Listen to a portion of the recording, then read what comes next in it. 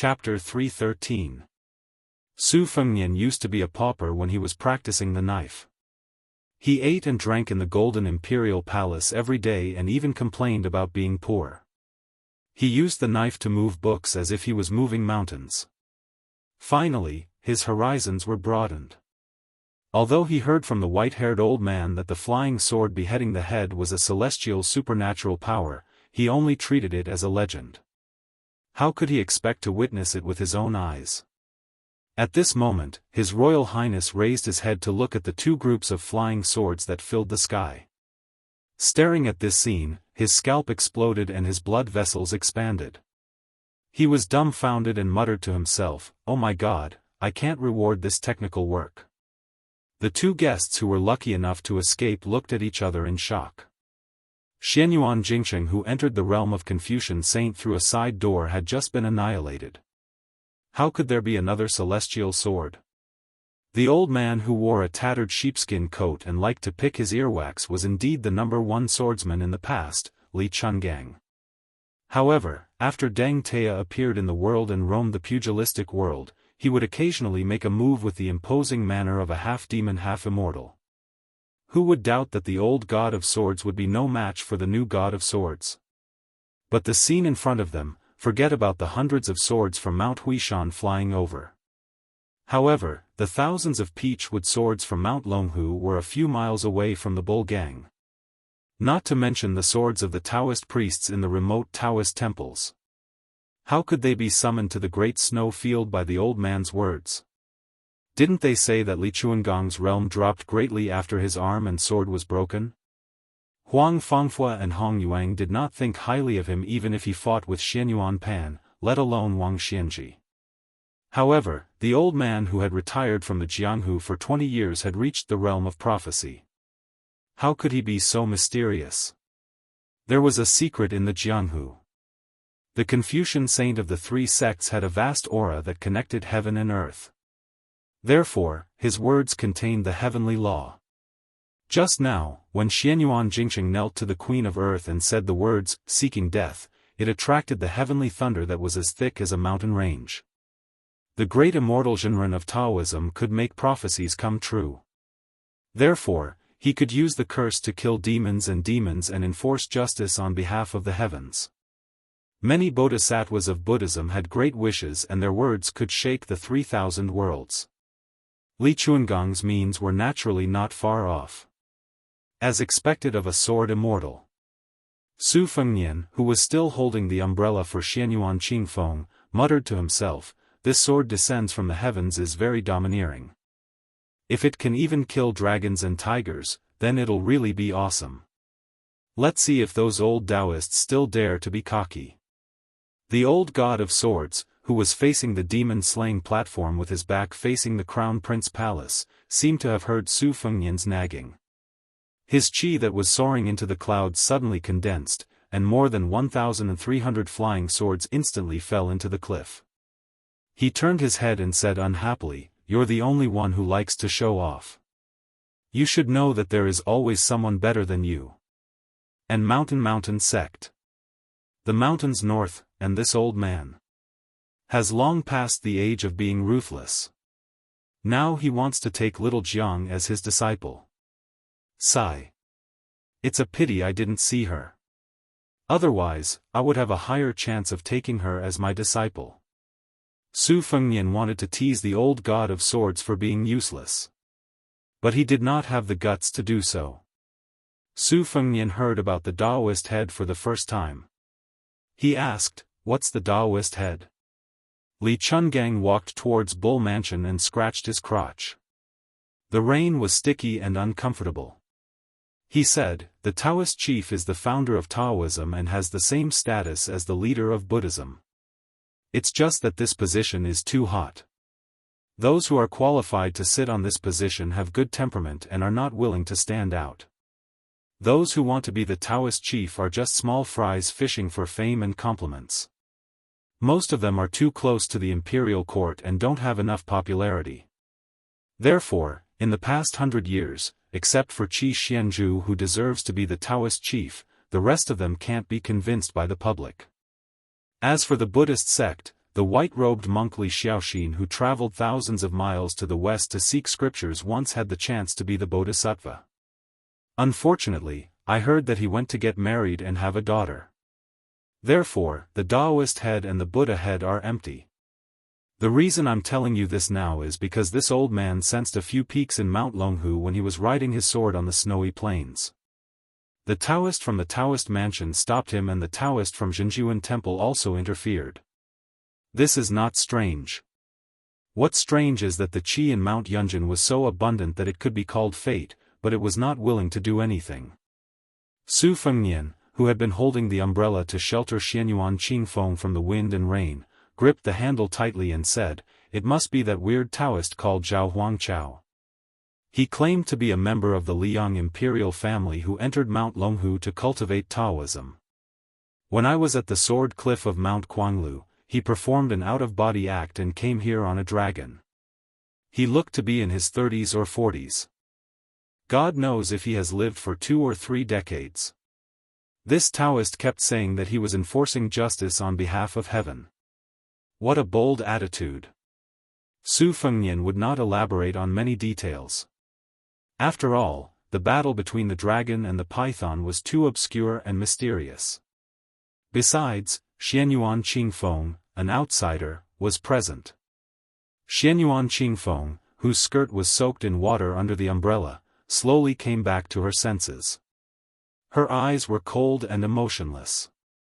"Some time ago, I went to Mount Yunjin to look for a flood salamander. I saw a middle-aged Taoist fishing in a deep lake. At that time, I thought his cultivation was mediocre and that he was pretending to be a hermit expert. At that time, this Taoist was discussing the scriptures of the 3 sects with Song Kelly, the heir of the Song family. He was very arrogant and called Saint Zhang of the North as Teacher Zhang. It was as if he was born 2,000 years earlier and dared to sit and discuss Taoism with the saint." Li Chungang frowned.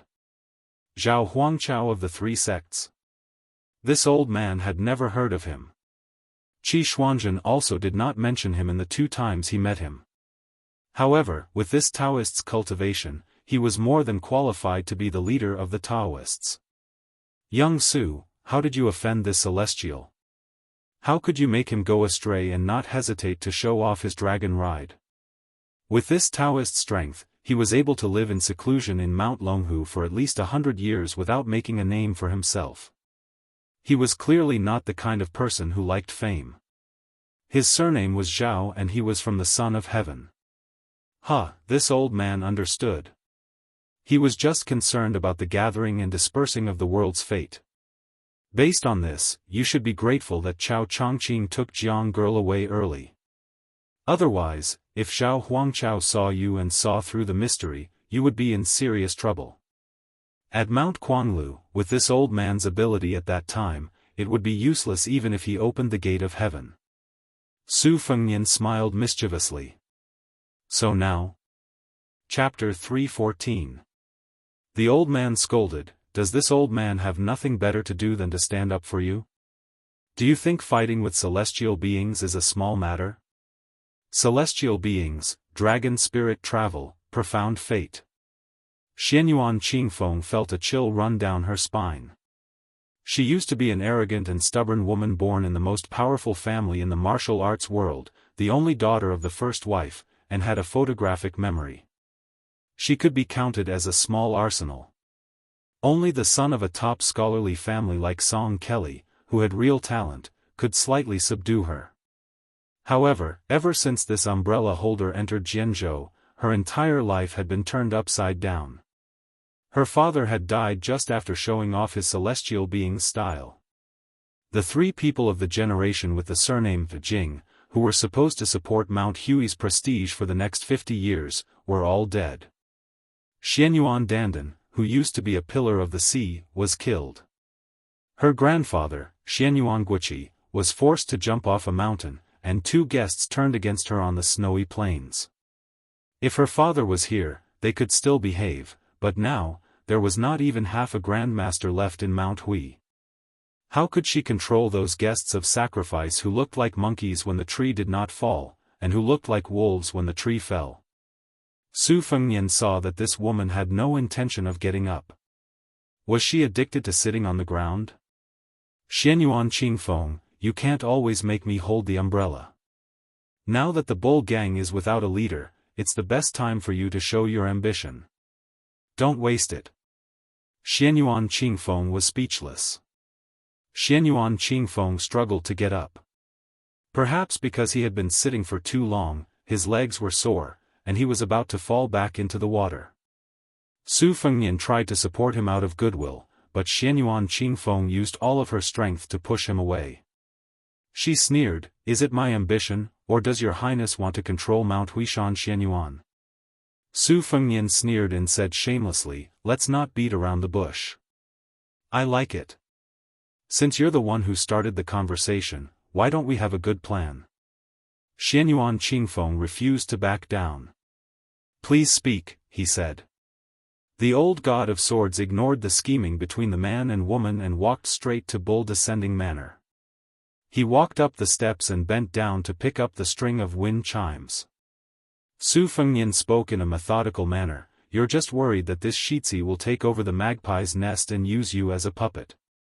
You'll only stop when I've emptied Mount Hui's hundreds of years of wealth, right?" Xianyuan Qingfeng said without hesitation, "That's right. Your Highness has a good family background and high standards. I believe your appetite will not be small." Su Fengnian laughed and said, "Xianyuan Qingfeng, oh Xianyuan Qingfeng, I don't mind telling you this. As long as you take the copies of those secret manuals into the Tide Listening Pavilion in Beiliang, I don't want anything else. Since we're doing business on the surface and I've accepted your benefits, I'll naturally help you secure your position as the head of Mount Hui. If anyone isn't convinced, you can let them have a taste of Beiliang's blade. Besides, the old god of swords is already a swordsman of the present era. It doesn't matter if you're a fox exploiting the tiger's might or taking advantage of others. Who would dare say no? Even if you don't want to stay in Mount Hui, no one will come into direct conflict with you. This is a business. Whether you're comfortable as the head of Mount Hui or not will depend on your own methods. When the time comes, if you need me to take action, you'll have to give me other benefits. When doing business, even blood brothers have to settle accounts clearly. What's more, we're enemies, aren't we?" Xianyuan Qingfeng said coldly, "Your Highness also said that we're enemies. Then what business are we doing? If worse comes to worst, Xianyuan Qingfeng will just go all out and leave this mess to my brothers. What's wrong with me leaving the mountain?" Su Fengnian clicked his tongue and said, "That's no fun. Your father, Xianyuan Jingcheng, risked his life to create this situation. With your stubborn personality, how can you let it go? Who are you trying to fool? I'm not in the mood to beat around the bush with you. To put it bluntly, Mount Hui is in turmoil right now. If it weren't for the fact that I admire your father's actions, I wouldn't be so polite with a petty woman like you. Why would I stand here and hold an umbrella for you? Apart from your good skills in a fit of pique, what other skills do you have to show me? If you really piss me off, how hard would it be to support a puppet who's willing to be a lackey? Beiliang's hat of His Royal Highness isn't small, is it? Coincidentally, the few people that can't be suppressed by this hat are all dead." Su Fengnian observed Xianyuan Qingfeng's expression and said patiently, "The bull gang can't beat the Dao Court's Mount Longhu in the first place. Now that you don't have me to back you up, won't you be suppressed for a few decades until you can't breathe? Besides, I'm Beiliang in the end. Aren't I going to leave soon? Once I leave, what are you worried about? If that's the case, then you're too useless.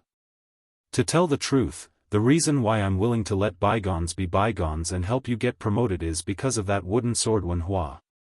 He said that he'll use his sword to slap your little buttocks red when he learns superior swordsmanship. But once you leave the family, Wenhua won't go so far as to make things difficult for an ordinary woman with a miserable background. This prince won't be able to watch a good show. How boring." Xianyuan Qingfeng walked out of the umbrella and ignored Wenhua's teasing.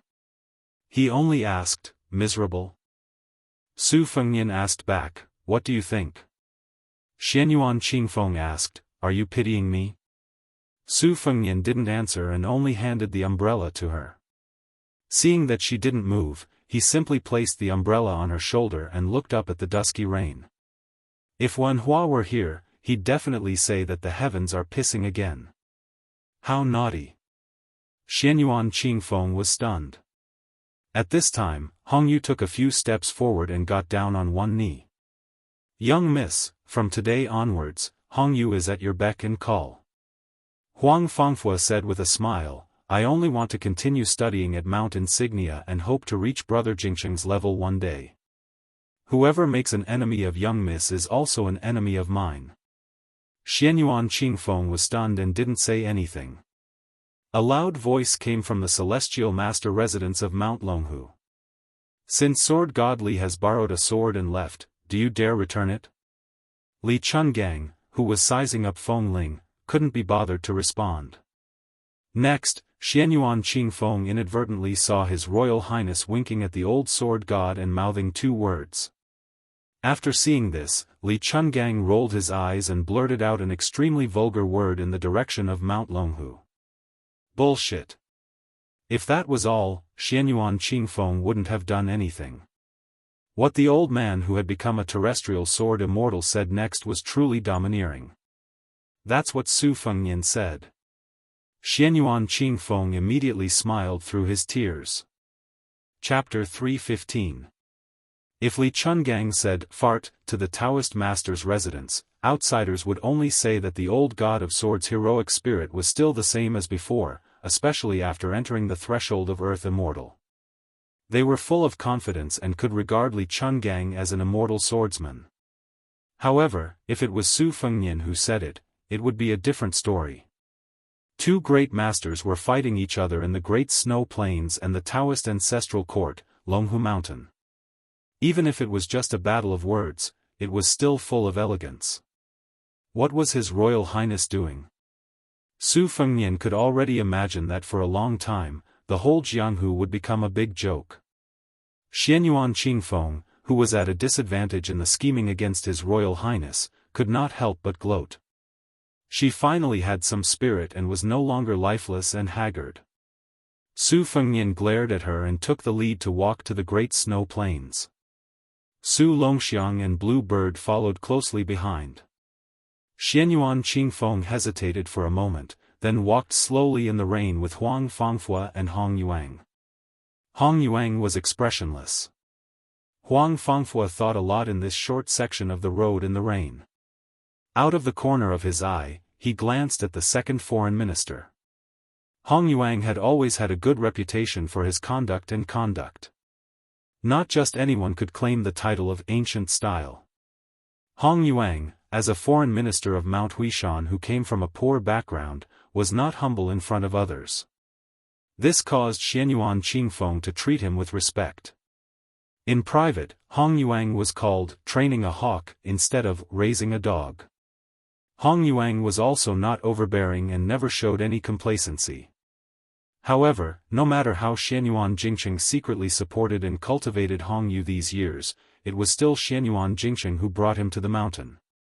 This time, Hong Yu betrayed him on the Great Snow Plains and killed his benefactor Xianyuan Jingsheng together.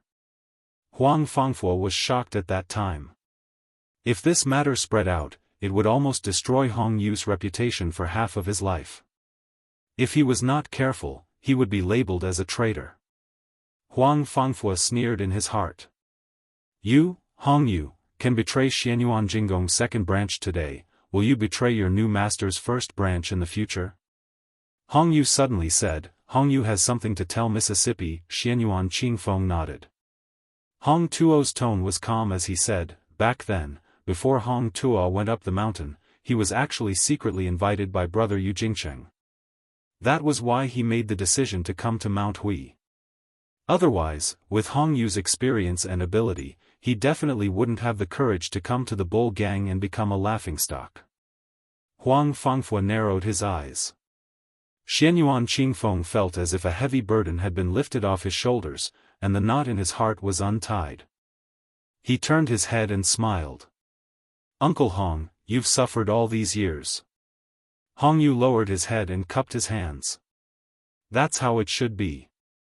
Hongyu raised his head and looked directly at the young woman who was about to take control of Mount Hui. He said, but Hongyu has received many favors from Emperor Xianyuan. Please treat the children of the second branch well. Xianyuan Qingfeng said softly, Uncle Hong, don't worry. Qingfeng isn't a narrow-minded woman. It's a fact that the second branch is powerful. Blindly purging dissidents will only cause the turbulent Mount Hui to fall apart. Qingfeng will do my best to appease the second and third branches. I won't change any of the established rules. Guests can stay if they wish, but leave if they don't. Even if they leave the bull gang today, Mount Hui will still welcome heroes from all walks of life to come up the mountain again. The grudges of my father's generation with the surname Jing, as well as those above him, will completely end today. If the other two branches cause trouble, Qingfeng can promise you twice, but not thrice. At that time, if they still refuse to let it go, then don't blame Qingfeng for being ruthless. Xianyuan Qingfeng spoke lightly, but Huang Fangfua felt much more at ease. He was afraid that this woman would become arrogant and start a massacre in Mount Hui. When that time came, who would be the executioners? Wouldn't it be him and Hongyu? Moreover, in this way, he would have no room to maneuver and would be completely tied to her. This was originally a common method of controlling people. Logically speaking, it made sense. However, Huang Fangfua looked down on Xianyuan Qingfeng. Being in charge of a century-old aristocratic family was a strenuous job that could shake mountains and topple peaks. She only knew how to play petty tricks and was no different from a shrew with a loose tongue. She wasn't worthy of Huang Fangfua's loyalty. The most troublesome part was that Xianyuan Qingfeng's martial strength wasn't worth mentioning. Once the heir of Bailiang left, the more they suppressed her, the more likely it would be for him and Hongyu when she rebounded in the future. Perhaps they wouldn't be able to suppress her even if they used all their skills. Walking to the entrance of the Bull Gang mansion, Su Fengnian stood under the eaves to shelter from the rain and looked back at the snowy plains. Xianyuan Qingfeng stood nearby. She tilted her head and smoothed out a few strands of hair that stuck to her cheek. She remained silent. The wind and rain gradually stopped. A young man with delicate features walked out of the mansion. Seeing everyone, he respectfully said to Xianyuan Qingfeng, "Yesterday, First Master gave me 4 brocade pouches. He said that after the rain stopped today, they would be given to His Royal Highness, and 2 esteemed guests." Xianyuan Qingfeng was slightly surprised. Huang Fangfua and Hongyu's expressions were especially solemn. Although they were serious, they weren't surprised. Clearly, this wasn't the first time they had received the brocade pouches. In fact, killing Xianyuan Jingqing on the snowy plains was a request for the brocade pouches. Huang and Hong didn't know beforehand that the other party had truly surrendered to Xianyuan Jingqing. Xianyuan Qingfeng and the other 2 received the brocade pouches from the young man. Huang Fangfua and Hongyu immediately excused themselves and left the snowy plains. The 2 esteemed guests didn't exchange even half a word of pleasantries. Huang Fangfua returned to the small building.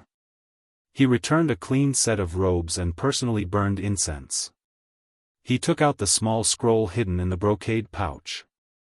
After repeatedly reading it, he gently tossed it into the red sandalwood incense burner. He smiled and murmured, "Brother Jingqing really didn't disappoint me." There were only a dozen or so words written on the exquisitely cut paper. It was just like what Xianyuan Jingqing usually said when he talked about writing.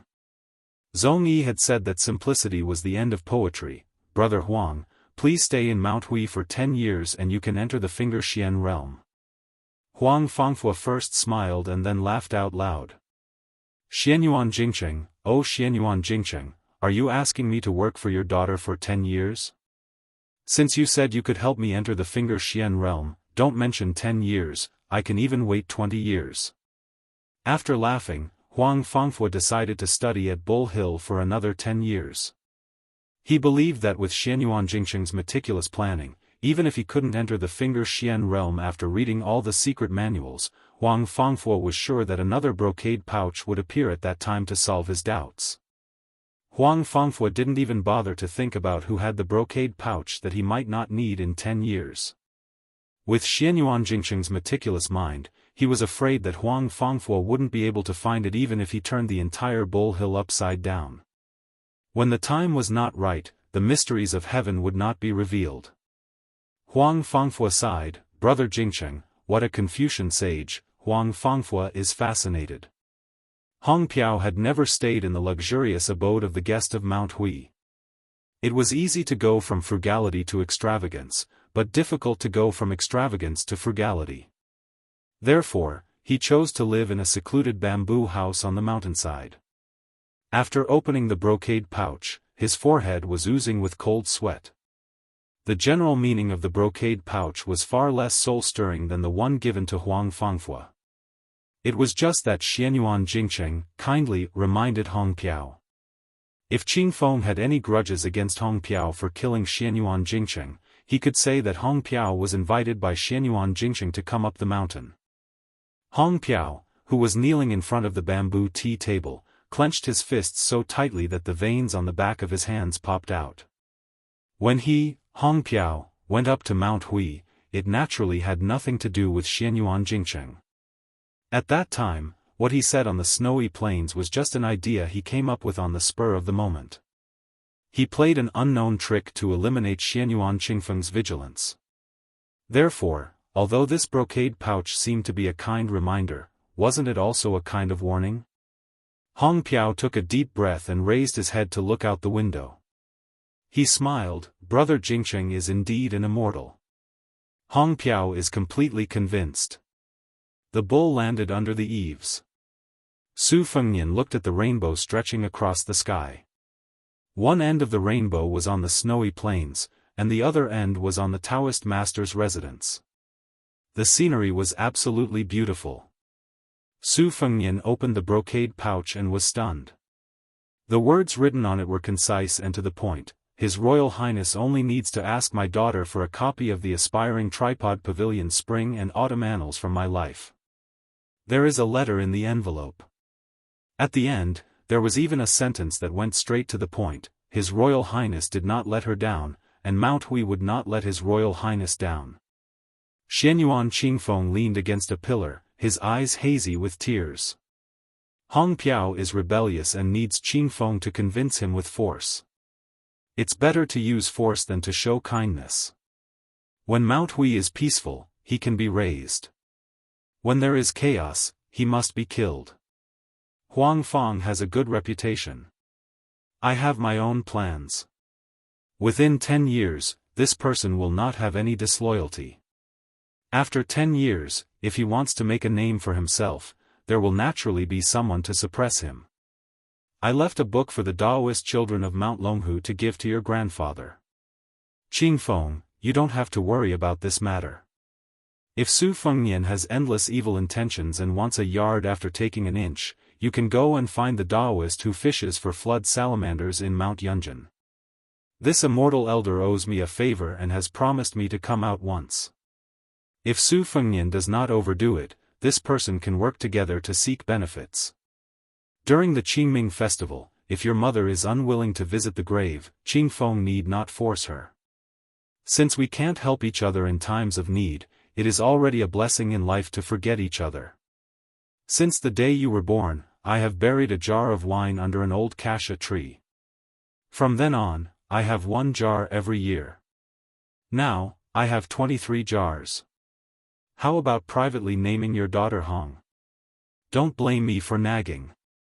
It's just that I haven't been able to talk to you all these years. In the future, my grandson will be called Fuyao, and my granddaughter will be called Yasong. How about it? All these years, I have been flipping through ancient books when I have nothing to do. I have 100 headaches, but I still can't think of a satisfactory name. I hope that in the future, if they want to study, then they can study. If they want to practice martial arts, then they can practice martial arts. The world is vast, but they can only stand on a small piece of land. Life is bitter and short. It's only 100 years, 36,500 days. Once you read it, destroy it. Remember, remember.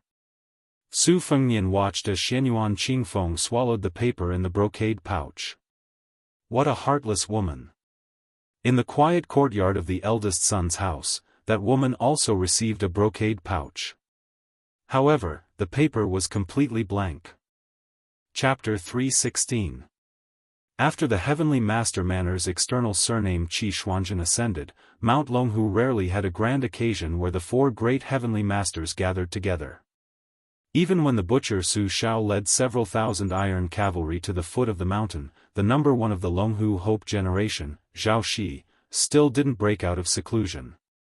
Of the 36,000 great heavenly cycle rituals of Xiangfan, only 2 of the 4 great heavenly masters went. In the past 20 years, Zhao Danping became the prime minister of Qing Ci in the capital. Together with Yue minister Zhao Danxia, the north and south reflected each other's splendor, meeting even less than they were apart. The imperial college's left chancellor Huan Wen and the current court's grand secretary Zhang Jiulu came from the same sect, their Dao and politics aligned, the two were as close as brothers. However, on one matter, their opinions differed. Everyone knew that Grand Secretary Zhang only respected Confucianism, belittled Buddhism and Taoism, while Huan Wen, who came from an orthodox Confucian background, greatly respected Elder Huang's tranquility. In the capital, he had a deep friendship with Zhao Danping. Even though Zhao Danping was 1,000 li away from the Heavenly Master Manor, he still commanded Mount Longhu's rules and precepts, as well as the 2 great sections. Outside, Zhao Danxia commanded the world's Dao sects, but internally, he only symbolically disciplined the teachings. As for the cultivation arts, in name, it was commanded by the old Heavenly Master Zhao Shi, but in reality, it was handed over to several people of the Jing generation to handle the specific matters. Zhao family's clan relative Zhao Jingchen was in charge of receiving guests at the manor gate. Bai Yu, who was bestowed with the purple title by the Son of Heaven, was in charge of theory and debate, frequently opening forums to preach. Wuxia Xianxia, who was also an external Daoist like Sir White Lotus, was in charge of sword training, occasionally passing on sword techniques to Daoists of the Jing generation and below. The various branches of the Celestial Master Residence were connected by the same breath and branch. They each enjoyed their own glory and complemented each other. That was why Mount Longhu was enjoying such a glorious time today. On the west side of the Jade Emperor Hall and the main hall of the Taoist Master Residence, there was a long corridor of ancient tablets. One of them was a large green jade tablet that was 30 feet tall. It was moved here and erected by the 4th generation of the Dragon Tiger Mountain Grandmaster. The tablet was inscribed with the words, "Purple Cloud Blessed Land." It was rumored that the tablet was the same as the tablet of, "Enjoying the Blessings of the Land Alone," in Mount Hui. At this moment, a Taoist wearing a noble yellow Taoist robe was standing on top of the tablet. He was looking at the snowfield of Mount Hui with a face full of anger. At the foot of the tablet, there were 3 old Taoists who were dressed in their own unique style. The oldest had snow-white hair, sandals, and clean socks. He was only wearing an ordinary white Taoist robe. It was not very eye-catching, but at least he was wearing an ethereal alchemist's cloak, which vaguely gave him the aura of immortality. The second oldest Taoist was much more sloppy. He wore a thick green cotton robe that was stained with stains, as if he was afraid of the cold. He wore a pair of thick-soled warm shoes and a cotton cloth wrapped around his legs. It made people wonder how this old Taoist was qualified to stand in the inner residence of the Taoist Master Residence. The last one was frightening. Not only was his inner robe yellow, but he also wore a purple robe. It was extremely luxurious and noble. The direct descendants of the Taoist Master Residence could wear yellow, which was the case for Zhao Jingchen and Zhao Ningyun. There were very few honorable Taoist masters in Mount Longhu who could wear purple, and Bai Yu belonged to this category. As for the Taoist master who could wear yellow and purple, there was no doubt that there was only one Taoist master, Zhao Danxia. The 4 Taoist masters with the same surname as the emperor, Zhao Shi, who had spent most of his life in seclusion trying to break through, Zhao Shituan, who was talented but indifferent, Zhao Danxia, who was the leader of Taoism, and Zhao Danping, who was good at writing poetry, finally met. The strange phenomenon on the snowy plains of Mount Zhaoyao fell into the eyes of the Taoist masters. It was Zhao Danping who stopped Li Chuangong's sword of prophecy from flying out of its sheath. It was also Zhao Danping who asked the old god of swords to return the sword. After hearing the reply, Zhao Danping was furious, while Zhao Shituan laughed uncontrollably. Zhao Danxia and his father, Zhao Shi, looked at each other and smiled. When Zhao Shituan was young, he was not close to his nephew, Zhao Danping. He always felt that this child was not likable since young. He was gloomy and did not have the magnanimity of a descendant of the surname Zhao. Therefore, the old Taoist master did not hide his preference for Zhao Danxia. Zhao Shituan and Zhao Danping could be said to be the nemesis of fate. Although they were closely related by blood, they did not have a good expression when they met. This time, Zhao Danping left the capital to return home mostly to discuss with his brother how to deal with the latest political affairs of the imperial court. The empire's territory was restructured, and the original 24 districts of Taoism would have to follow suit and make changes. Moreover, after the position of monk Zheng was established, Chongxian Bureau was very likely to leave Honglu Temple. The battle between Buddhism and Taoism, the battle of doctrines, and the battle of fate was on the surface. They could not be careless at all. A small part of the reason was that the Crown Prince of Bailiang had arrived at Dragon Tiger Mountain. In addition, the King of Bailiang, Su Shao, had caused a huge commotion in the capital. Zhao Danping did not have a good impression of Su at all. It was possible that he did not have the intention to return to the Taoist master's residence to punish the young Crown Prince. Zhao Shituan said impatiently, "Zhao Danping, why are you still standing on the stone tablet of your ancestor? Li Chungang did not want to talk to you. It's useless even if you shout until your throat is hoarse. Why don't you use your flying sword and fight with Li Chungang on the snow field? I'll do my best to cheer for you." Zhao Danping snorted coldly and floated down from the stone tablet. Leaping over the top of the tablet was not appropriate. At that time, he was angry at Li Chuangong's rude and unreasonable methods, so he did not care about his identity. Now that he had calmed down, Zhao Danping did not insist. Zhao Shi, who had been disturbed by Xianyuan Jingcheng's forced breakthrough, put his hands in his sleeves and lamented, "This person risked his life to enter the demigod realm. It's really a pity. If he was willing to take it step by step, there's a chance that he could really ascend." Zhao Danxia, who had the most celestial aura, nodded and said, "After this battle, Hui Mountain's luck has been completely destroyed." Zhao Shi's face was full of sorrow. There's no door to misfortune, only man can summon it. The warning of the ancients must not be ignored. Dragon Tiger Mountain should take this as a warning. Danping. Chapter 317.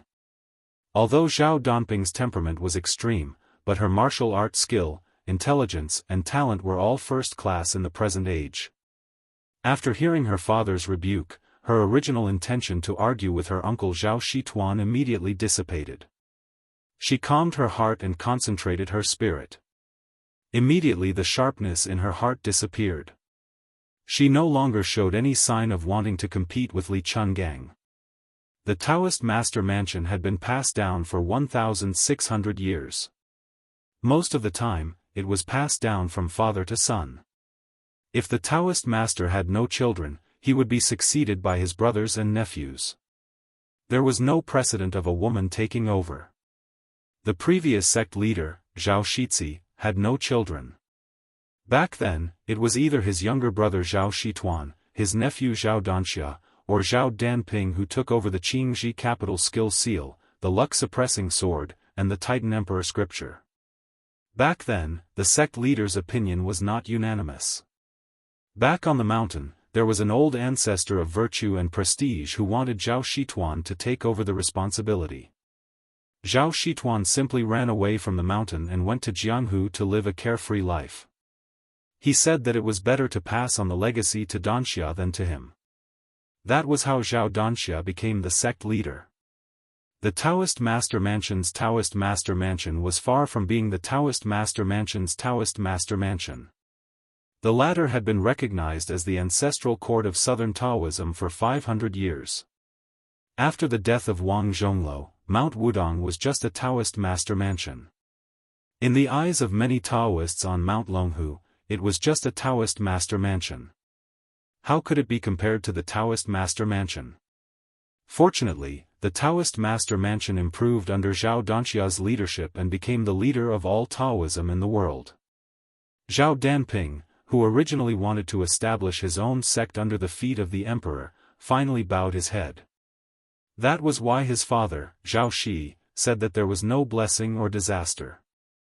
Zhao Danping said coldly, that Li Chungang returning to the realm of sword immortal is a great feat, but he borrowed 1,000 swords from Mount Longhu on the snowfield.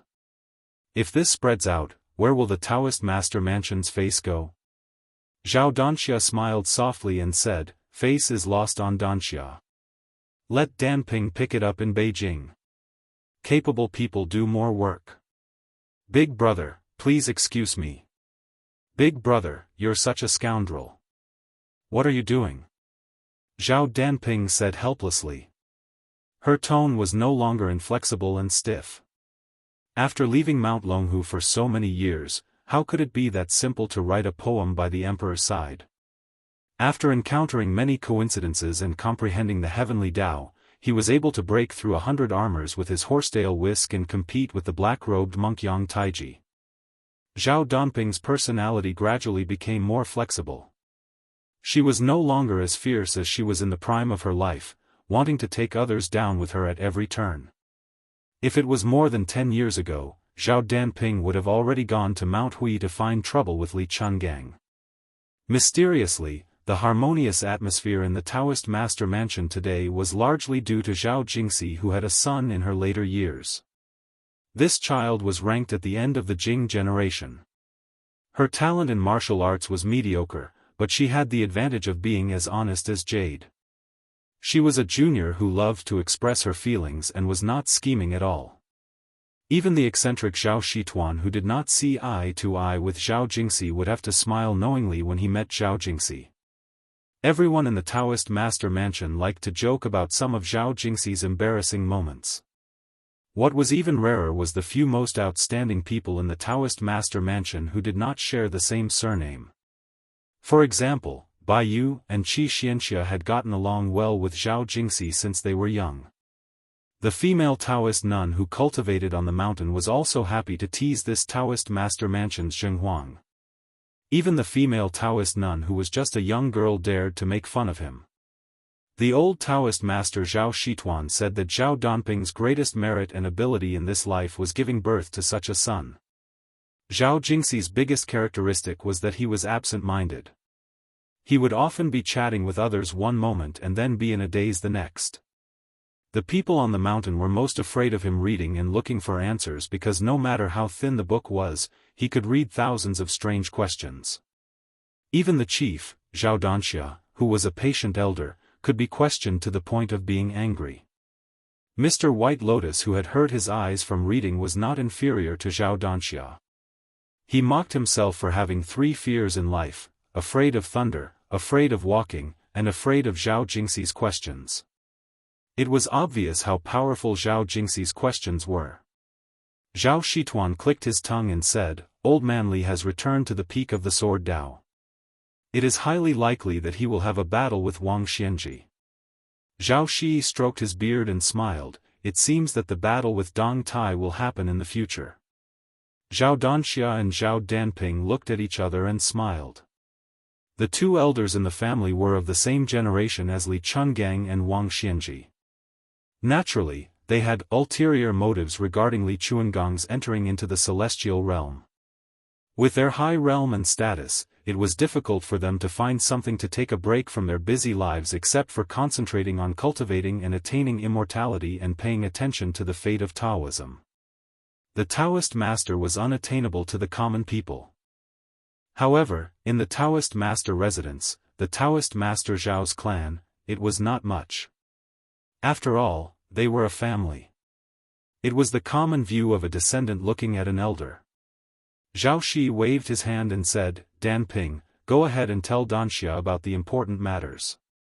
It was not easy for me to climb out of the coffin and take a breather. I want to chat with your uncle. Zhao Danxia and Zhao Danping received the order and left the steel corridor. Zhao Shi looked at his brother and said sadly, every time we meet, we get old. Shituan, I don't know how many times I can see you in this life. Zhao Shituan said angrily, you're so pretentious. If you don't go into seclusion, I'll see you every day and throw up when I see you. Zhao Shi shook his head and said, Wang Zhonglo has cultivated the big yellow court, but I still can't ascend the Jade Emperor Tower that the old ancestor pointed out. I'm ashamed to face the ancestors. Zhao Shituan said angrily, you don't have the face to face the ancestors because you can't ascend the Jade Emperor Tower and become a celestial? Then won't I anger the ancestors to the point that they have to ascend to the mortal world? Zhao Shi smiled and said, let's not talk about this. How's your disciple's realm? Zhao Shituan smiled and gave a thumbs up like a naughty child, this. When do you go down the mountain? After defeating Qi Xuanzhen's black tiger, you can go down the mountain. Good. Zhao Shi nodded and said, but then he was a little worried, in the last decennial debate on Lotus Peak, because the white-robed monk was busy, he didn't attend. Our Dao sect also had a hard time winning. If it wasn't for Baiyu turning the tide, we might not have won. I heard that the two Zen temples this time was very strange. Not only did Li Dongxin and a few other virtuous eminent monks not take part in the debate, they even let a little monk represent the two Zen temples. That's right, Baiyu mentioned that this little monk came to the celestial master residence with a young lady. Baiyu said that the little monk is very intelligent. In the future, his achievements will be high and he might be able to stand shoulder to shoulder with Li Dongxin. Zhao Shituan said with a headache, I can't be bothered to worry about this. It's just a battle of words. It's boring to sit on Lotus Peak for a few days and nights under the sun. If it's not suffering, what is it? In the end, it's just a quarrel. There's nothing to be proud of even if we win. Zhao Shi said worriedly, it's not a big deal at first. If we win, we win. We'll just take it as winning some face for our Dao sect. But now the imperial court's arrangement is very mysterious. It's like casting a wide net. If we win, it's fine. If we lose, the fate of the three sects will increase or decrease. Zhao Shituan said heartlessly, if the elder ancestor didn't say something about making a small bet with someone, there wouldn't be this trouble. Brother, do you know who the elder ancestor is betting with? What's the bet? What's the bet? Zhao Shi hesitated and said softly, I only know that it's a bet between people with the same surname. They're betting on who will ascend later. The bet is a seal for a seal. The laziest Zhao Shituan felt a headache, only the elder ancestor likes to mess around. If he was willing to ascend to immortality with Qi Xuanzhen back then, Qi Xuanzhen would have turned into a rainbow in broad daylight and I, Zhao Shituan, would have ascended on a crane. Zhao Shi smiled and said nothing. Zhao Shituan laughed, actually, I know what the elder ancestor is thinking. Our Dragon Tiger Mountain is known to have a great immortal attaining Dao every 100 years. It's our fault for being so disappointing. If the elder ancestor had ascended earlier and no one attained immortality in the next 50 years, we would have lost a lot of face. I guess that's why he decided to bet with that person on who will ascend later. Zhao Shi stared and said, watch your words. Chapter 318. For some reason, Su Fengnian didn't walk into the treasure-filled bull descent. He just sat on the steps under the eaves, with his brother Su Longxiang and Maid Blue Bird standing behind him. His Royal Highness muttered to himself, and Xianyuan Qingfeng couldn't hear him clearly. Of course, she couldn't guess that this Bailiang heir was moaning and groaning. After leaving Liangzhou, first the red armor talisman reappeared in Jianghu, then the sword crown and sword attendant of the Wu family's sword tomb inexplicably blocked the way, not to mention the 11th in the world, Wang Mingyin, who wanted to take away the head. Then, Chao Chongqing took away Jianghu in Gangnam-do and continued eastward.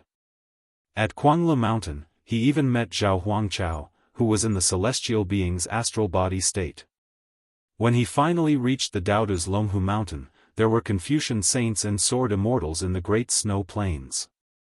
Su Fengnian believed that he was diligent in practicing his saber, but any one of these guys didn't even have the qualifications to fight to the death.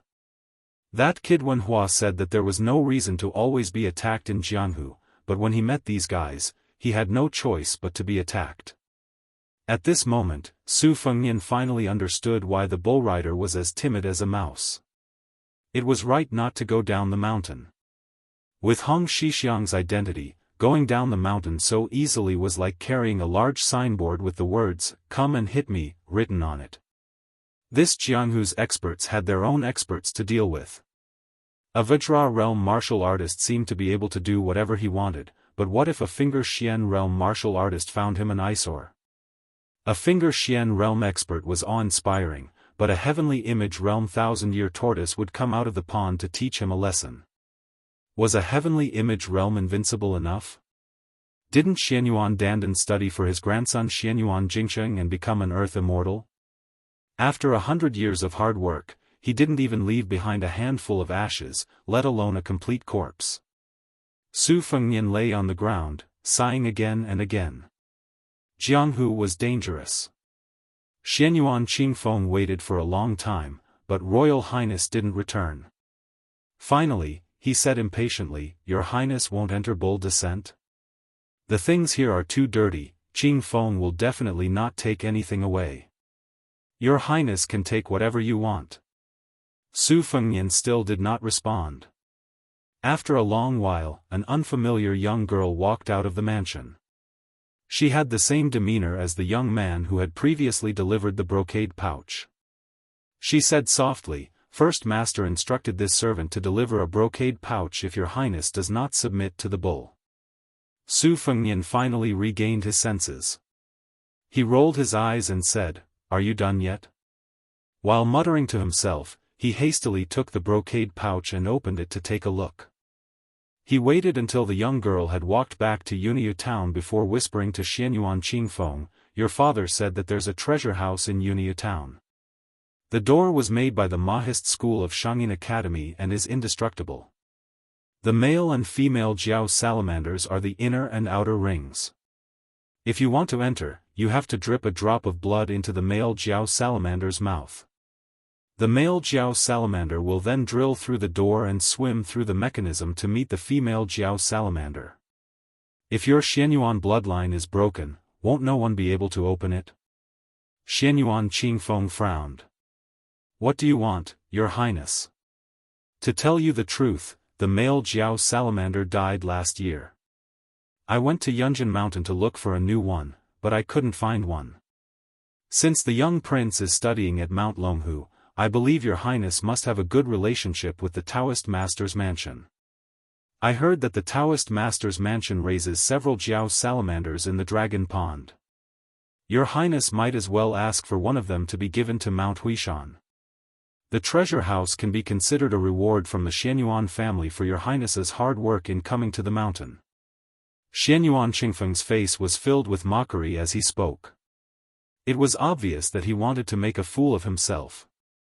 He had clearly taken advantage of his Royal Highness' weakness when he used the old god of swords to say, "Fart," to the Taoist Master's mansion. Su Fengnian, who was lying on the ground, cast a sidelong glance at Xianyuan Qingfeng. He said lazily, "What? You think I don't dare to ask for a Jiao salamander? If the Taoist Master's mansion isn't willing to give it to me, then I'll snatch it. If I can't snatch it, then I'll steal it.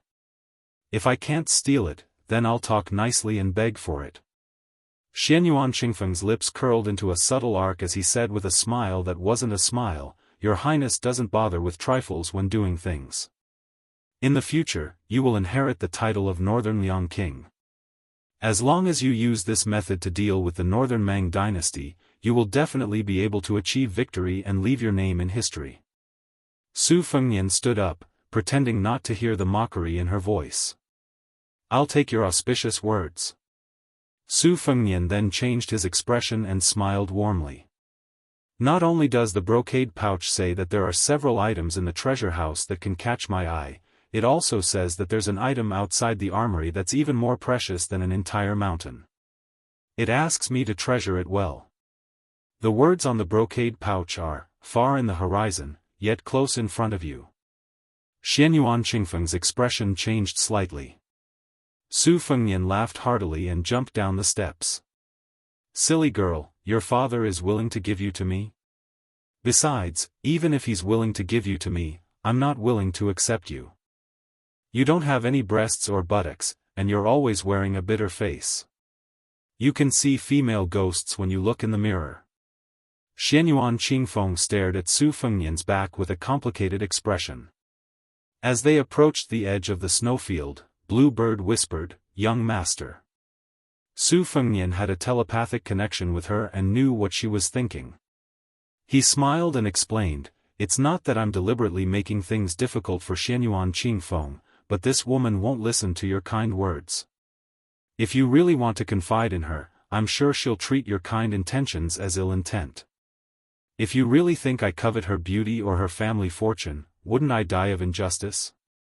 Ignoring the gloomy Xianyuan Qingfeng, His Royal Highness had just descended the snowfield when he saw a large group of people kneeling in front of him. There were no less than 30 people. Su Fengnian only needed to think for a moment to realize what was going on. He held down Xiao Chunlei and looked down at them with a smile. "Oh, you all know how to sail according to the wind. You're in a hurry to serve me so you can go to Bailiang and ride roughshod over them? This matter is fine, but I'll say the ugly words first. If you really have some ability, I won't send you away like your beggars. I don't care if you used to be a wanted criminal or a thief. My rice bowl is very big. Not to mention a few dozen people, even a few hundred people will be full. However, if you don't have any ability and want to eat and drink for free, I don't care if you're a guest of Mount Hui or some martial arts hero from which path, scram. Once you're caught, I'll take your heads to the authorities to exchange for some money." Most of the Jianghu people who relied on Mount Hui were stunned. Wasn't this Bailiang heir a bit too ignorant and incompetent? How could his words be more straightforward than a thief? At that moment, a dozen or so fence-sitters stood up cautiously and tried to change their minds and leave. Half of these people were proud and arrogant and didn't want to be bullied. The other half were just here to make up the numbers. They wanted to go to the wealthy Bailiang heir and ask him to live a luxurious life. This group of people didn't have a high status in the Great Bull Gang. They belonged to the category of nobodies who weren't loved by their grandmothers and uncles. They wouldn't be able to obtain the most lucrative position of a guest of Mount Hui. Normally, not to mention an entire secret manual, even if it was just a single page, they would fight until their heads bled. Those who had relatively good relationships with each other were also deceiving each other. Those who weren't of noble status could only borrow secret manuals from the aspiring Cauldron Pavilion for a limited period of time. They couldn't take it out of the pavilion. If someone secretly copied it, they would be expelled from Mount Hui once they were discovered. Many martial arts heroes who had similar martial arts styles would each memorize the manuals by rote. The more the better. After the event, they would exchange secret manuals with each other. Those with slightly bad intentions would say a few more words at a critical juncture. This wouldn't cause the other party to go crazy, but it would cause the other party to take a detour. There were only a few dozen guests of Mount Hui. Su Fengnian actually became absent-minded at a time like this. This was because he didn't want to stay on Mount Longhu any longer after hastily settling the affairs of the Great Bull Gang. He was going to head to the northeast of the Jian province. Martial Emperor City. Chapter 319. Xianyuan Qingfeng walked back to the courtyard where the eldest son's quarters were. The glazed fish tank in front of the courtyard had been destroyed. Looking up at the plaque, he saw that his father, Xianyuan Jingcheng, had written the flask of eternal spring. Passing through the hall, there was the Imperial Library, where Xianyuan Jingsheng had spent almost all of his time as a teenager. There were more than 6,000 scrolls here, but it was completely different from the aspiring Cauldron Pavilion. There were very few martial arts manuals here, but they were all classics of the 100 schools of thought. The small building was simple, but the windows were bright and clean. The top floor had a wide view, from where one could observe the South Star and the Big Dipper. At the back, there was a Lingji courtyard with a small facade. On both sides of the courtyard were small and narrow side rooms. Originally, it was meant to provide lodging for the maids and servants. It was just that the main wife's courtyard was deserted, and that woman's temperament was cold and she did not like noise, so she left behind a personal maidservant. The side rooms were all used to store sundries. Many of the poems and essays that Xianyuan Jingsheng had written when he was young to express his grievances were thrown into piles by her, scattered all over the table, chairs, and floor. There was a pair of male and female 1,000-year-old Luohan pines on the side of the corridor.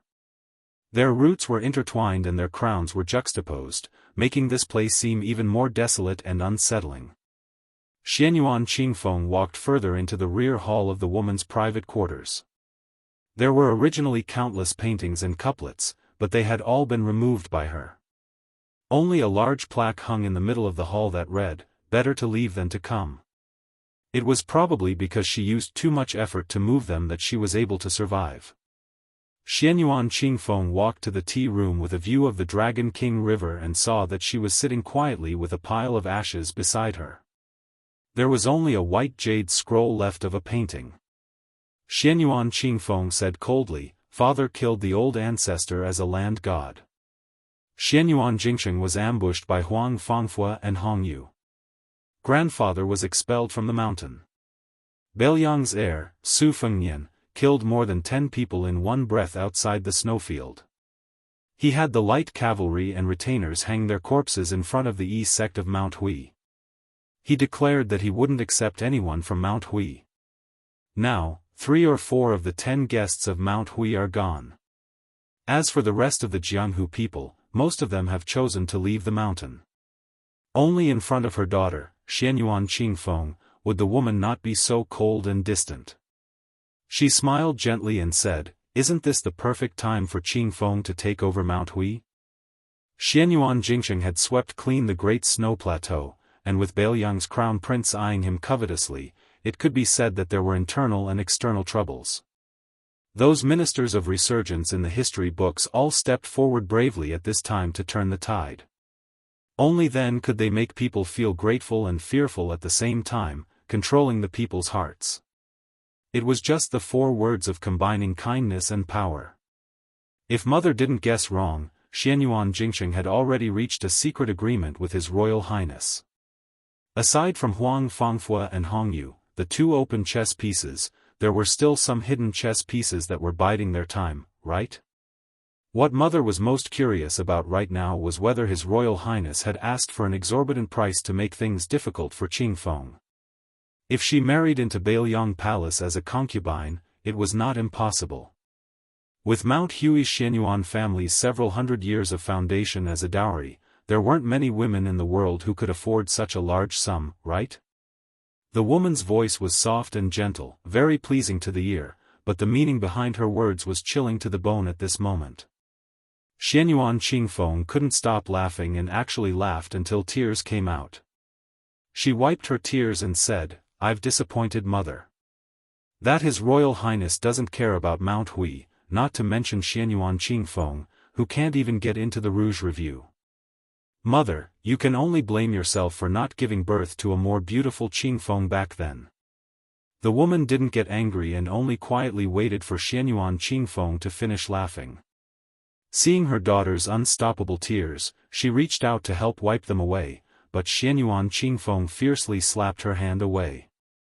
She still didn't take it to heart and gently said, "Rats go into hiding because of grain, dogs go into hiding because of poverty. It's a pity that this only applies to the small families. Although Mount Hui's fate has been greatly damaged, it doesn't mean that they won't be able to recover from this setback." What Bullock Gang encountered today is still somewhat better than what happened 100 years ago when the Wu family's sword tomb's first-rate experts almost all died in Beimang. Bailiang's heir hung up the corpses to intimidate everyone and was clearly building momentum for Qingfeng. If it's as you said, that heir's ambitions aren't in Mount Hui. That's even better. After he leaves with his troops, if Qingfeng feels that he's short of money and can't control the situation, you can ask Mount Longhu for some protection. The Celestial Master Residence and Bullock Gang have always been linked for several hundred years. A close neighbor is better than a distant relative. Xianyuan Qingfeng sneered and said, in the end, you're still asking for help. The woman murmured softly, in life, one must ask for help from heaven, earth, king, father, and mother. Who doesn't ask for help? Xianyuan Qingfeng said expressionlessly, that heir left more than 100 light cavalry at Mount Hui. He said they were responsible for transporting the copies of the aspiring tripod pavilion's secret manuals back to Bailiang. The woman smiled and said, Xianyuan Jingxing once said something that I've remembered. A man's talent is 10,000 pounds, but it can't compare to a woman's chest. From what I can see, His Royal Highness clearly still has feelings for Qingfeng. It doesn't matter whether or not she's Bailiang's side consort. A noble family's wealth isn't necessarily a blessing for a woman. But if we can use this opportunity to stabilize Mount Hui, that's the most important thing right now. Mother said one more thing. No matter how talented that Yuan Tingshan is, don't meet him in the future. No matter how great a martial artist's achievements are, they can't compare to a single word from the heir of Bailiang. In the short term, you can only get close to the heir of Bailiang and not alienate him. As for the long term, just take one step at a time. It's like playing chess, Qingfeng can't be in a hurry to place a piece. Xianyuan Qingfeng was lost in thought. He poured himself a cup of wine, which was still warm and fragrant. He raised his head and took a big gulp. The woman, who was no longer young, had a gentle gaze. She smiled and said, a cup of osmanthus wine in your mouth will bring 2 peach blossoms to your face. Xianyuan Qingfeng said calmly, this was written by father. She said calmly, Xianyuan Jingxing said so much and wrote so much. There's bound to be a few sentences that you remember. The ancient records say that Mount Zhaoyao has many ancient osmanthus, but there weren't many left when mother came up the mountain. Among them, the Tanggui is the oldest and the most luxuriant. Every autumn, the osmanthus seeds would fall like rain. It's glorious but not charming. She hesitated for a moment and said slowly, just like how Xianyuan Jingxing conducts himself. Xianyuan Qingfeng gripped his cup tightly and stared at her. He clenched his teeth and said, isn't it ironic to say that my father is good now? She said calmly, Mother, have you ever said anything bad about Xianyuan Jingxing? Xianyuan Qingfeng bit the corner of his mouth so hard that blood seeped into the cup.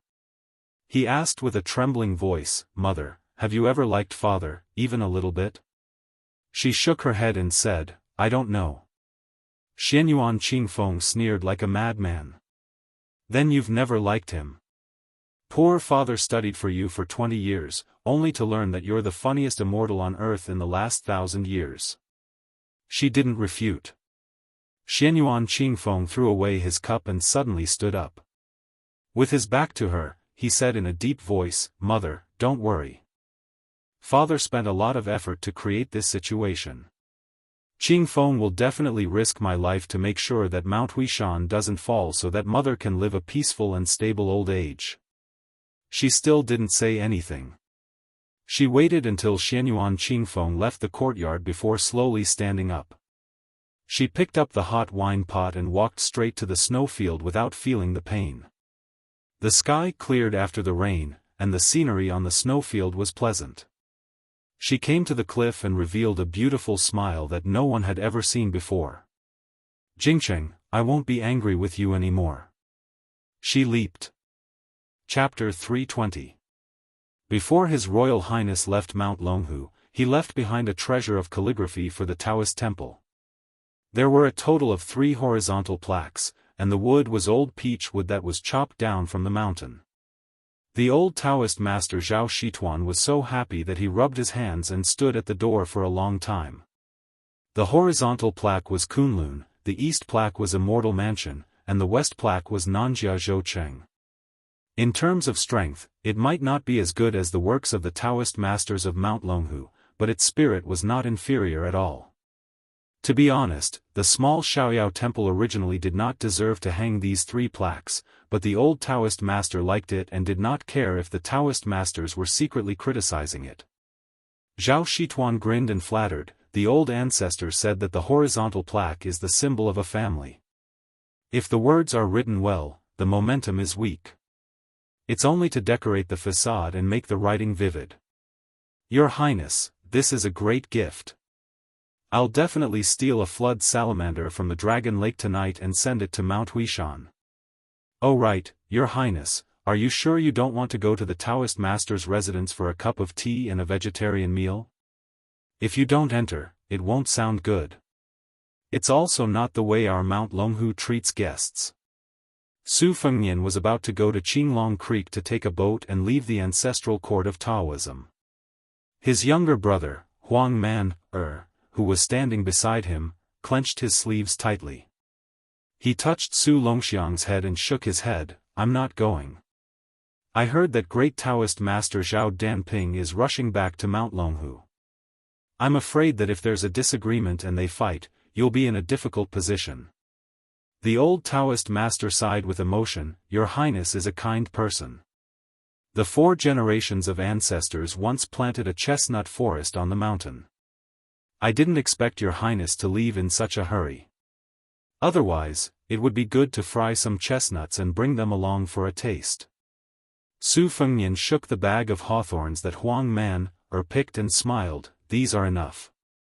What's more, I heard that this chestnut forest is only a few acres of land. Every year, the Taoist master's mansion will distribute it to the influential pilgrims and high-ranking officials. Your Zhao family can't even eat a few chestnuts, so I won't be annoying. The old celestial master said self-deprecatingly, no one cares about the poor in the bustling city, while the rich have distant relatives deep in the mountains. That's how it works. People come and go at Mount Longhu all year round, and they're all trying to get close to each other. To put it nicely, there are no strangers coming and going, but to put it bluntly, they're all sucking up to each other. That's why I'd rather stay in this small Taoist temple. The juniors in Celestial Master Mansion are all dressed in yellow. Those brand new Daoist robes are beautiful, but in my eyes, they are like human skins. Sigh, let's not talk about this. How unlucky. Your Highness, let's go. I'll send you on the boat. Huang Man can rest assured and leave him to me. I won't let anyone bully this disciple. If one day Huang Man wins a fight against that psychic beast on the devil-slaying platform, I'll personally send him back to Beiliang. However, there's something I need to make clear to Your Highness. Huang Man was born as a Vajra, so his talent can no longer be described as extraordinary. He and the new leader of Wudong are both Xiantian celestial beings. That young leader has no problem entering celestial phenomenon. He has been cultivating wholeheartedly on Mount Wudong for more than 20 years. In the end, he was following the general trend of the heavenly Tao. Huang Man, on the other hand, is different. Su Fengnian chuckled and said, Xianyuan Jingqing said the same thing on the Great Snow Plateau. Zhao Shituan was relieved. He was worried that His Royal Highness would mistakenly think that he had the selfish intention of teaching his disciple to starve his master to death. Su Fengnian looked at the troops beside him. Only Big Halberd Ningame from the Phoenix Battalion appeared. This elite light cavalry unit would be temporarily stationed at Mount Huishan. On one hand, they had to inventory the treasures in Bull Falls treasury. Su Fengnian had no reason to refuse Xianyuan Jingqing's brocade pouch. They also had to transport copies of secret manuals from the aspiring Cauldron Pavilion to supplement the Tide Listening Pavilion in Beiliang Palace. With this, the Tide Listening Pavilion's martial arts library was even more worthy of its name. The martial arts manuals in Jianghu were as vast as the sea. The Tide Listening Pavilion had already collected most of them. After the Aspiring Cauldron Pavilion had taken everything, only the Wu family's sword mound and the Dongyue sword pool were left there. As for the other layer of meaning, Su Fengnian and Xianyuan Qingfeng had a tacit understanding. After Bull Fall overturned the situation, she became the mistress of Mount Huishan as a woman. To a large extent, her status was not legitimate. The second and third branches had pledged their loyalty to the two brothers, Bailiang and Xianyuan Jingxian.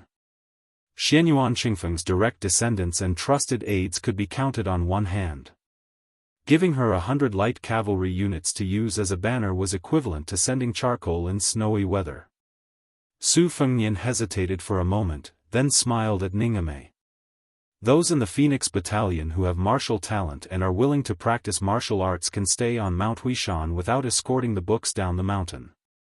I've already spoken with Xianyuan Qingfeng. The Aspiring Cauldron Pavilion's secret manuals can be read at will, as long as they don't leak out of Jianghu. Remember, you're at Bull Fall, not living under someone else's roof. There's no need to lower your voice and look at other people's faces. However, you also can't be too domineering and unreasonable. We're like turtles occupying a magpie's nest. In short, General Ning can do whatever he wants in Mount Huishan. There's no need to report to me. Chapter 321. The halberd Ningame cupped his fists and said in a deep voice, "Yes, Your Highness. I won't let you down." Su Fengnian saw that the burly general with a soft voice wanted to say something but stopped. He smiled and said, "If you have something to say, just say it. There's no need to follow the rules." The general, who never frowned when charging into enemy lines, blushed slightly. He turned around and said respectfully to the elderly god of swords, "Ningame has benefited a lot from senior's guidance on halberd techniques. I will never forget it." The old man with the sheepskin fur coat said impatiently, "Why are you thanking me? Do you think you can repay my kindness with your trivial skills? Since that's the case, you might as well keep it in mind." Ningame blushed immediately and was at a loss. He was obviously not as thick-skinned as His Royal Highness. Su Fengnian ignored him and looked around. Other than Blue Bird, who was on his side, Yu Yue, who was playing with the white cat Wu Meinyang with her slender fingers, could be considered half a member. Murong Wuzhu and Murong Tonghuang had special identities. This pair of brother and sister, who were said to be devastatingly beautiful in the prophecy, were no longer worried. With the death of the old Xianyuan Great Pan, the pressure of Mount Hui was no longer there. The sibling spirits had changed. Not to mention Murong Wuzhu, who had no opinions and only knew how to go with the flow, even the gloomy Murong Tonghuang looked relaxed. He had a leisurely attitude as if he was going on a trip. He felt that even if the sky collapsed, His Royal Highness would be there to support him. He only needed to watch the show. As for Princess Jing and Pei Nanwei, she seemed to have completely accepted her fate after hearing about the battle at Great Snow Plateau. Of the 4 retainers from Liangzhou, Lu Qiantang had died in the battle. Old Mi, Wei Shuyang, had to stay on the mountain to select secret manuals. Now, only Xu Xiu and Yang Qingfeng were left to follow them to Martial Emperor City. Su Fengnian boarded the boat and sailed out of Qinglong Creek. Huang Manor and the old Heavenly Master sailed the raft to Longwang River before turning back. Su Fengnian gave a tiger Kuei Vajra to his younger brother. After waving goodbye, he sat on the bow deck, not daring to look at his younger brother's figure. The female tiger Kuei Bodhisattva squatted beside His Royal Highness's feet and whimpered softly. Su Fengnian leaned against the ship's railing and placed a handful of hawthorns in the space between his knees. He tossed one into his mouth, which tasted slightly sour. There were 4 brothers and sisters in Bailiang Palace. The eldest sister, Su Fengnian, had married into Gangnam-do. Her mother had passed away early, so she treated His Royal Highness with nothing but doting. Even if she met a man she truly liked in the future and had to choose between her younger brother Su Fengnian and her husband, she would not hesitate to protect her younger brother. The second sister, Su Weisheng, was extremely talented. Not to mention Su Fengnian, even Su Xiao was a little afraid of her ability to persuade people with reason. However, her relationship with Su Fengnian had always been very good. It was just that the way she behaved was different from how Su Fengnian and his eldest sister stuck together like glue. The more Su Weisheng cared for him, the stricter her demands were. It was as if she was setting an example and doing everything to the best of her ability. She would not stop until Su Fengnian did better. Among the four of them, Su Weisheng was the most stubborn. Undoubtedly, she was the most accomplished and the most famous. Perhaps the world could not imagine that a woman like her, who had suppressed all the heroes in Shangyin Academy, was just a girl who acted coquettishly and shamelessly with her younger brother. Younger brother, Su Longxiang. Su Fengnian remembered when they were hunting when they were young. The two brothers had left the cavalry and encountered a giant bear that was as strong as a small mountain. It was the 10-year-old Huang man, who stood in front of them and tore the beast apart. Every winter, Su Fengnian's favorite thing to do was to hold Huang man's feet upside down and write on the snow. Usually, it was the second sister, Su Weisheng, who improvised the poem, while his eldest sister applauded and cheered. However, no one in the world knew that the widely popular poem, a poem written by a sword in the snow of Liangzhou, was not written by Su Weisheng with her sword, but by His Royal Highness with the little prince's head. At that time, the happiest person was none other than Su Longxiang. The four siblings, who were once carefree, had unknowingly left each other. A Dragon King river ship approached, interrupting His Royal Highness's sorrowful thoughts of parting. Xianyuan Qingfeng boarded the ship alone and walked toward Su Fengnian. Su Fengnian chewed on a hawthorn and expressionlessly asked, "I heard your mother jumped off a cliff." She calmly said, "I forced her to her death." Su Fengnian frowned and said, "Since the people involved are all dead, could Miss make the final judgment and clear up my doubts?" Xianyuan Qingfeng must have a heart of stone. She did not have the slightest intention of hiding the truth for the deceased's elders. It was as if she had held it in for more than 10 years, and if she did not say anything now, she would become a madwoman. She squeezed out a smile that was difficult to tell whether it was relief or desolation and slowly said, "My father loved her, but he never asked for anything in return. As for my mother, she probably didn't even know whether she loved or hated him. As long as my father stayed at Bull Hill, she had a reason to continue living. Whether she deceived herself or others, she could continue to struggle at death's door. Once my father died and I took control, she had no reason to continue living. Since that was the case, why not let me, as her daughter, break the final paper?" Su Fengnian shook his head and said, "I don't understand you." Xianyuan Qingfeng stared at His Royal Highness, who did not match the rumors, and calmly said, "Qingfeng doesn't understand you either." When Su Fengnian saw Li Chungang walk out of the cabin, he suddenly said, "Haha, miss, don't hide." A young girl, whose hands and feet were pressed tightly against the ship's bow, jumped into the river and disappeared in a flash. She chuckled and said, "So what if you're a land immortal?" Chapter 322. The Huishan sisters' waterfalls were stacked on top of each other. When the last waterfall poured down, the sound of the waterfall could be heard from half a mile away. A young man was sitting below with his upper body exposed. He used his back to withstand the torrent. His skin turned from red to purple from the impact. In the misty water, a rainbow was reflected above his head. The large pool was covered in moss and tall trees. The scenery was beautiful and gentle. A middle-aged Daoist came and went without alerting any of the sentries in Huishan. He came near the waterfall and looked at the young man from afar. He saw that the young man's body was on the verge of collapsing. If he continued to resist, his lungs would be injured. The nameless Daoist waved his sleeve and pulled the young man out of the waterfall. It was the machete man Yuan Tingshan who was treating his injuries with poison. His eyes were gloomy.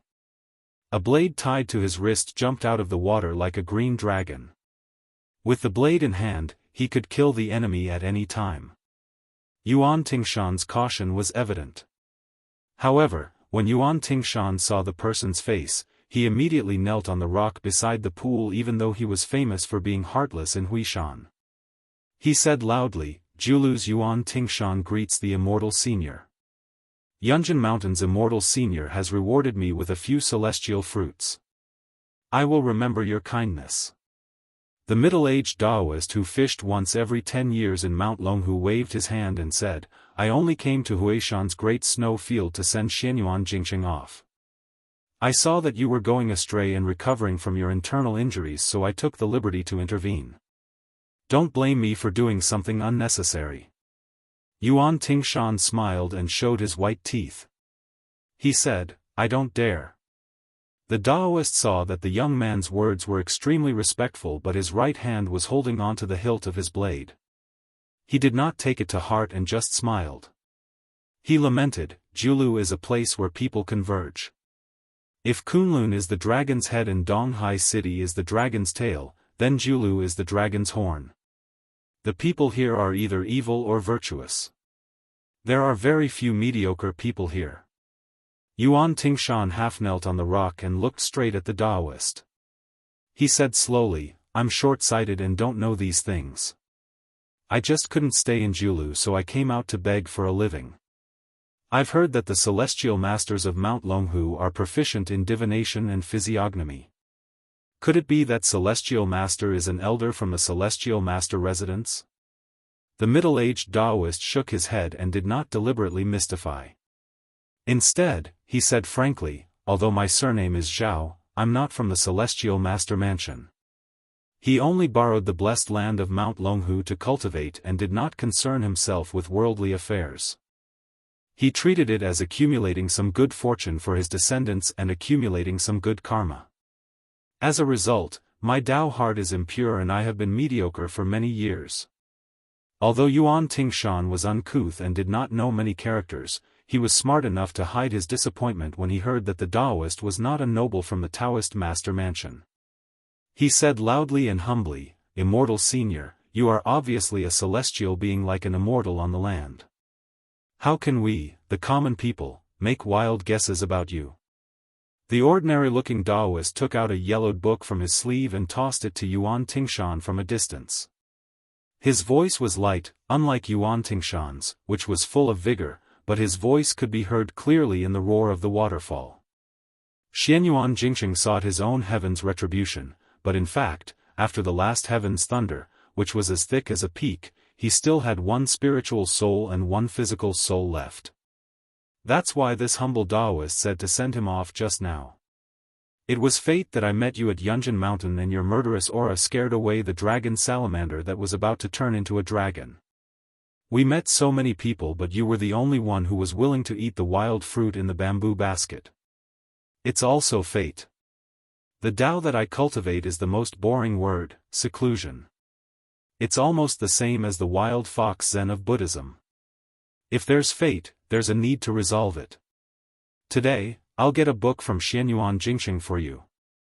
It's Xianyuan Jingqing's martial arts experience that he had honed for 100 years. It's not limited to knife skills and you can progress step by step." Yuan Tingshan took the secret book that had yellowed pages and became more and more brand new as it went on. He could even smell the scent of ink on the last dozen pages. His body couldn't help but tremble. Yuan Tingshan was not an inexperienced wanderer who only knew how to accumulate fame. He had been influenced by Mount Hui, which was full of people, and knew the ways of the world by heart. Moreover, Mount Hui was a place where good and bad people mixed together. The things that they lacked the least were Jianghu secrets and gossip.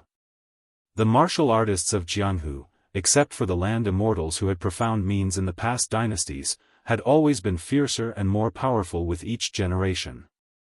No one said that those who had lived longer were necessarily more powerful. Wudong Mountain, which competed with Dragon and Tiger for the leadership of Taoism, had their young chief entered celestial phenomenon. Then, did Song Jiming, who had lived for 150 years, enter Vajra realm? Therefore, whether a martial arts secret book was good or not was the same as a chess record.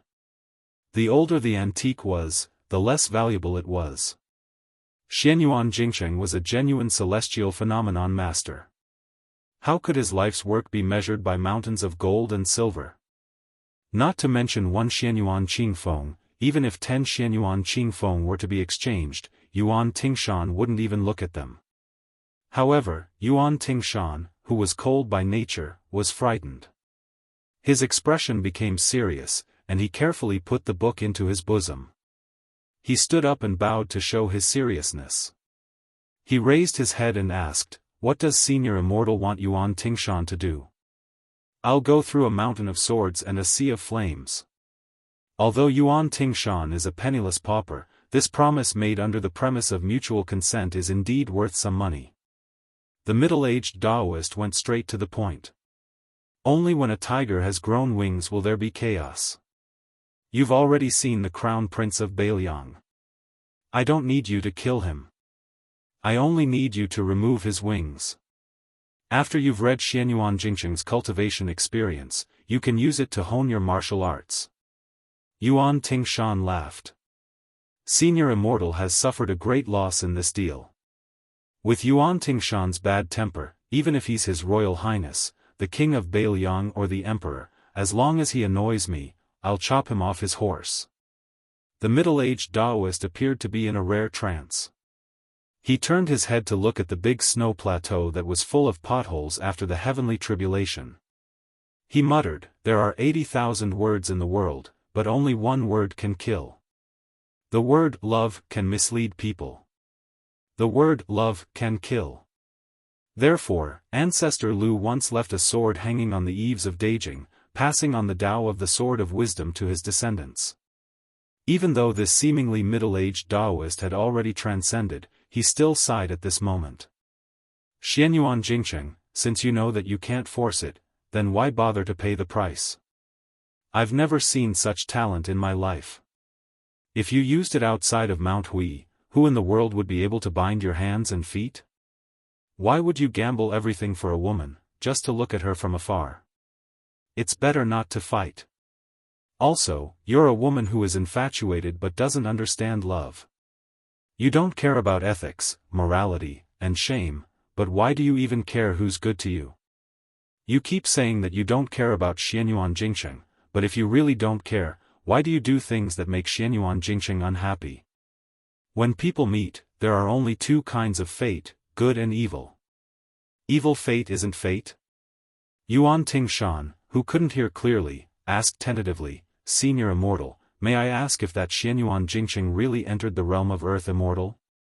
The Daoist nodded and said, "It's the great Immortal without a doubt." Yuan Tingshan looked fascinated and muttered to himself, "A real man should be like this." The young man then spat a mouthful of saliva into the pond and said angrily, "It's fine if you don't want to be an Earth Immortal, but your wife has been used as a cauldron for dual cultivation. You've been a coward for 20 years.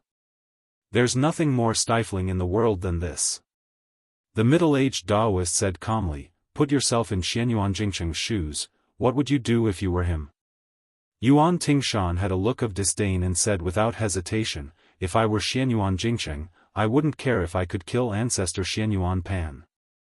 I would first kill that loose woman, chop her up and feed her to the dogs. Xianyuan Jingsheng really isn't a man. He even King raised that loose woman like a female bodhisattva. Just thinking about it makes me angry." The Daoist shook his head with a smile, "You'll understand in the future. Some women know it's bad, but they just can't let it go." I don't want to meet this kind of loose woman." Yuan Tingshan was stunned for a moment and asked nervously, "Senior Immortal, have you met her before?" The middle-aged Daoist didn't answer directly, but smiled and said, "In our generation of cultivation, our predecessors have written countless books. They're all illusions. They say 1,000 words, but they're actually just seeking the word truth. And truth is often connected with love. True feelings, you need to know the Tao of heaven. Forgetting love doesn't mean you're heartless." Yuan Tingshan, who had always had a strong killing intent and evil aura, faced this mysterious Daoist. He imperceptibly weakened his aura and asked, "Senior Immortal, are you teaching me a lesson? The Daoist made a mystery and said with a smile, this Daoist can't be tied to you anymore. Fate is a mess, so don't give this Daoist any more difficult problems. Chapter 323. Yuan Tingshan asked curiously, I can still feel qi. I know that the Daoist sect you're from has a few sayings about listening to qi, looking inside, and guarding the orifices. However, I really don't believe in fate. The middle-aged Daoist smiled, do you only believe in the blade in your hand? Yuan Tingshan did not feel ashamed at all. He nodded heavily, of course. I didn't believe in my parents in the past, and I won't believe in my wife in the future, let alone other people. I only believe in the blade in my hand. A withered yellow autumn leaf drifted in the air. The middle-aged Daoist flicked his finger, and the yellow leaf drifted over. The withered leaf was like a blade, cutting a gray butterfly beside Yuan Tingshan in half. The gray butterfly scattered on the surface of the water and was swallowed by a fish. The middle-aged Daoist said softly, do you believe that this is fate? Do you believe that this action of mine will cause me to lose a few days of cultivation? The evolution of heaven and earth will form a world of its own. Life has its own rules and regulations. This is the Daoist sect's excuse for being difficult to understand. It's not as vivid as the secular world saying. There's a scale in the human heart, and it's difficult for every family to recite scriptures. In a person's life, whether they do good or evil, it's like doing business with the heavens. It's always between positive and negative. Those who take advantage of the situation can be seen as accumulating merit money. They are all relatively shrewd merchants. This is the real foundation of the three sections. This is also the reason why only the three sects are still standing in the 100 schools of thought, such as the school of Mo. To me, Zhongyi's idea is very good, but it's a pity that he can't escape the fate of losing money. You might not like to hear this, so I'll tell you more details. There's a dragon pond in the Celestial Master's residence. It raises over 10 kinds of spiritual creatures that were found from all over the world. It uses spiritual energy to cultivate the lotus in the pond. This lotus is also known as the longevity fate lotus. The bottom lotus has already bloomed for 1,600 years. Currently, Mount Longhu's fate is flourishing, and there are as many as 18 lotus flowers. 500 years ago, Mount Wudong was powerful, and there were only 6 lotus flowers in the dragon pond.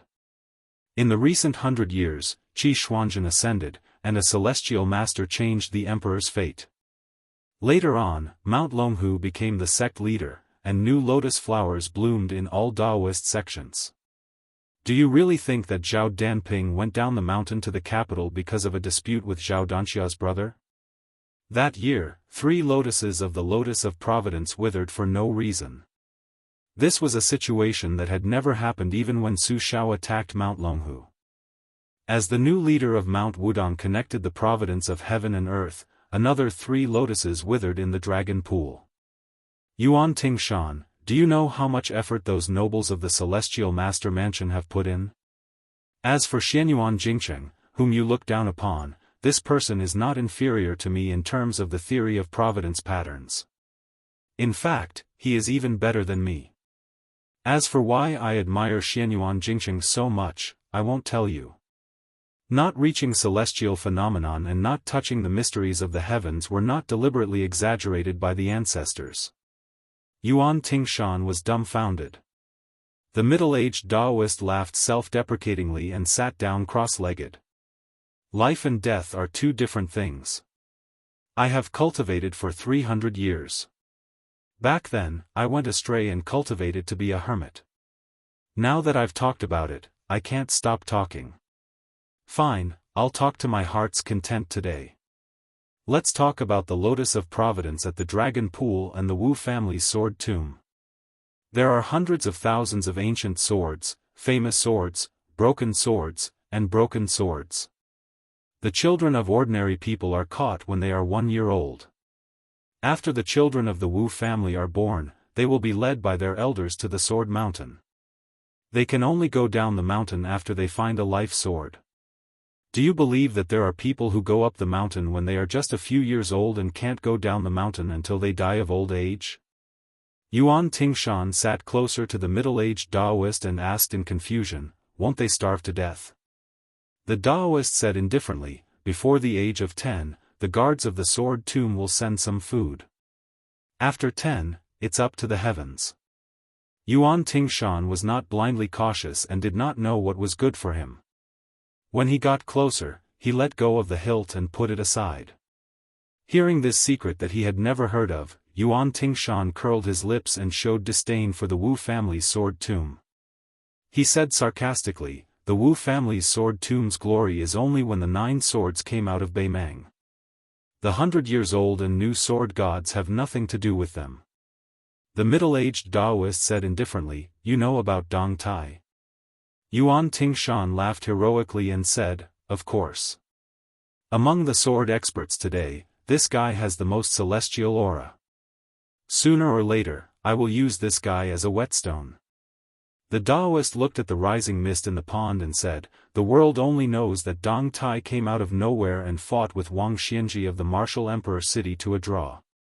Later on, he went to the Wu family's sword tomb to seek revenge.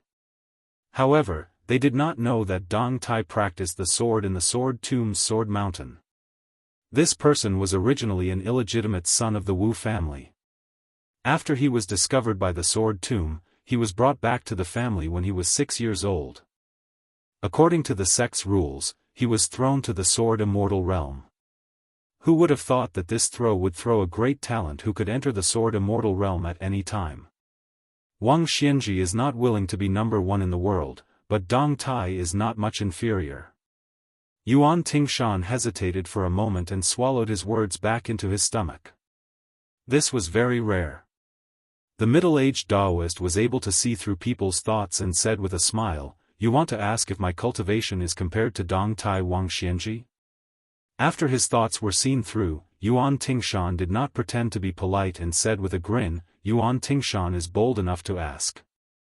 The Daoist seemed to be modest and said, if it's a competition of strength, of course I can't beat Wuxia Xianxia.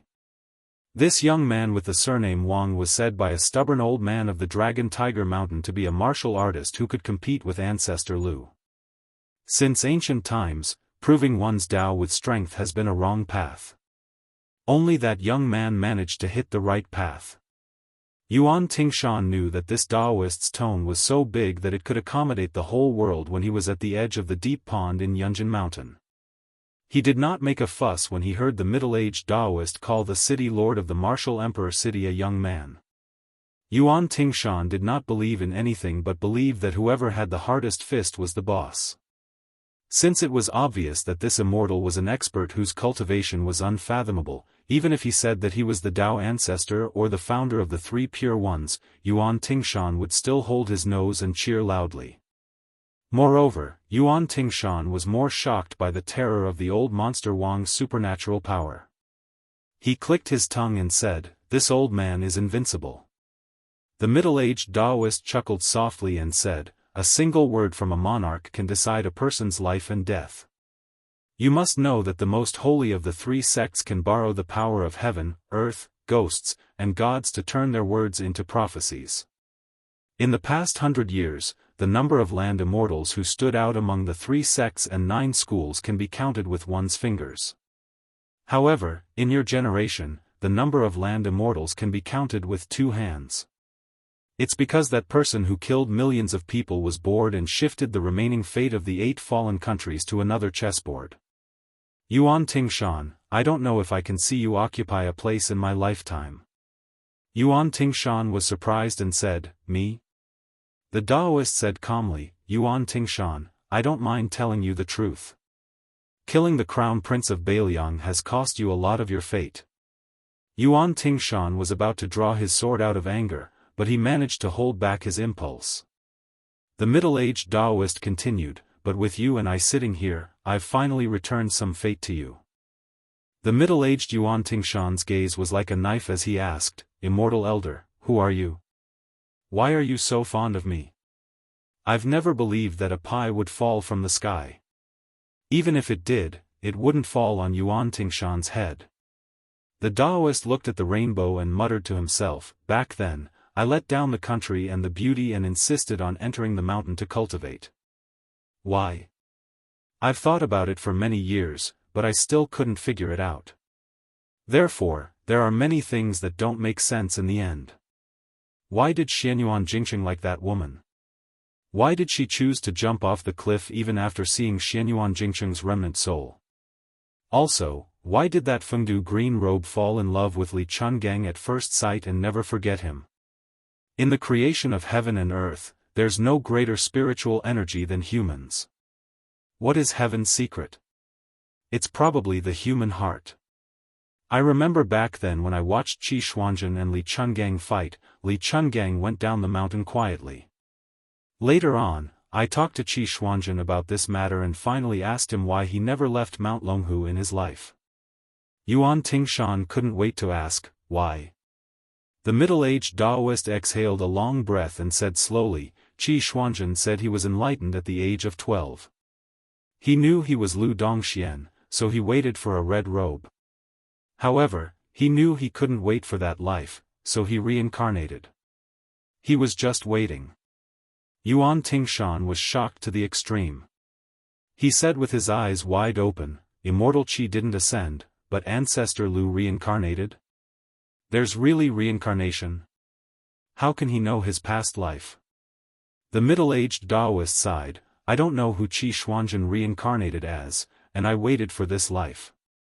Roughly speaking, since the time of Ancestor Lu more than 500 years ago, based on the 60 years of life, there should be 10 lifetimes, right? Yuan Tingshan was absent-minded as if he had fallen into a demon's trap. He suddenly became ferocious, hey, what Ancestor Lu reincarnated? What Immortal Qi reincarnated? I ran into that red robe, so I'll kill him first. If I can make this immortal wait for another life after 500 years, I won't waste my time in this world. The Daoist narrowed his eyes and didn't say anything. Heaven's secret was heavy. Unfortunately, Yuan Tingshan didn't notice it at all. Chapter 324. A yellow horse that was as thin as a match was tied to a tree, snorting weakly. A few black crows perched on the branches were making annoying noises. An inconspicuous old man slowly turned around from behind the tree. He tightened his belt and had a helpless look on his face. He couldn't even defecate in peace. He raised his head and shushed the crows a few times. However, the crows were indeed birds that lived near the city. They were more experienced than the old sparrows on the Spring God Lake. They were not afraid of the bluffing old man under the tree at all. The old man was not angry at this. He picked up the reins with one hand and led the horse forward slowly. He weighed the ragged money pouch in his hand. There were not many copper coins left. He glanced at his beloved horse that accompanied him along the way. The yellow horse was nicknamed Little Yellow. It was like the old man's own son, never being ridden. If there were only reeds that could be used as a mattress, Little Yellow would have slept on it first. Alas, a poor man's ambition was short, and a thin horse's hair was long. In fact, the silver that he carried with him was enough for food and clothing. From the north to the east, the old man ate and slept in the open. He did not have any expenses. It was only when his stomach was full of wine worms that he went to the downtown market or a roadside wine stall to buy a bottle of wine to satisfy his cravings. However, along the way, he met a few pitiful people and spent the silver like splashing water. In the past, the young master said that people in troubled times were not as good as dogs in peaceful times. However, now that the world was peaceful and prosperous, not everyone could be lucky enough to raise a dog in peaceful times. The old man who could not even defecate was from Western Shu. In this life, he had traveled to many places. He did not consider himself a Jianghu hero who helped people in distress. Indeed, when he traveled outside, he was more generous than the rich. Even if he was the richest in the world, how could he compare to the emperor and his young master? If he compared his life experience, he was not sure. There was no worst, only worse. On this trip, he spent a large sum of money to cross the river, not to pay the cheap ferry fare of a few dozen copper coins. The two boat women on the boat were a pair of mother and daughter. The boatman was the head of the family. He had a sharp mouth and monkey cheeks. After rowing for a while, he said that he was tired and asked his wife to take over. He squatted at the bow and played dice. He was addicted to gambling. Before they reached the shore, the man's eyes were sharp. He saw the old man's money pouch and asked him if he wanted to eat some meat. At first, the old man thought it was some carp that could be fished up from the river. Since there was still half a pot of wine in the wine pot, he agreed. But when he saw the mother and daughter expressionlessly took off their thin and mended clothes, the old man was scared. Only then did he realize that they were prostitutes on the ship. He hurriedly stopped them, and when they reached the shore, they threw away the majority of the money and ran away as fast as they could. When the old man traveled with the young master in the past, when he came across bold village women who exposed their breasts to feed their babies, he would stare until the young master pulled him away. If he really wanted to do something serious, the old man really couldn't do it. Moreover, the mother and daughter were so young that they could be his daughter and granddaughter. Especially the little girl's real age was only 13 or 14 years old. On top of that, because her family was poor and couldn't afford to eat, she looked like an 11 or 12-year-old girl from a rich family. If he did this kind of thing, wouldn't he be punished by the heavens? Taking 10,000 steps back, the Prime Minister's gatekeeper was a third-rank official. Even Grand Secretary Zhang's gatekeeper couldn't compare to the Bailiang Palace where I, Old Huang, lived, right? Although I, Old Huang, was only a horse feeder in the prince's mansion, according to this saying, not to mention third rank, I should be a seventh-rank official. If I really wanted a woman and went crazy, would it be difficult? I, Old Huang, had woven more than 10 pairs of straw sandals for the young master, so I wouldn't be lacking in any way. When we were traveling, the young master unintentionally brought up this matter, saying that when we returned to Bailiang, he would help me find a wife to warm my bed. When Old Huang thought of this, he laughed foolishly, subconsciously swallowing his saliva. Of course, he didn't dare to defile a beautiful maiden. A middle-aged woman still had her charm and whatnot. He also admitted that he wasn't worthy. However, at that time, I, Old Huang, still hoped that there would be a fair and tender maiden rolling in the sheets. Wah, I was just being polite with the young master. Why did the young master take it seriously? Old Huang slapped his face and muttered to himself, Old Huang, who asked you to pretend to be a master? Back then, you didn't become a blacksmith but practiced swordsmanship. Wasn't it so that you could get close to those heroines? Why did you become stupid after practicing so much? Why did you ruin such an ambitious and beautiful original intention? The young master was indeed knowledgeable, but he wasn't sour. His words were especially comfortable. Every time he stole a chicken or duck or nibbled on cucumbers or roasted sweet potatoes, when he was in a good mood, his words were beautiful.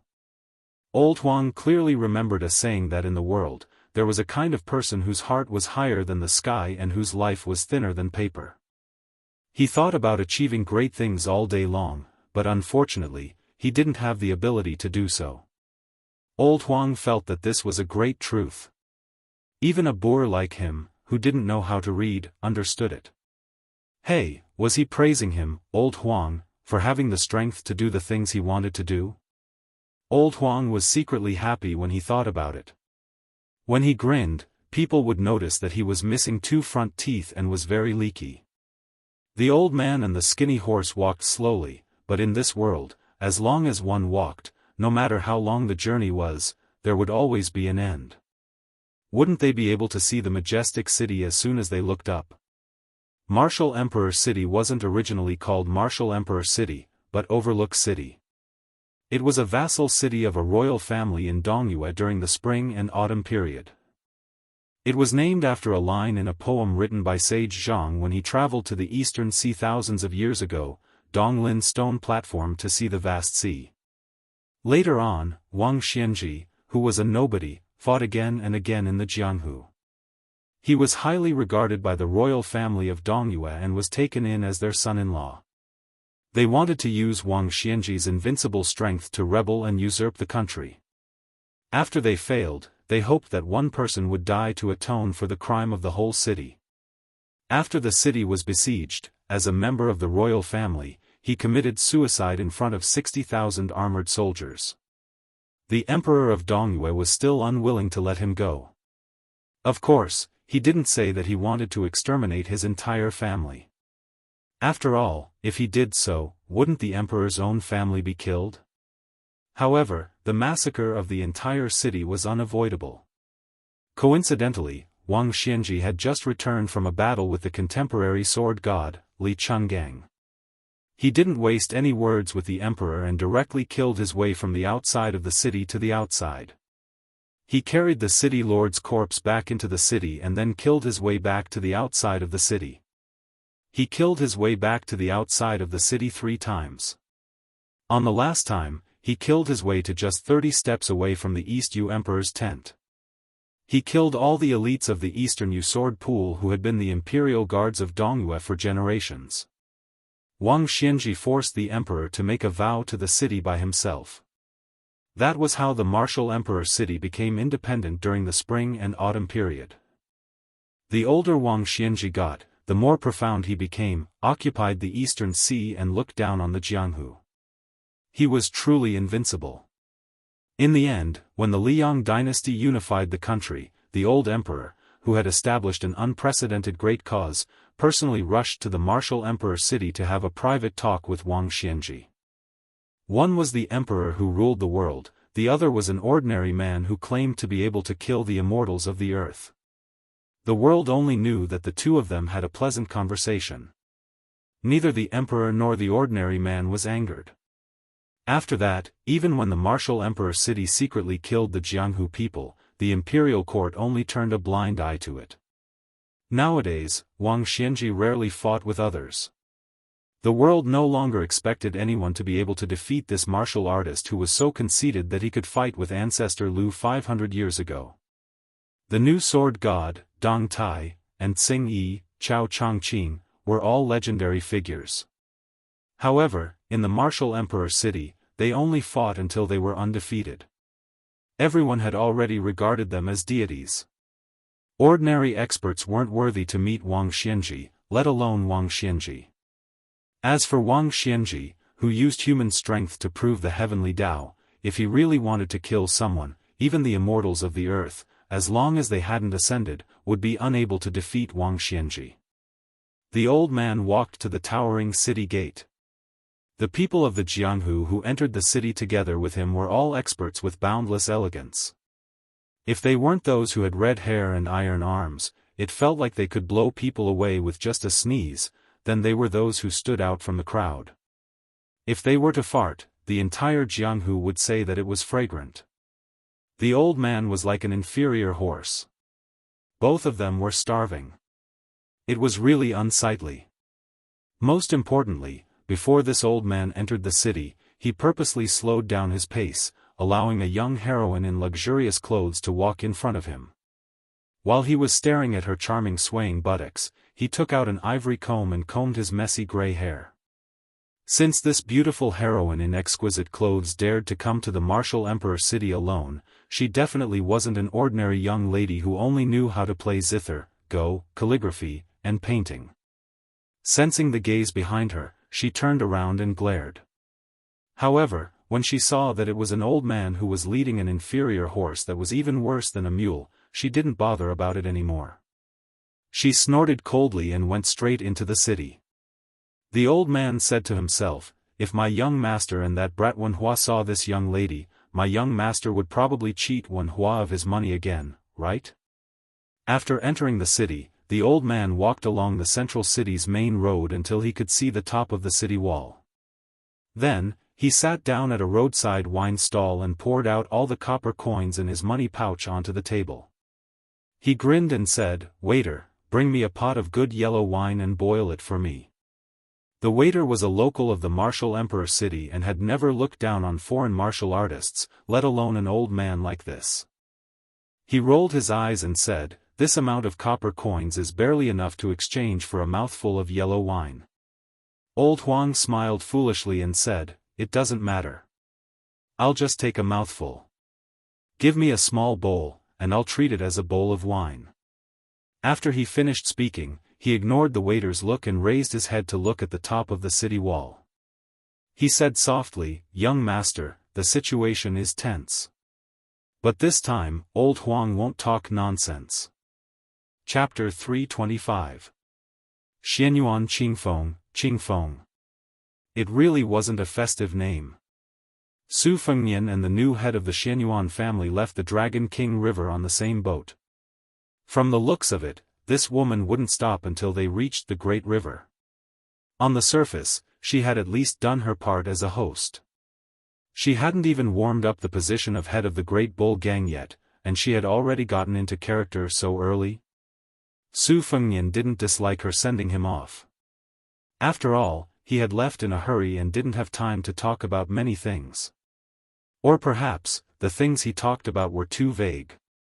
He immediately sat at the bow of the boat and ate hawthorn as he talked to Xianyuan Qingfeng in detail. Xianyuan Qingfeng basically agreed to all of his requests and was very aware of being a puppet. Su Fengnian wasn't used to seeing her meek and obedient demeanor. Perhaps it was because he and Wenhua had been taught a lesson by this shrewish woman back in the Lantern Festival. Although Wenhua had a nondescript wooden sword in the past, he practiced the vile sword art. Especially after he colluded with His Royal Highness, his swordsmanship was still muddled, but his vile sword art was already perfected. After being chased around by Xianyuan Qingfeng's evil slave for half a day, he was still stubborn even after being stepped on by her. No matter what, he was a good man who didn't fight with women. Otherwise, with his size, he could cut 10 of you with one hand.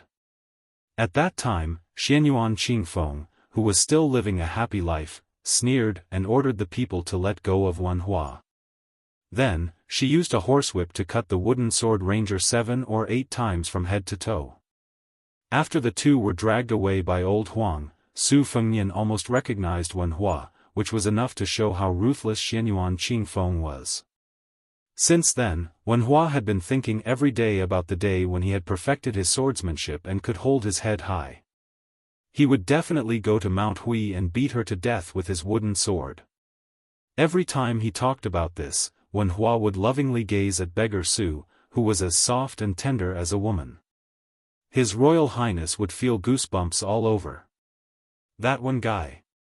Xianyuan Qingfeng obviously paused for a moment, probably intending to add a comment like a libertine. However, life was full of ups and downs.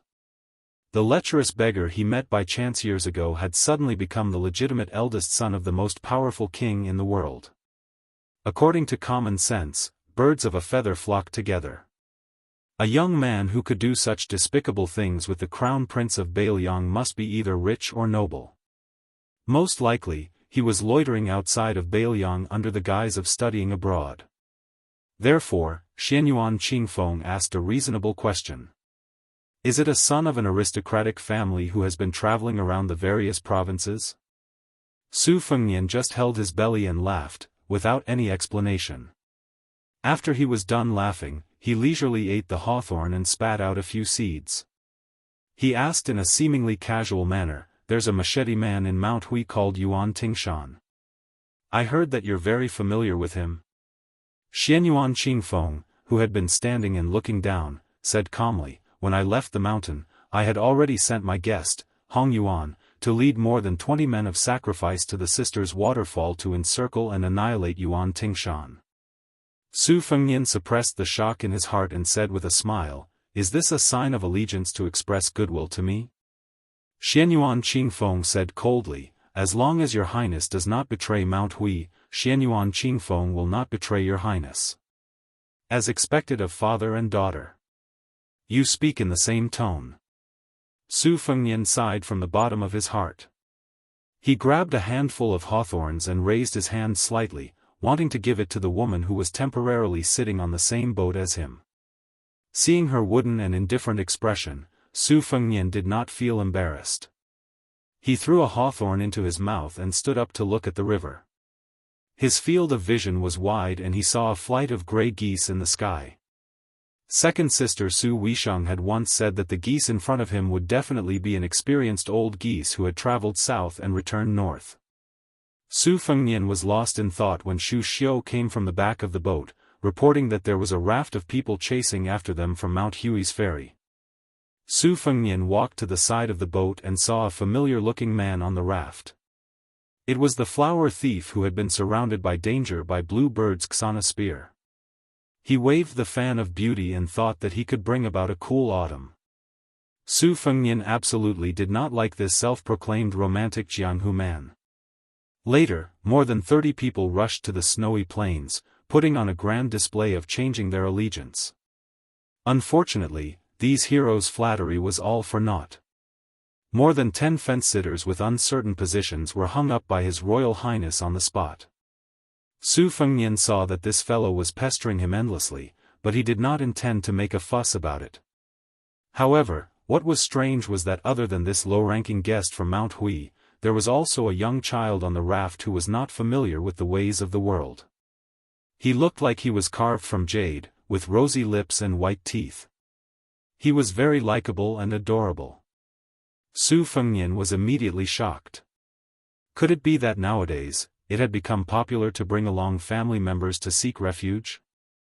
The man, who had made a name for himself in Jianghu by picking flowers, rode his bamboo pole with all his might, trying his best to catch up with the large boat. With great difficulty, he finally caught up with the large boat. In a loud voice, he said, "His Royal Highness, Long Yuxuan of Jian Province's Langyi County, requests an audience." Su Fengnian unhappily said, "Didn't you see him? Did you take your son fishing on the Shi River?" Long Yuxuan seemed to have been hit in his weak spot. He was slightly flustered and exasperated. He hurriedly explained, "Your Highness, this humble one left in a hurry. I don't know how this strange child got on the bamboo raft. This humble one doesn't even know this child." Unexpectedly, the delicate child called out, "Dad," crisply, which immediately made Long Yuxuan lose his composure. The pitiful guest, who was somewhat famous in Jianghu, was so angry that he almost vomited blood. He turned his head to look at the innocent child at his feet and glared at him. "Dad, you're my dad. Can't you be my dad?" The child suddenly burst into tears. His two small hands did not forget to grab Long Yuxuan's robe. He sobbed miserably and said, "Dad, Mom died early. You can't abandon me." Chapter 326. Long Yuxuan almost went mad with anger. But he didn't move. Otherwise, with his strength, he could easily kick this child into the river and feed him to the turtles. Long Yuxuan boasted that he had never been touched by a single flower. He had only had brief relationships with the beauties painted on the peach blossom fan. How could he have a son? Did he really think that it was easy to be a virtuous flower thief in this day and age? Not to mention that he needed to be handsome and talented, other than those pretty girls from humble families who had been enchanted by the book, The First Snow, and wanted to elope with a poor scholar. Long Yuxuan was quite relaxed. All he had to do was wave his fan and recite poems. But for those girls from respectable families, just by looking at their belts, jade pendants, fragrant sachets, and other trivial things, Long Yuxuan could tell how much weight they had. Want to ride a horse? Oh my, do you know how much money a good horse costs? It was a bottomless pit. The women of noble families had their eyes on the top of their heads. Each and every one of them had a vicious and crafty gaze. If they wanted to show off their wealth, they had to spend a lot of money. Long Yuxuan had spent money like water these years, but he hadn't been able to save a single copper coin. Last time, he had swindled the county governor's daughter with a fine purple colt. It was said that one tail of purple colt's meat was one tail of gold. How heavy was this horse? How much money did it cost? Of course, the cash-strapped Long Yuxuan couldn't afford it. He had borrowed it with great difficulty from a disreputable noble family disciple from another province. Thus, every time Long Yuxuan caressed the peach blossom fan, he couldn't help but shed bitter tears for himself. He had been a low-level guest at Mount Hui and didn't have enough money. Back then, he had only borrowed this large umbrella to shelter himself from the rain. Now, the few who had held the umbrella were all dead. The snowfield was truly deserving of its name. It was said that even the insufferably arrogant ancestor, Xianyuan Pan, had died just like that. If that little girl, Xianyuan Qingfeng, were to hold the umbrella, how big could she hold it with her small hands? Long Yuxuan saw that His Royal Highness's methods were truly impressive, so he was determined to follow him to Beiliang. It was rumored that Beiliang had a Yanji county, and that the women there were so fair and tender that water could be squeezed out of them. How could Long Yuxuan not be infuriated when a bastard suddenly appeared out of nowhere and called him father? Su Fengnian and Xianyuan Qingfeng exchanged glances. She shook her head and said softly, "Every guest has a secret file in Mount Huishan." Xianyuan Qingfeng memorized every single one of them. There's no record of them having children. Su Fengnian said to Long Yuxuan on the bamboo raft, "If you want to prove that he's not your son, it's simple. Kick him into the river and you can get on the boat." Long Yuxuan was stunned. Su Fengnian quietly waited for the rest of the story. If this person really did such a ruthless thing, not only would the old god of swords Li Chungang be able to save the drowning child, even he and Blue Bird would be able to do it. As for the rapist, there was no point in him getting on the boat. Even if they boarded the ship, they would still die. Beiliang had used a lot of money, fame, and fortune to raise dozens of capable people. A bull's mound was unreachable in the Jianghu, but to a colossus like Beiliang, it wasn't even worth mentioning. A guest of Mount Huishan? If he was thrown into Beiliang Palace, how many splashes could he make on Tidehark Lake? There weren't many interesting people in the world like Chu Lushan, who was as cruel and unscrupulous as a wolf for 10 years. But apart from being ruthless, how could a rapist compare to Fatty Chu's methods? There was news from Xiangfan City that a man with polychoria surnamed Lu had become so engrossed in killing that he had turned Jing and Palace upside down. But Long Yuxuan only smiled and said, "Let's say goodbye to His Royal Highness." Su Fengnian slowed down the raft and put some distance between it and the ship. Her eyes suddenly widened as she saw the man give her the middle finger, then turn the raft around and flee toward Mount Huishan. Xianyuan Qingfeng turned her head slightly, the corners of her mouth quirking up. She originally didn't like Long Yuxuan, but his actions today were true to his nature and made her see him in a new light. Originally, the rapist Long Yuxuan's reputation was terrible and his martial arts weren't outstanding, so she had her own thoughts. This person couldn't even be considered a chicken rib for Mount Huishan. She was also a woman and innately detested Long Yuxuan's actions. After taking over the bull's mound, she originally planned to give him a few lesser-known secret manuals and some gold and silver as a reward to get him out of Mount Huishan. But now she changed her mind. Although she was forced by the situation to help the crown prince do evil, she was very happy that someone could cause trouble for His Royal Highness. Su Fengnian smiled and said, "You have guts. You should be rewarded." Xianyuan Qingfeng seemed to be afraid that this scheming His Royal Highness would have the intention to kill. She said softly, "It's not easy for the ship to turn around. With the speed of the raft, it'll reach the shore soon. This person has fled into the dense forest of Mount Longhu, the ancestral court of Taoism. It'll be difficult to find him again." Su Fengnian didn't say anything, but thought of another Jianghu. This Jianghu was probably something even Xianyuan Qingfeng couldn't imagine. There was no sword god with 2 sleeves and a green snake sword that opened the gate of heaven, no Chao Qingyi and Wang Mingyin, no celestial ancestor of Mount Huishan, and no Confucian sage, a land immortal. Even Long Yuxuan, a lowly guest elder who looked like an ant at the moment. There were old servants and crippled horses, bandits and thieves, wanderers with wooden swords, and a straw-bag beggar. Every day, they could ask for food and clothing, and if they didn't mistreat their stomachs, everything would be fine.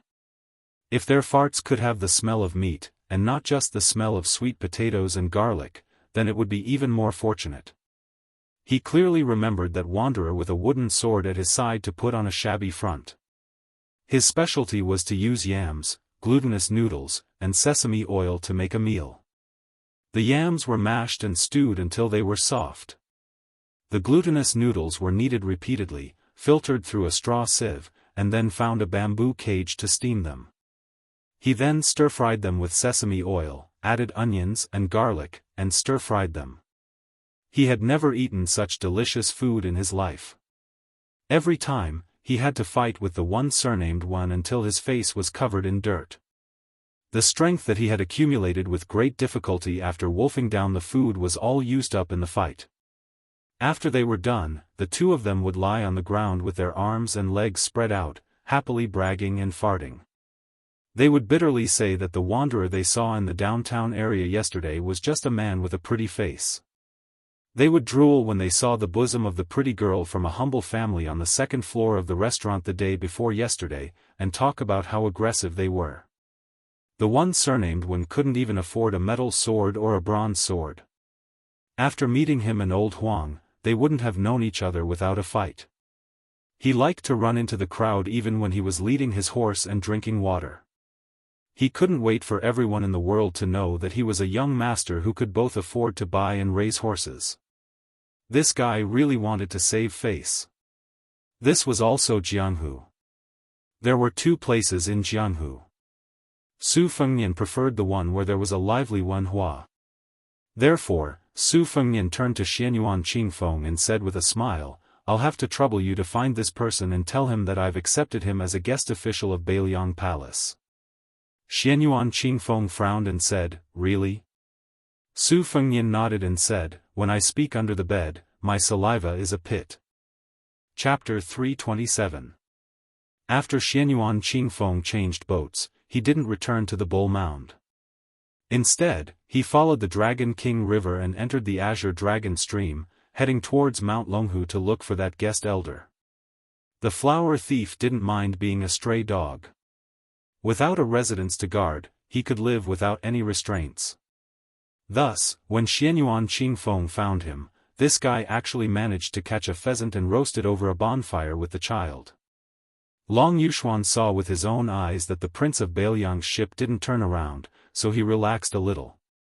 Furthermore, he didn't expect Xianyuan Qingfeng to mobilize so many people to enter the mountain to hunt him down. When he was surrounded, he didn't have any heroic spirit, nor did he wag his tail to beg for mercy.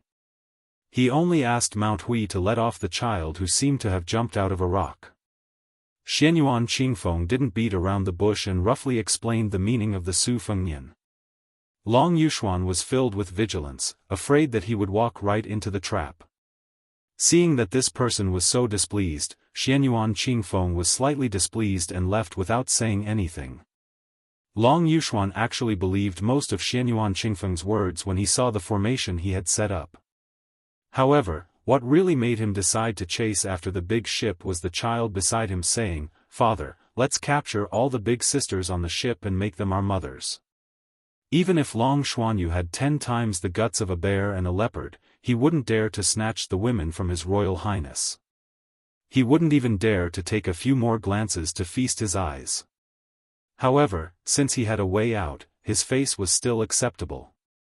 If he didn't go with the flow, when would he? After catching up to Xianyuan Qingfeng, she magnanimously got off the boat at the Dragon King River and lent it to him. When Long Yuxuan bid farewell to her, he was sincerely convinced for the first time and promised that if he could achieve meteoric success in Beiliang in the future, he wouldn't forget Miss Xuanyuan's kindness in recommending him. After catching up to that air in the Shi River, Long Yuxuan still felt as if he was walking on thin ice after changing boats. However, His Royal Highness didn't exchange pleasantries and asked the retainer to arrange accommodations for the father and son pair. This actually made Long Yuxuan feel extremely reassured. After that, he didn't take half a step out of the cabin and behaved himself. He was afraid that His Royal Highness would mistakenly think that he had the idea of picking flowers again.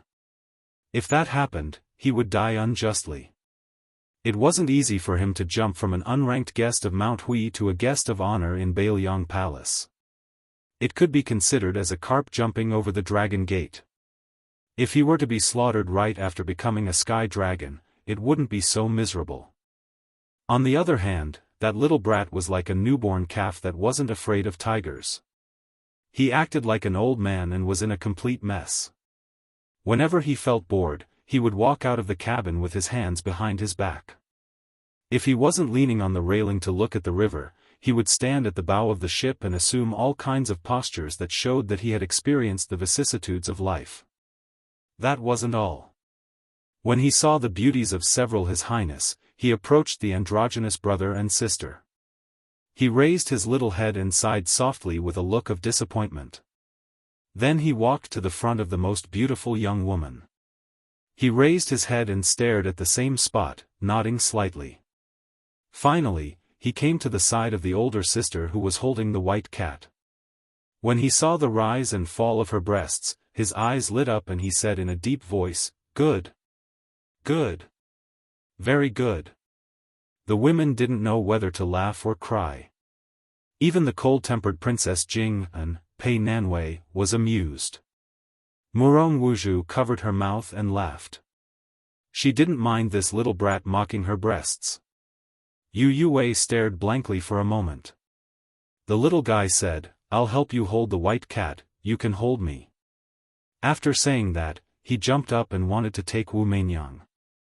However, His Royal Highness, who was watching coldly from the side, took a big step forward and lifted the little bastard up by the back of his collar.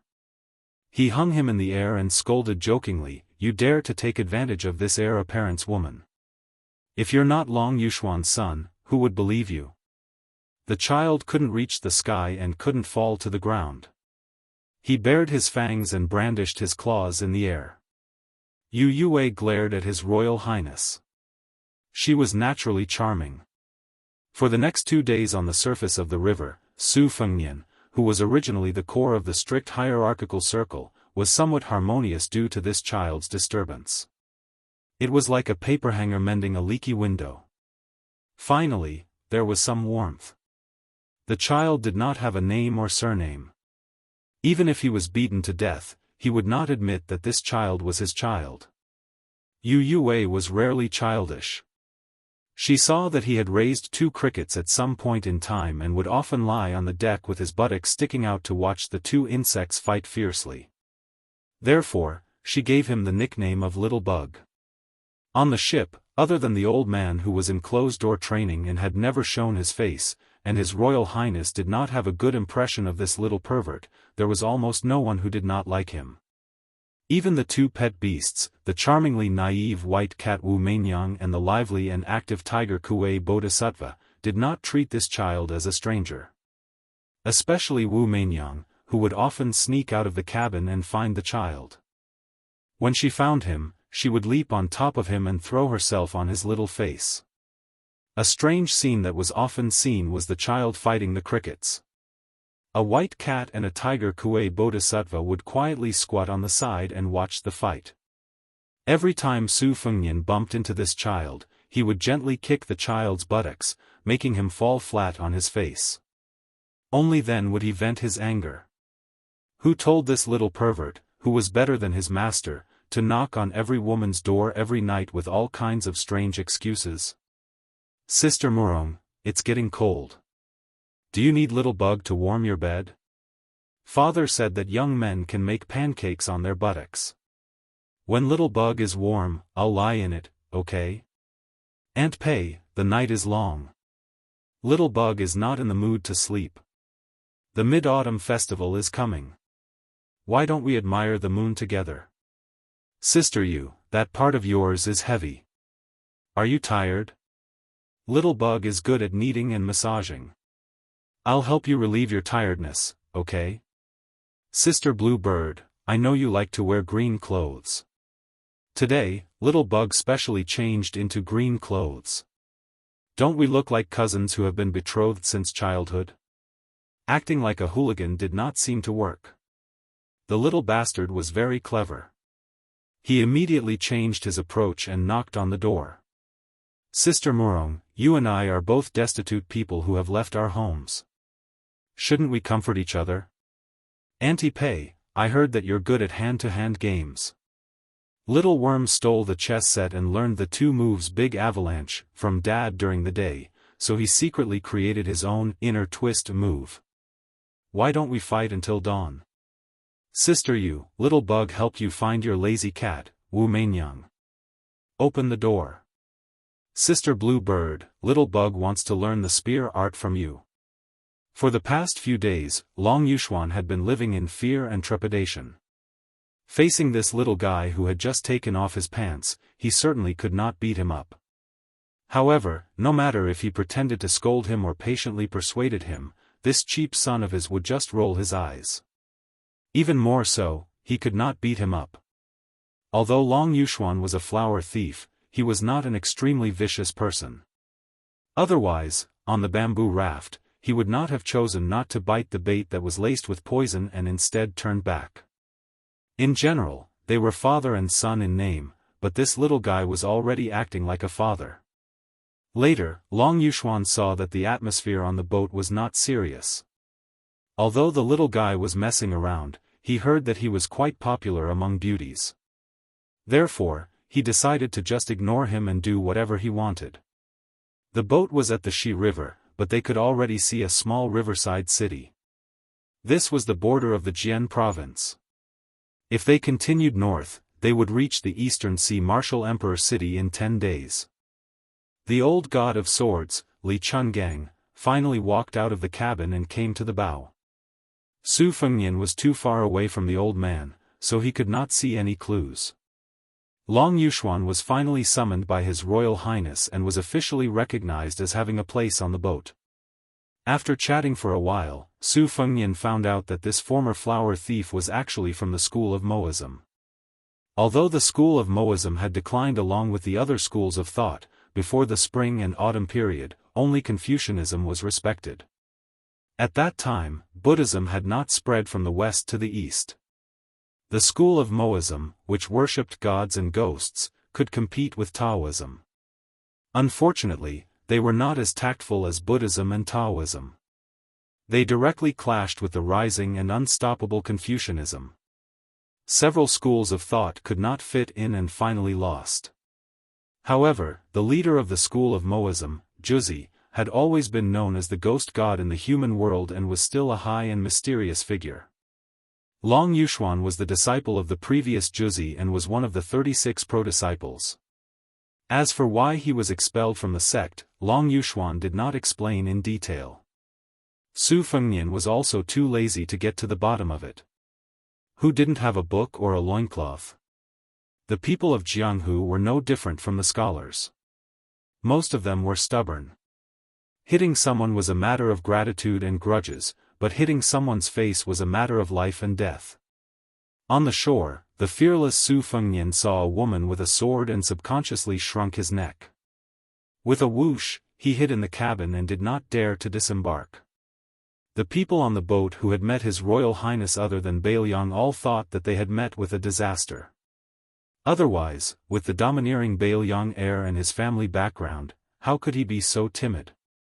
Long Yuxuan carefully looked at the woman who had boarded the boat. Although he was shocked, he was also curious. This young woman's appearance was average and did not look fierce. Was there a heroine in the world who could make his new master fear? Out of his professional instincts, Long Yuxuan wondered if His Highness the Crown Prince had done some shady business and had his lover come knocking on his door. However, the beauties around His Royal Highness were all peerlessly beautiful. No matter how bad his taste was, he would not go so far as to steal this woman in front of him, right? Just as Long Yuxuan was puzzled, the heroine sneered after boarding the boat, Su Fengnian. What? You dare to go to Wu Wu City but don't dare to see me? Chapter 328. What was Jianghu? It was a curtain of pearls. Women were those pearls, strung together to form Jianghu. The woman who had boarded the ship, whom Long Yuxuan had mistaken as a heroine, was undoubtedly the brightest pearl in Jianghu. There was almost no need for the suffix, one of. Although her appearance was only average, she was delicate and aloof. When she was young, she had traveled all over Bailiang with her family, drawing geographical maps. Later on, she entered Shangyin Academy and studied under Chancellor Dao Lin and the great master of the School of Military Strategy. She was famous for her poetry and literature, especially for the creation of 19 chessboards. She was the world's hegemon. Her chess style was calm and she could see strategies. Strangely enough, when she played chess, she rarely made a move that would make the spectators feel as if they had been struck by lightning. She was neither treacherous nor evil. Her moves were firm and steady. It seemed that she did not seek to make any achievements, but only sought to make no mistakes. Often, when she entered the middle chessboard, she would have a perfect winning spirit without any flaws. Judging a person based on calligraphy, she naturally could not be called a beauty. However, if one were to judge a person based on chess, she was undoubtedly an unparalleled existence in the world. On the chessboard, she convinced people with her reasoning. Outside of the chessboard, she had also made many moves to convince people with her strength. Her sword was not a gaudy ornament. She had cut off a head in Shangyin Academy. This was a feat that the previous Jixia scholar of Xie Lake, the spring and autumn demon Huang Longshi had never done. Today's literary circle had mixed praise for this young woman, but no one said that she was mediocre. But all of this was nothing. To the idiotic crown prince, he even dared to chase after Su Xiao with a broom. The reason why he was afraid of her on this trip was because he had a guilty conscience. If it was in the past, he would not be able to reason with his second sister, Su Weisheng, he would make a scene and annoy her. Most of the time, he would be able to muddle through. However, this time, he would most likely lose a layer of skin. Su Weisheng had treated him well and did not touch the art of war that could defeat 10,000 enemies. Instead, he did not learn how to maneuver in the imperial court. That boorish man was already very disgusted with him. In addition, when Su Fengnian took the risk of going to Martial Emperor City, he was even angrier. A gentleman would not stand against a collapsing wall. If he was not a gentleman, he should be even more so. Originally, he should go to Gangnam-do first to visit his eldest sister, Su Jihu, or go to Shangyin Academy to find his second sister. According to the itinerary, if he wanted to save time, he should go to Shangyin Academy, Mount Longhu, and Martial Emperor City, and then pass by Hutting County on the way back. However, it was because he was worried about his second sister's feelings that he took so many detours. As Su Jihu had said, he still had to consider whether his second sister would be petty about going to Gangnam-do first before going to the academy. The ship was only so big. How long would it take for His Royal Highness, who was like a fish waiting to be slaughtered on the chopping board, to hide? Su Fengnian didn't wait for Su Weisheng to enter the cabin to search. He squeezed out a smile and trotted out. Without saying anything, he hugged his second sister and didn't give her a chance to hit him with the scabbard. He called her sister in a flattering manner. However, he kept in mind that he should call her sister and not second sister. He said with a mischievous smile, "Why are you in the Jianghu? This place is a little far from the lifeless Shangyin Academy." Murong Xiong and Murong Xiong looked at each other.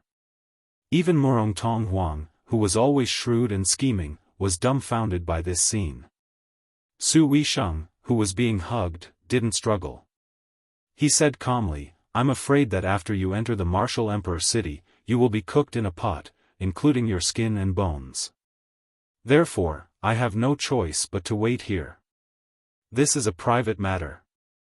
As for the public matter, it is a triennial examination of knowledge held by the Academy. The Geomancy examination is set at the Earth Lung Mountain in the north of the Jianghu. It tests one's ability to look at the aura, locate the cave, and search for the dragon. Chancellor Wang has been drinking too much. Therefore, I will be acting as the examiner." Su Fengnian turned his head to look at the riverbank. Only then did he see a large group of scholars dressed like scholars standing there. The young ones had not yet reached the age of 20, while the old ones were already in their 60s. Most of them were carrying a heavy and bulky bookcase on their backs. Very few of them were wearing embroidered and magnificent clothes.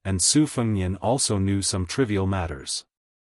Second sister was obsessed with cleanliness, and everything in the boudoir was meticulously arranged, almost to the point of being rigid.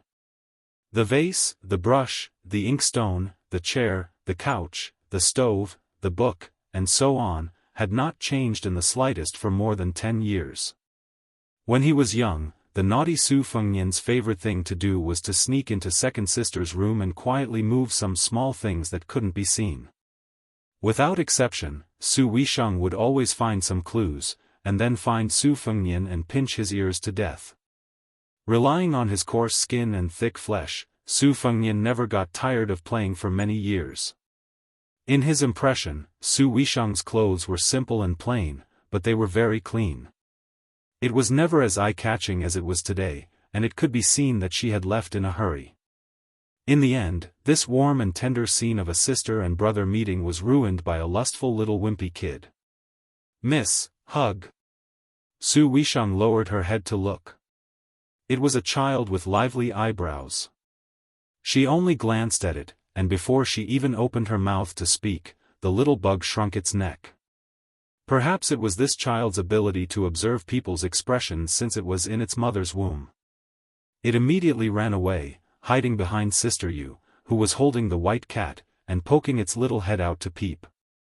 Wu Meinyang was intimate with him, jumping out of the gentle tomb of the world's heroes between Yu Yu's twin peaks. In the end, she was slapped to the ground by the child, who was in a bad mood. Wu Meinyang didn't get angry. She used her head to rub the child's trousers, making His Royal Highness, who had raised it until it was white and fat but refused to even hug it, furious. This was the first time Su Weisheng had seen the old god of swords, Li Chungang. The old man in the sheepskin coat was yawning, his spirit dispirited and listless. He didn't have the slightest respect for her because she was the princess of Beiliang or Su Qingchong. Su Weisheng, however, bowed respectfully and said, "Su Weisheng greets Sir Li." "Sir, the words soared from the great snow plains are so loud that even the deaf can hear." "Sir, everyone, and heir apparent." These 3 words had become a disaster after the spring and autumn period was settled. They were like a flood that couldn't be stopped. Any Tom, Dick, or Harry on the roadside could put a big hat on his head while flattering each other. However, when it came from Su Weisheng's mouth, the weight couldn't be more solid. In the Shangyin Academy, which was regarded as a holy land by scholars all over the world, even the 2 teachers and the Grand Chancellor didn't have the fortune to be called Sir by her. Only a nameless and blind zither player could be called Sir by her. Obviously, Su Weisheng was so serious about this matter because he admired the old god of swords from the bottom of his heart. It wasn't because of Li Chuangong's achievement as a sword immortal, but because of his great perseverance after falling out of the earth immortal realm to enter this realm. If he was only a sword immortal, compared to Su Weisheng, he was just a boorish swordsman with sharper sword in his hand and more capable of killing people. What benefit did he have to the world? The old man sized up Su Weisheng and shook his head. "Your aptitude is not as good as Little Zhang's." Su Weisheng said calmly, "I practiced the sword only to strengthen my body." Li Chungang lectured him without holding back, "What a pity for such a good sword. In your hands, it won't be able to sing to its heart's content." Su Weisheng smiled and said, "I only know some swordsmanship, which can't be compared to Mr. Li's swordsmanship. If Mr. Li lacks a suitable weapon during your trip to Martial Emperor City, Su Weisheng can give this sword to Mr. Li." Su Fengnian said angrily, "No way." Su Weisheng frowned. Su Fengnian immediately smiled and said, "I don't lack swords here." Li Chungang didn't even want to bother with His Royal Highness. He said to the decisive Su Weisheng, "The sword is a good one, but I know that you have a deep understanding of swordsmanship. Saying that you only know swordsmanship is too modest. A gentleman fulfills another's wish, while a villain snatches another's. This old man is neither a virtuous gentleman nor a vile person who can't bear to see others doing well. I won't give them away or rob them. Moreover, whether there is a sword or not, it doesn't matter to this old man anymore. Su Weisheng, you don't have to test this old man. Since this old man has promised Su Xiao that this kid can return to Beiliang without missing an arm or a leg, whether it's the Eastern Sea or the capital city, as long as this kid dares to go, this old man can guarantee that he can leave alive. Su Weisheng never bowed like a woman. Instead, he bowed like a man and said softly, "Thank you, Mr. Li, for your promise." Li Chungang had a helpless expression. He clicked his tongue and said, "I heard that the Jiang girl was bullied by you and wanted to get back some face for her after meeting you. Now that you've bowed twice, this old man really doesn't have the face to make a move." Su Weisheng smiled calmly. His words were truly shocking. He said slowly, "To tell you the truth, since ancient times, mother-in-law and sister-in-law have been at odds with each other. It doesn't mean that those mother-in-law and sister-in-law are all bad people. They just want to make the women who marry into the family think more about their husbands. Su Weisheng has always treated Jiang and I as his younger sister-in-law. It's just that she has a lively personality and our mother passed away early, so I have to be the bad guy." However, Su Weisheng knew that Chao Chongqing took Jiang and I away. If he had known earlier, he wouldn't have been the bad guy all those years. The tranquility was like a sudden clap of thunder. Li Chungang was stunned. He gave a thumbs up and praised, "Su Xiao is more fortunate to have you than to have this rascal." This chapter was updated on the 22nd. Chapter 330. Su Weisheng was not surprised by Li Chunggang's praise. He looked at Su Fengnian and asked, "Is there food on the ship? In order to stop you on the way, I was in a bit of a hurry and missed lunch. You owe those people a meal." Su Fengnian nodded and said, "That's not a problem. There are many freshly caught freshwater fish stored on the ship." As soon as he finished speaking, Blue Bird went to instruct the cooks to get to work. Su Weisheng turned to disembark the ship and brought the 20 or so scholars of Jixia onto the deck. These scholars of different ages seemed to be somewhat reserved. Only a few military students took the initiative to come forward and greet His Royal Highness. Only Shangyin Academy was bitterly holding on, sheltering the poor scholars of the world and preserving the seeds of education for the future generations. Unfortunately, the academy was a private school. In terms of financial resources, it was far from being as extravagant as the Imperial College, which was endowed with gifts from the emperor and ministers. During the spring and autumn period, the academy was funded by the rich and powerful families. Now, all of the vermilion gates and high walls had become broken walls and dilapidated walls. It was increasingly poor and in dire straits. As a result, other than the military students who studied the wars of the past dynasties, most of the scholars of Jishang and Jixia had a natural dislike for the Su family of Beiliang. During lunch, Su Fengnian and his second sister, Su Weisheng, purposely avoided the crowd and opened a small meal. Su Fengnian wolfed down his food while Su Weisheng chewed slowly. The two personalities were completely different. Su Fengnian knew that she did not like to talk while eating, so he minded his own business and opened the bookcase. He saw a few bags of soil and reached out to pinch them. He sniffed them and frowned. He carefully put them into his mouth and tasted them. He asked in shock, "This dragon sand was dug out from that Daoist paradise, Earth Lung Mountain?"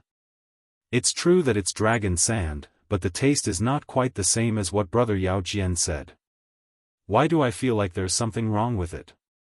His Royal Highness often went to the Beiliang Mountains with his second sister and dragon scholar Yao Jian to search for dragon acupoints during his youth, so he knew a little about feng shui. Even though Su Fengnian did not have the ability to search for dragon acupoints in 3 years, he was still able to recognize the basic pattern of dragon veins. Digging dragon sand was actually the same as digging winter bamboo shoots. It was a test of experience and knack.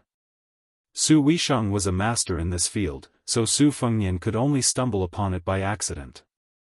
However, he still had a good eye for the quality of the dragon sand he obtained. There were 6 or 7 bags of dragon sand in the box, most of which had already been burned. Su Fengnian picked up the bag that he tasted and sealed it with 3 yellow talisman characters, 3 pure ones rule, 8 Ice Plum Blossom, and Chuyun's Saddle Horse. There was no doubt that it came from his second sister, Su Weisheng. This was because the seal books were very particular. The rules of the talisman had to match the birth date of the unearthed dragon sand. Furthermore, the unearthed dragon sand was not a small matter. Regardless of whether it was a Daoist dragon scholar or a green bag master, none of them were allowed to take dragon sand. This was especially so after the unification of the country. The imperial court had ordered that any dragon sand unearthed must be approved by the Chongxian Bureau and the imperial astronomer. However, in the past 20 years, there had not been a single case of approval.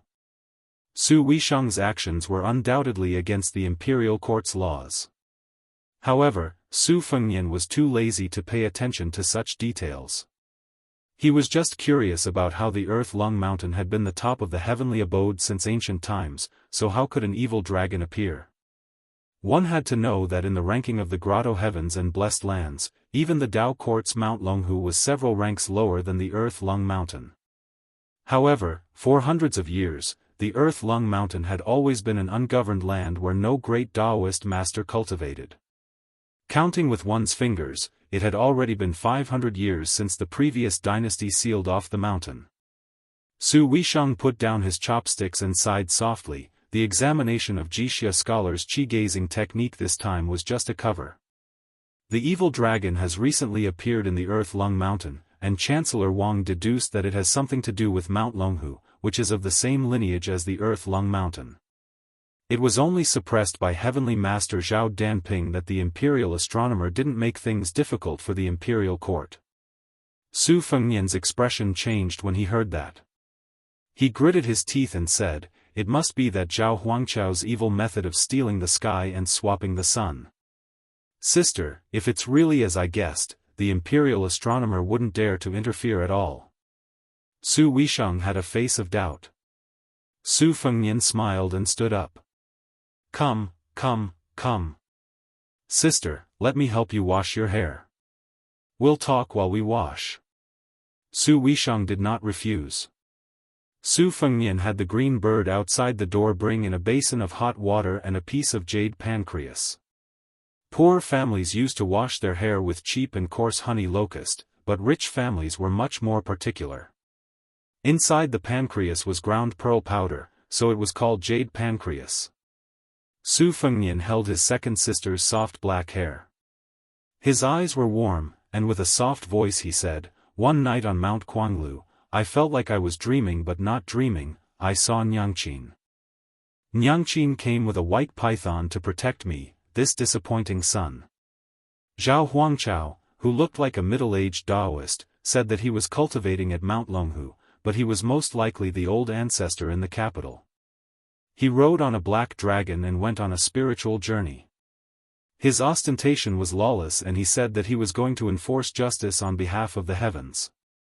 Coincidentally, a scholar named Xianyuan Jingsheng entered the realm of Confucian Saint a few days ago. I asked the old god of swords about the rules of celestial beings in a roundabout way. I knew that the immortal Daoist Jinren of Taoism condensed their own fate and couldn't easily interfere with the operation of the mortal world. Zhao Huangqiao's move more or less didn't conform to the principles of Taoism. This Daoist must have transferred the aftereffects of celestial beings' out-of-body state to the ownerless Earth-Lung Mountain. Otherwise, it would be tantamount to forming a grudge with the Taoist mansion of Mount Longhu. I don't understand. Our Bailiang obviously won't be so free to rebel. What's this Zhao Huangqiao worried about? Su Weisheng said calmly, of course, he's worried that the Zhao family won't be able to stabilize their country forever. Su Fengnian sneered and said, which dynasty can be passed down for thousands of generations? They keep saying, long live the emperor and long live the empress, but who can really live for thousands of years? Eating carrots and worrying about salty things. Su Fengnian said gloomily, with this Daoist Jinren's realm, if he doesn't ascend, wouldn't he be standing in a latrine pit and not taking a shit? It's only on Mount Longhu. If we were in Bailiang, we'd have to mobilize 10,000 cavalrymen to crush this old bastard into powder. Su Weisheng tilted his head and the corner of his mouth curled up. He turned a blind eye and laughed, yawning toad, you sure talk big. Let's not talk about whether a celestial being Daoist can be killed. Let's talk about whether you can command 10,000 cavalrymen now. Let's not talk about 10,000, even 1,000, can you do it? Chapter 331. After washing her hair, Su Fengnian wiped Su Weisheng's hair with a towel. They sat down. His Royal Highness helped Su Weisheng comb her hair. He was proud of his second sister's sarcasm. He laughed, borrowing troops from heroes like Chen Zhibao and Dian Xiong is asking for trouble.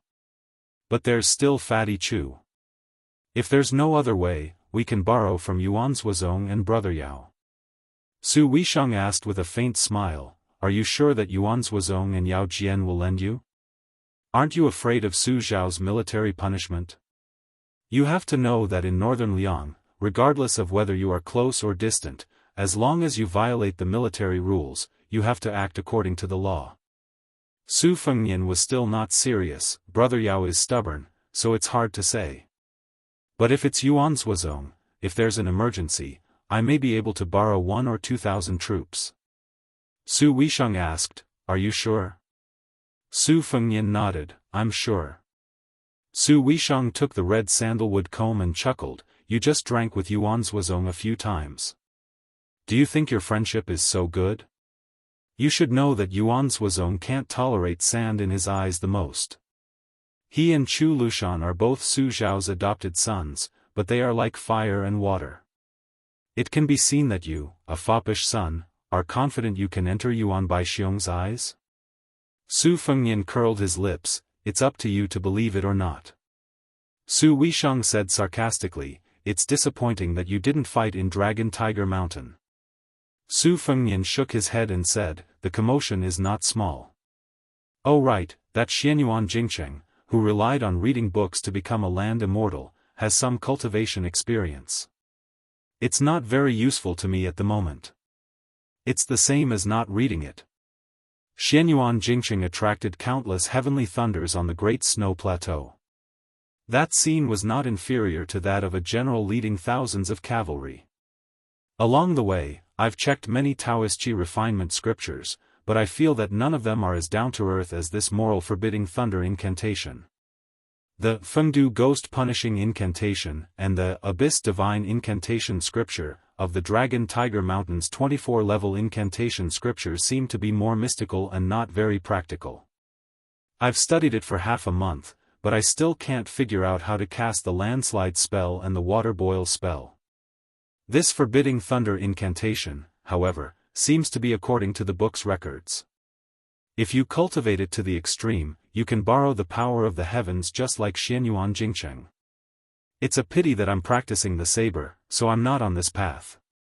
By the way, when I was studying the red armor talisman with the old celestial master Zhao Shituan at Dragon Tiger Mountain, I checked it out. The Qi cultivation incantation seems to have originated from the ancient barbarian land where Shangyin Academy is located. Maybe there's a unique ancient book in the academy that you need.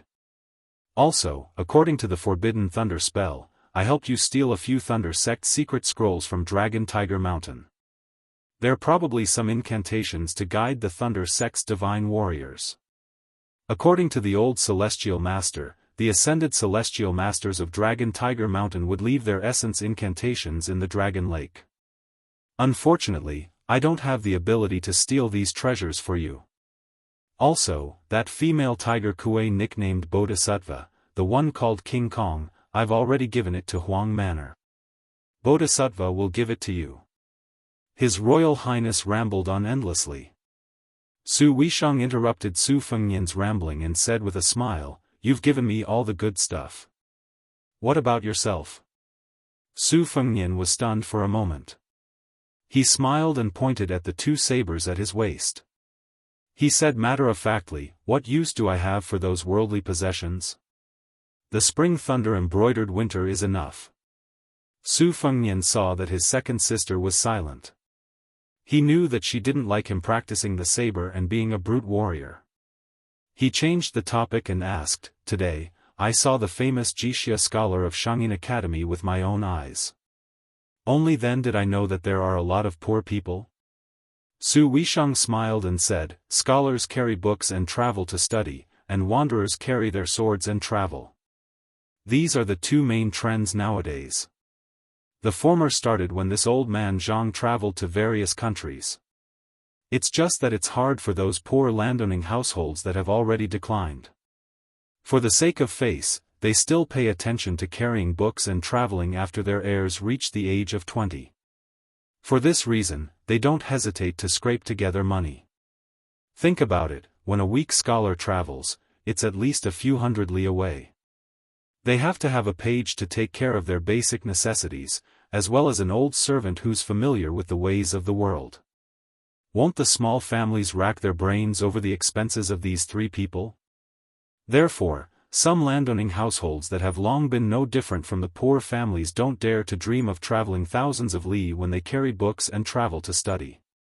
At most, they just visit a few counties in a state and try their best to visit a few famous scholars and experts. They drink tea and discuss Taoism with them. That's all. The families of many scholars don't hesitate to squander their family fortune in order to enter Xianxia Academy. On this trip to Earth Lung Mountain, there was a Wuxia scholar in the group who stayed outside the academy for 18 years before passing the examination.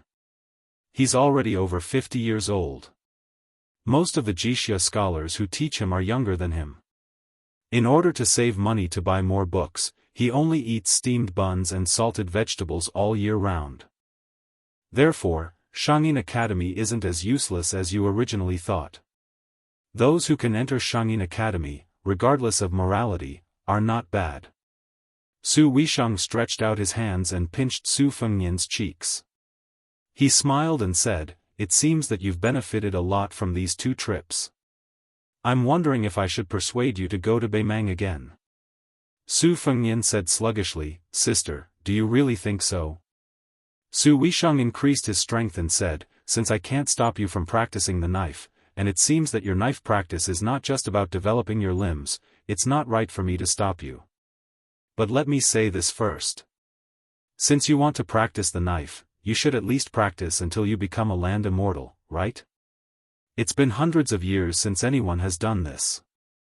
Su Fengnian's face was bitter. He said vaguely, sister, why don't you practice the sword until you become a sword immortal? Su Weisheng let go of his hand and smiled with squinted eyes, sister, you're a woman. Fighting and killing is not ladylike.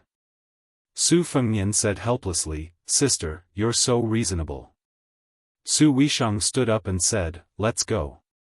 Since I've decided not to stop you from practicing the knife, I won't stop you from going to Martial Emperor City.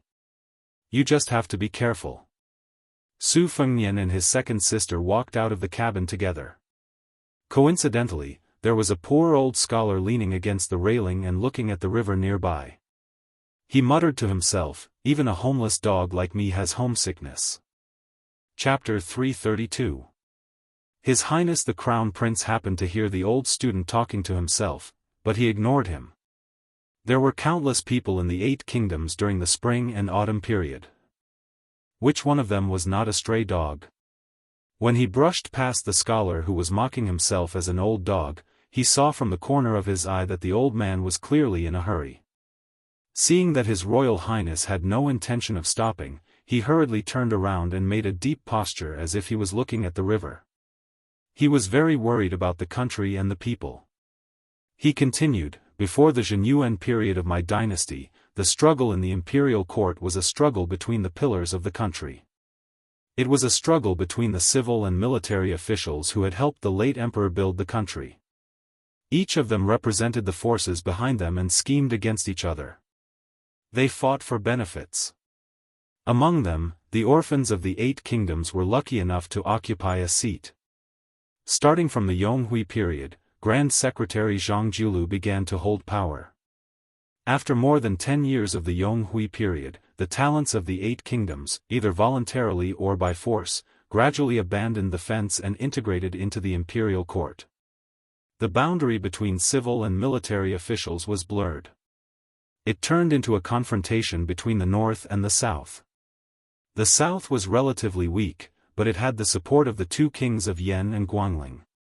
Especially in the short 4 years from the first year of the Yonghui period to the fourth year of the Yonghui period, led by the Minister of Personnel, Zhao Yuling, who was born of a concubine, from the south, Wang Xiongui, Yuangua, Han Lin, and the others from the Han family in the south were promoted one after another and were able to hold real power in their respective departments. They complemented each other with the Jiangnan scholar group and their power sword. They spared no effort to fight for one word, fame. However, the struggle for fame and fortune between civil and military officials was only on the surface.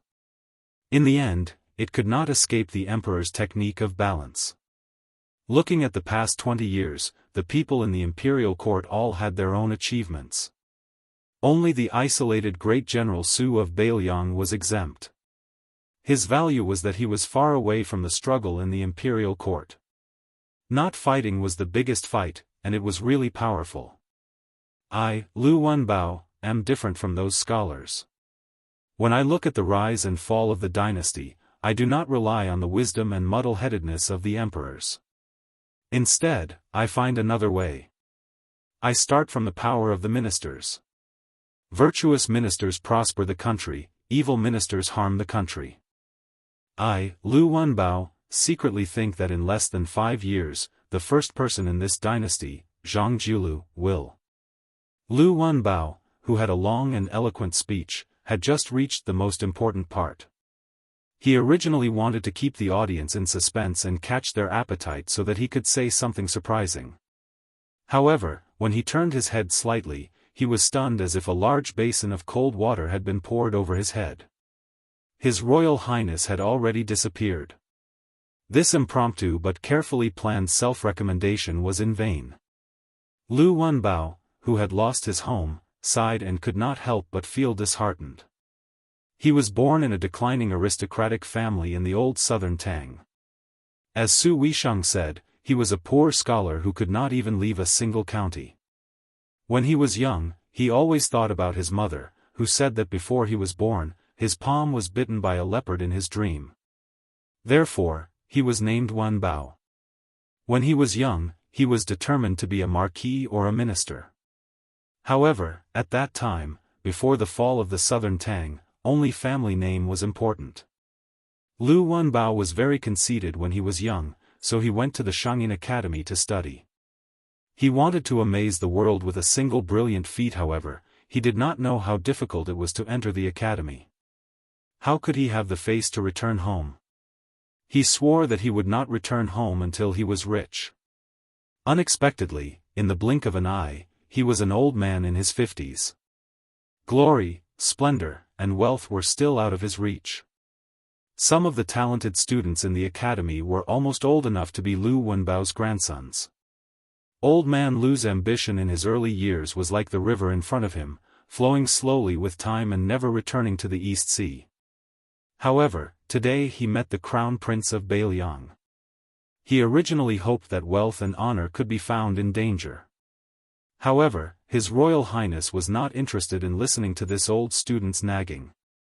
This was reasonable. With His Royal Highness's aristocratic family background, if someone sold their talent to him, it would be more than a few hundred to 1,000 pounds. I, Lu Wenbao, am a nobody. What am I? The wind on the river was not biting cold. Lu Wenbao stretched out his hand and rubbed his wrinkled skin that was like a withered tree. He muttered absent-mindedly, "It's time to go home and take a look. Even if I have to beg along the way, I have to die in my hometown and return to my roots." Su Weisheng saw Su Fengnian's footsteps leave without stopping. When he reached the bow of the boat, he laughed softly and asked, "Aren't you curious if this old scholar really has some valuable military strategy in his stomach?" Su Fengnian laughed and said, "Didn't this old man say that he was homesick? If I take a liking to him, I can take him to Bailiang. How long will it take for him to return home?" Su Weisheng sighed and said, "Lu Wenbao's hometown has changed a long time ago. His family has mostly withered. His father, mother, wife, and children have all died in war and disease. Even if he goes back, no one will remember him, an old man who has left home for 30 years. Su Fengnian frowned and asked, "This old man has real talent?" Su Weisheng said indifferently, "The Jishang teachers in the academy all think that Lu Wenbao is not a master of miscellaneous knowledge. They don't think highly of him." Su Fengnian asked directly, "I don't care what others think of me. Sister, just tell me what you think of this old man. If you think he is useful, I will let him go to Beiliang to make a living. At the very least, he can get a lucrative position as a low-ranking official. It's better than being bullied in the Shangyin Academy. He is not young anymore. Judging from his attentiveness just now, it is obvious that he has read a lot and is smart. I believe that he doesn't care about his reputation." Su Weisheng smiled and said, "Actually, I don't think highly of Lu Wenbao either." Su Fengnian rolled his eyes and said, "What's going on? Then let him stay in the Shangyin Academy. I don't have the ambition to conquer the world, nor do I have the pretentious attitude of paying respects to the wise. An old scholar who has been in the Shangyin Academy for so many years has not made a name for himself. If he goes to Beiliang, it will be a waste of resources. If he gets into trouble, he might get his head chopped off by the ruffians. Why bother?" Su Weisheng shook his head and said, "But what Lu Wenbao said just now was quite interesting." Su Fengnian sneered and said, "Even an ignorant and incompetent person like me can tell that he is talking big. He is talking about Zhang Jiulu, Zhao Yuling, or the Grand Secretary, the Emperor, and the Prime Minister. He is so high that he can't be higher than this river. What's the point of talking about all this?" Su Weisheng, who had been walking behind him, blinked and said, "What's interesting is that Lu Wenbao hasn't had the time to add the finishing touch. Unfortunately, you left too quickly. Otherwise, he would most likely say that His Majesty wants to cultivate a confidant who can compete with Zhang Jiulu in all aspects in the next few years. In fact, as Lu Wenbao has guessed, it is not far from the truth. Do you know that there are 2 new clerks in the Menxia province who are in charge of recording and supervising the emperor's words and actions? Their identities are just as Lu Wenbao said, the battle between the north and the south. One of them is from the Wei household, a leading aristocratic family in the north. The other's ancestors are from the eastern Yuan tribe. They have always been unknown and only know that they are studying in the northern St. Zhang family. But according to reliable sources, the clerks who are in their 30s are highly regarded and trusted by the emperor. If we talk about the path of the bureaucracy, it is very likely that they are the same as Zhang Jiulu's. After a few more years of hard work, perhaps this person will have the opportunity to make waves with one turn of the hand.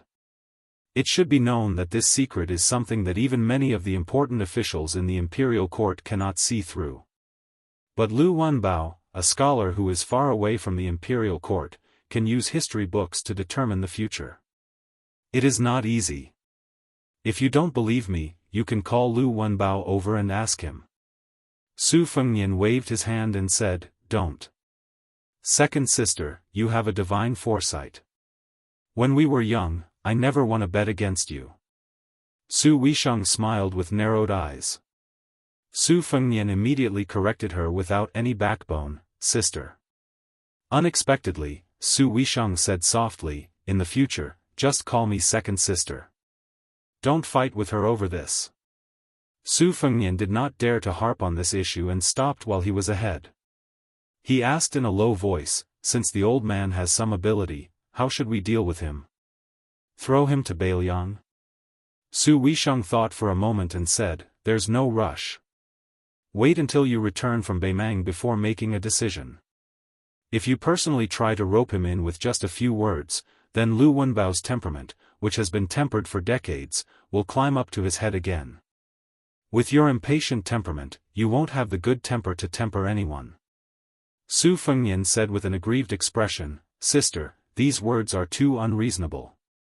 Su Weisheng changed the topic and looked directly at Su Fengnian. "I want someone from you." Su Fengnian was slightly stunned and said, "Say it." Su Weisheng smiled playfully, "Yu Xuanji." Su Fengnian frowned, "Yu Youwei's father is a famous scholar from Shangyin Academy, but what use do you have for his daughter? Su Weisheng was as rude and unreasonable as usual. You're not giving? Su Fengnian smiled shyly and said, can I lend it to you? Remember to return it to me. Su Weisheng said without hesitation, of course I'm lending it to you. Otherwise, what use do I have for a girl from you? If she's just a courtesan, Yue, it's a waste of talent.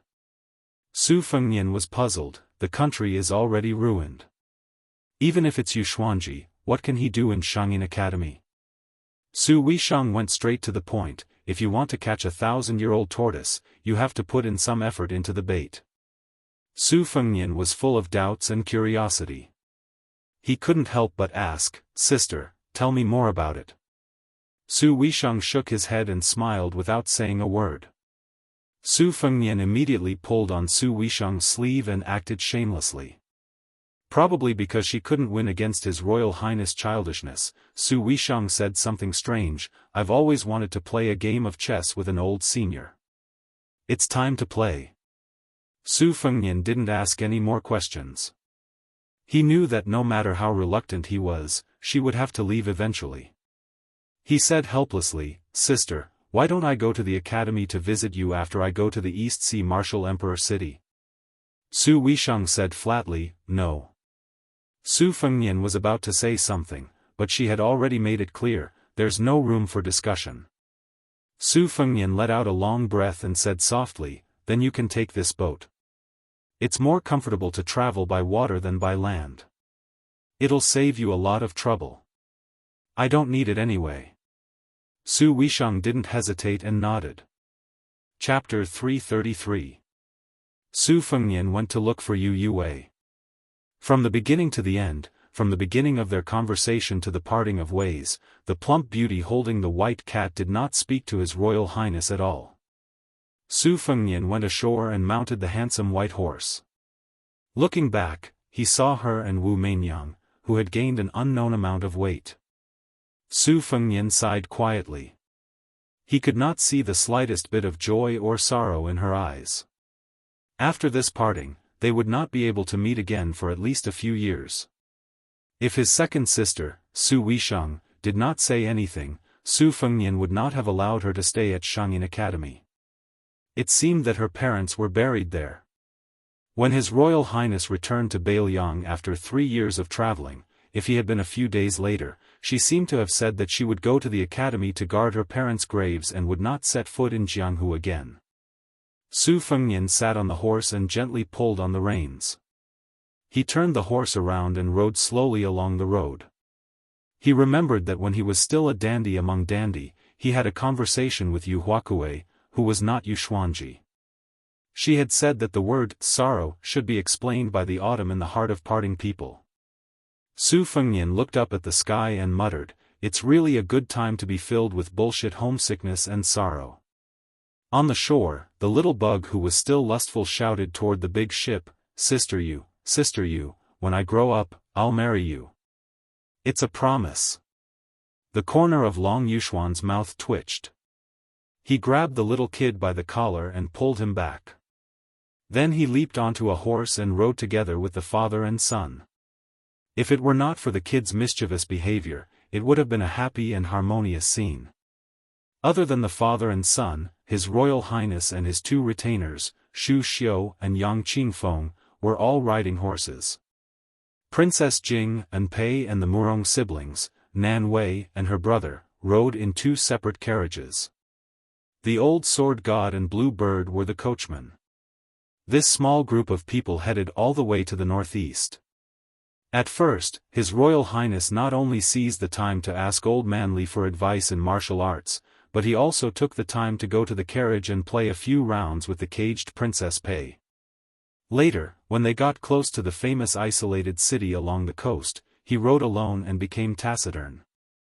Murong Tong Huang was fine, but Murong Wuzhu's temperament was weak and she was not good at hiding her emotions. Ever since she met His Royal Highness, she had a very good impression of this handsome and confident young master. Especially after the battle on the snowy plains, it was His Royal Highness who had personally moved the boulder in their hearts. Anyone with a discerning eye would be sure that as long as the heir apparent joked about marrying him, she would probably shy away and accept his offer. Along the way, she would always sneakily lift the curtain and look at his back more than at the sea. There were thousands of kinds of injuries in the world. Emotional injuries were incurable, but there was no cure for mental illness. Surprisingly, Murong Tong Huang did not reprimand her and seemed to let nature take its course. They arrived. Looking up, they could see the towering outer wall of Martial Emperor City. The horses were intelligent. They did not need Su Fengnian to pull the reins and they would stop on their own. His Royal Highness from Beiliang did not look at the wall. Instead, he turned to look at the surface of the Eastern Sea and was lost in thought. After waiting for a long time, Blue Bird asked softly, "Young master, are we not going to enter the city?" Su Fengnian said softly, "Enter the city." He took the lead. The Martial Emperor City was a lone city that was independent of the dynasty. Therefore, the guards at the city gate were mostly decorations. They did not need any guide to enter the city unless they were martial artists who violated the rules of the Martial Emperor City and were not allowed to enter the city. The rest were treated equally regardless of whether they were commoners, nobles, or ministers. It did not matter if they rode on horses, jumped, or crawled into the city. Of course, ever since Wang Xianji became the city lord, the Martial Emperor City had never opened its gates to welcome guests. Even when the emperor who unified the spring and autumn period entered the city, the second in the world did not come out of the inner city to welcome him. It was the first time that Xu Xiu and Yang Qingfeng stepped into the Martial Emperor City.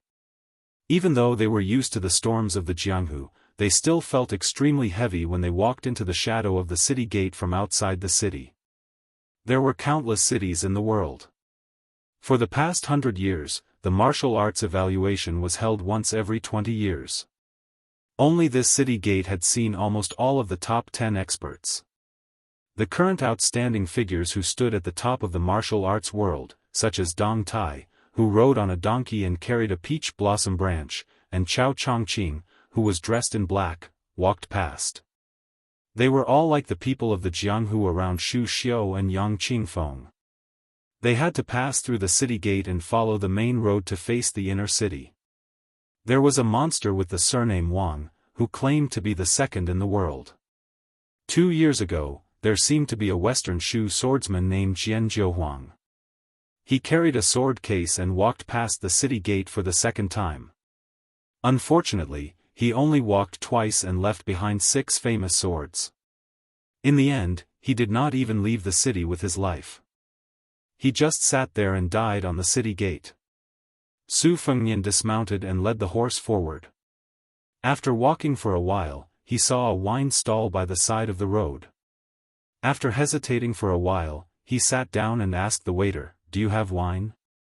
"Yes, yes, yes. We sell wine. How can we not have wine? We have all the good wine from all over the world here." The sharp-eyed shop owner saw that this young master was dressed in fine clothes and had an extraordinary aura. He thought that a big fat sheep had come. He told the waiter, who always felt that he only took money and was not willing to do anything, to scram to the side. He personally went up to the young master and praised himself. He jogged a few steps and came in front of the young master. Seeing the dishes on the table, he smiled flatteringly and said, "Young master, we have Zweiking, Liangzhou Laojiao, Jian Nanchun, and Jinling Daku. What would you like to drink?" The young master smiled and said, "How about rice wine?" The shop owner hesitated for a while. He did have rice wine, but it could not be sold for a high price. No matter how hard he tried, he would not be able to get a lot of money. Just as he was about to persuade the young man in front of him to change to those famous wines that cost more money, the young master turned his head and looked at the inner city wall. He said firmly, "Rice wine will do." The shop owner rolled his eyes and said with a smile, "Judging from your accent, you must be from Beiliang, right? Yellow rice wine is good. To be honest, our yellow rice wine is a century-old brand in the city. Although a pot of wine costs 20 taels of silver, which is a bit expensive, but you get what you pay for. It's definitely worth it. By the way, do you know about the competition that everyone in Jianghu knew about a few years ago? My goodness, I am an honest person. I did not say that it was a once-in-100 years event, but a once-in-a-decade event. Before the old swordsman Huang competed with the mayor, he drank a lot of rice wine at our stall. He praised our wine and said that he did not spend 20 taels of silver in vain. This swordsman is amazing. He has 6 of the 10 famous swords in the world. Young master, you said it yourself. How can the swordsman Huang be weak? Isn't that right? Alas, it is a pity that this swordsman did not drink enough rice wine at our stall. As the old saying goes, drinking wine strengthens one's courage. Heh, if he had another pot, he might accidentally use his skills as a sword immortal. The young master only listened to the shop owner's chatter and did not say anything. The servant girl in green who did not get off the carriage pursed her lips tightly. She wanted to say something but stopped. In the end, she did not open her mouth to disturb the young master. The old man with the sheepskin fur coat closed his eyes and dozed off. The young master finally said, "Give me a pot of wine and 2 bowls." Chapter 334. The tavern owner was stunned but still did as he was told. He thought that although the child had brought a lot of servants, none of them sat down. Why did he ask for 2 bowls? The tavern owner who brought the wine and bowls was in a very good mood. The cost of a pot was less than 1 tael of silver, but he asked for 20 taels of silver. He wanted to pour wine for this generous child for the first time. While he was secretly delighted, he couldn't help muttering that the wanderer from outside was so easy to fool. The child who had been cheated once didn't seem to mind the money at all. He said calmly, "I'll pour the wine myself." The tavern owner didn't want to be snubbed. He said cheerfully, "I remember clearly that the old swordsman sat on the right side of you at the same table." The child said, He poured 2 bowls of wine, one of which was on the right side of the table. He took the bowl in front of him and took a sip. He looked up and smiled.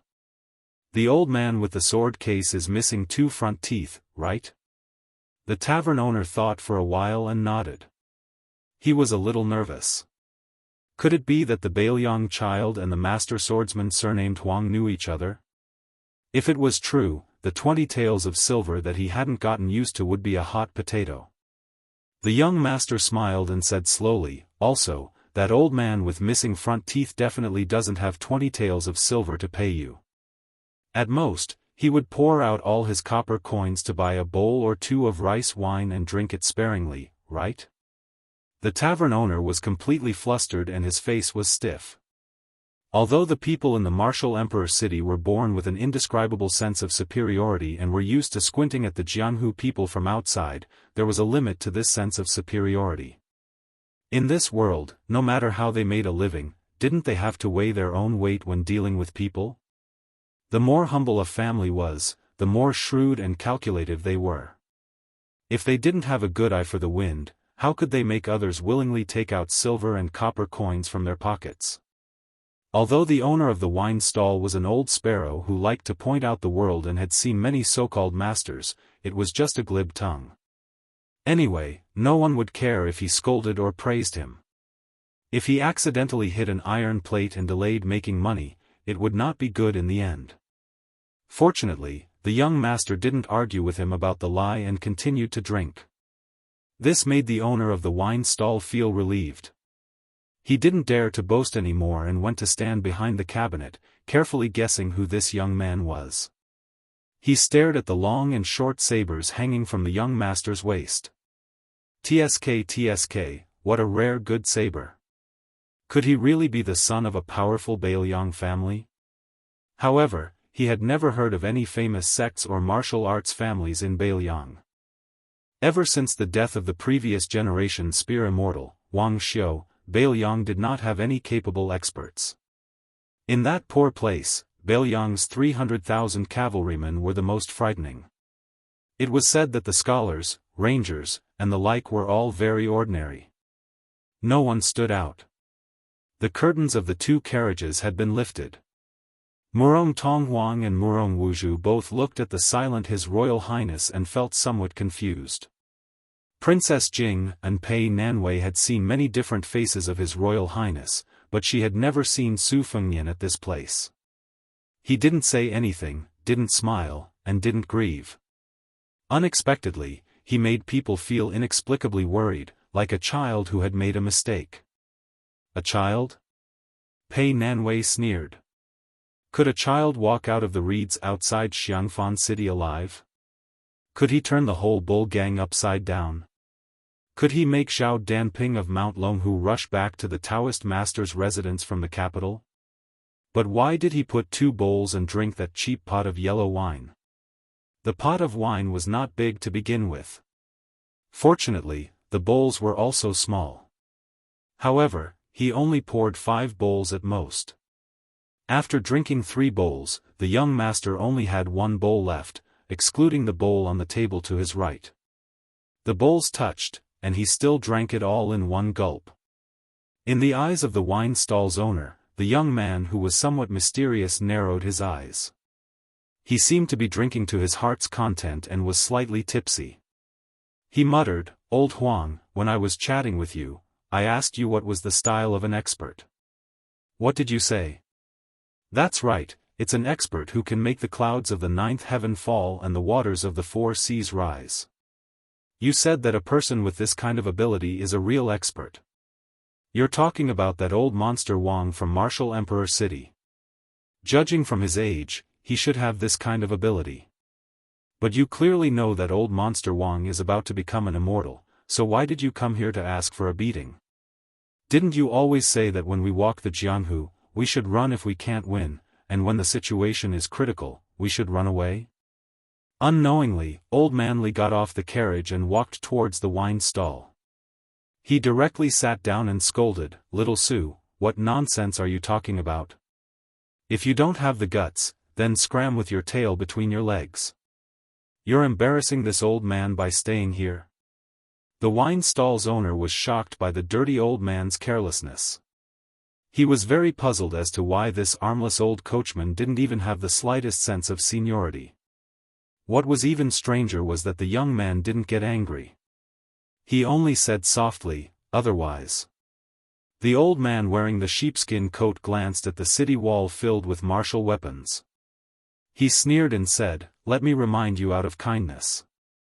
No matter what you do, this old man promised Su Shao that he would protect you from death." That young man used his finger to point at the city wall. He could vaguely see a purple-black box. He smiled and said, "I don't want to do anything big. With my little weight, I can't do anything big. I just want to take this bowl of wine and go there to take a look." The wine stall's owner subconsciously rolled his eyes. This outsider was an outsider. He didn't know the rules at all and didn't know the immensity of heaven and earth. How could ordinary people go up the city wall? For almost 60 years, how many people wanted to force their way up the city wall but were all beaten down? He had been doing business here for more than 10 years. He had seen some so-called experts who didn't know what was good for them and wanted to directly float up the city wall. Without exception, they all didn't have a good ending. Before they could leap up 50 to 60 feet, they would provoke the experts in the inner city to attack them. They were all like kites without wind and fell to their deaths at the foot of the wall. They couldn't be more dead. How were the sword god Dong Tai and Chao Qingyi's skills? What was their status in Jianghu? It was rumored that when they challenged the city lord a few years ago, didn't they have to follow the rules and go up the martial tower level by level? In the eyes of the wine stall's owner, the one-armed old man who was an eyesore smiled and said, "What's so difficult about that?" After the young man heard that, he slowly stood up and picked up the bowl of wine. He turned his head and said to Blue Bird, "You all wait here." Pei Nanwei widened her limpid eyes. It was unbelievable. Was this guy crazy? Even a woman outside of the Jianghu like her knew that there was a second under heaven in the inner city. On this day, on the bustling streets of the Martial Emperor City, all the visitors and citizens of the Martial Emperor City saw an unforgettable scene. A handsome young man walked with a bowl in his hand and said in a clear voice, "Wang Xianji, may I ask what is meant by the clouds of the ninth heaven drooping down, and what is meant by the waters of the four seas standing up?" This sentence was said with vigorous inner energy, and it echoed through half of the city. Immediately after, according to the estimates of the busybodies, there were at least 1,900 swords that were unsheathed at the same time and hung in the sky. And this magnificent phenomenon was caused by a one-armed old man who had been alone in the Jianghu for too many years. Wang Xianji. Li Chungang is here to visit the Eastern Sea. I want to borrow this city of swords to fight with you. Chapter 335. The Jianghu was indeed too big. Even if an immortal smashed a Mount Tai into the Jianghu and caused a huge splash, there would be no ripples after a decade or 100 years. Therefore, most of the Jianghu people were forgetful. They lived less than 100 years at most. 70 was a rare occurrence since ancient times. Li Chungang became famous too early. He was the best at a young age and was almost invincible at 30. Who could compete with him? This old sword god rose to fame early, but he also fell early. After he lost to Wang Xianji of the same generation, his wooden horse and ox were broken, and very few rumors of him entered the Jianghu. Over time, as his close friends and beauties turned to dust one after another, even some old antiques of the current Jianghu had a vague impression of Li Chungang, let alone those young and middle-aged Jianghu people. To these people, not to mention the old but strong Wang Xianji, in terms of swordsmanship, Wuxia Xianxia of the Dragon Tiger Mountain and Wang Xiaoping of the Wudang sect were on par with each other. However, compared to Deng Taya, who was full of immortal aura, they were still inferior. Jianghu changed, but the one thing that remained unchanged was that swordsmen were always the most common in Jianghu. They were like carps crossing the river, densely packed together. Deng Taya was undoubtedly the only sword god in the eyes of Jianghu today. However, this sword god did not like carrying a sword, which was a strange thing. If a sword user lost to a saber user or a spear user, he could say that he had lost. But if the saber user or the spear user brought out their best masters, who could beat sword god Deng, who did not use a sword? Rumor had it that sword god Deng was born with the back of a tiger and the waist of a bear. He could transform into 3 heads and 6 arms. There was a small yellow pearwood sword box in his bag, which contained more than 10 pocket-sized swords. They were like living creatures raised by the secret technique of the Wu family's sword tomb. They could eat meat when hungry and drink blood when thirsty. It was very mysterious. After they left the box, they could cut off the head on their neck without using qi. Unfortunately, only the Lord of the Martial Emperor City had seen such a superb sword immortal skill. No matter how big the Jianghu was, sword god Deng was qualified to look down on everyone else. In the Martial Emperor City, nearly 2,000 swords were unsheathed, forming a shocking sword curtain in the air. Outside the city gate, a tired old donkey stomped its hooves and slowly entered the city. A young man dressed as a book attendant rode the donkey upside down.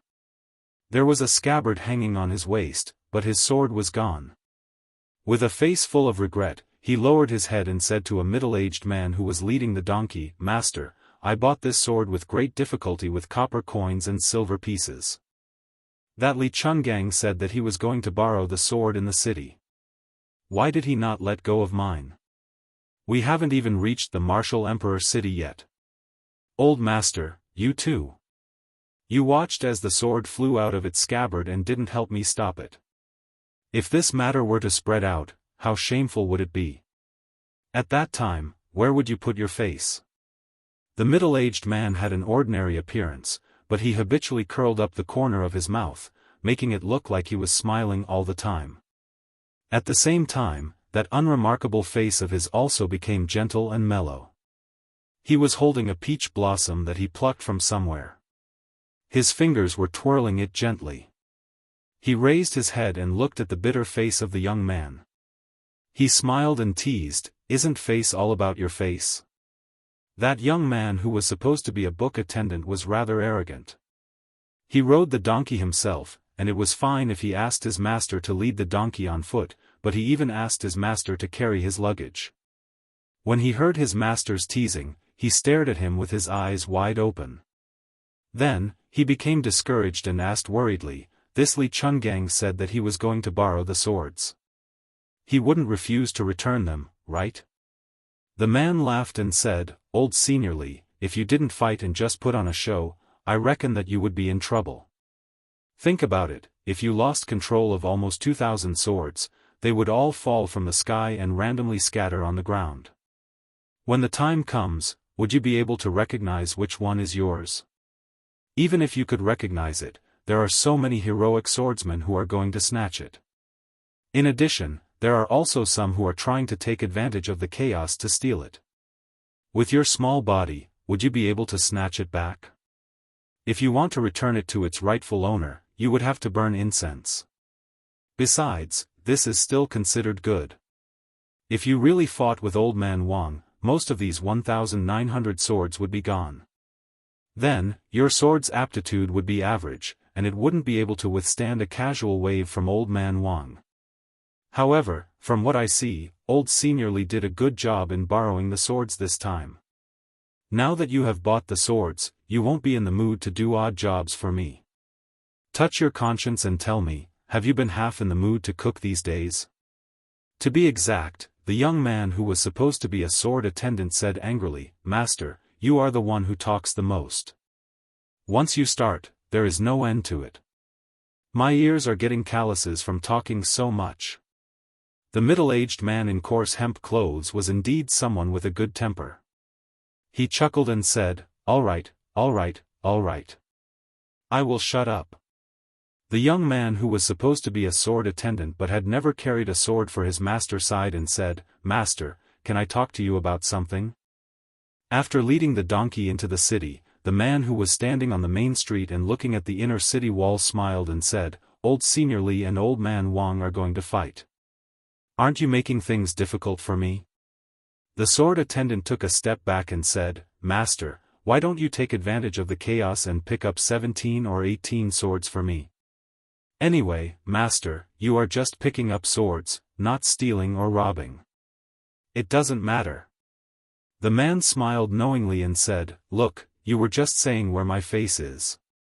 If I carry more than 10 swords on my shoulders and run on the street, will I have face?"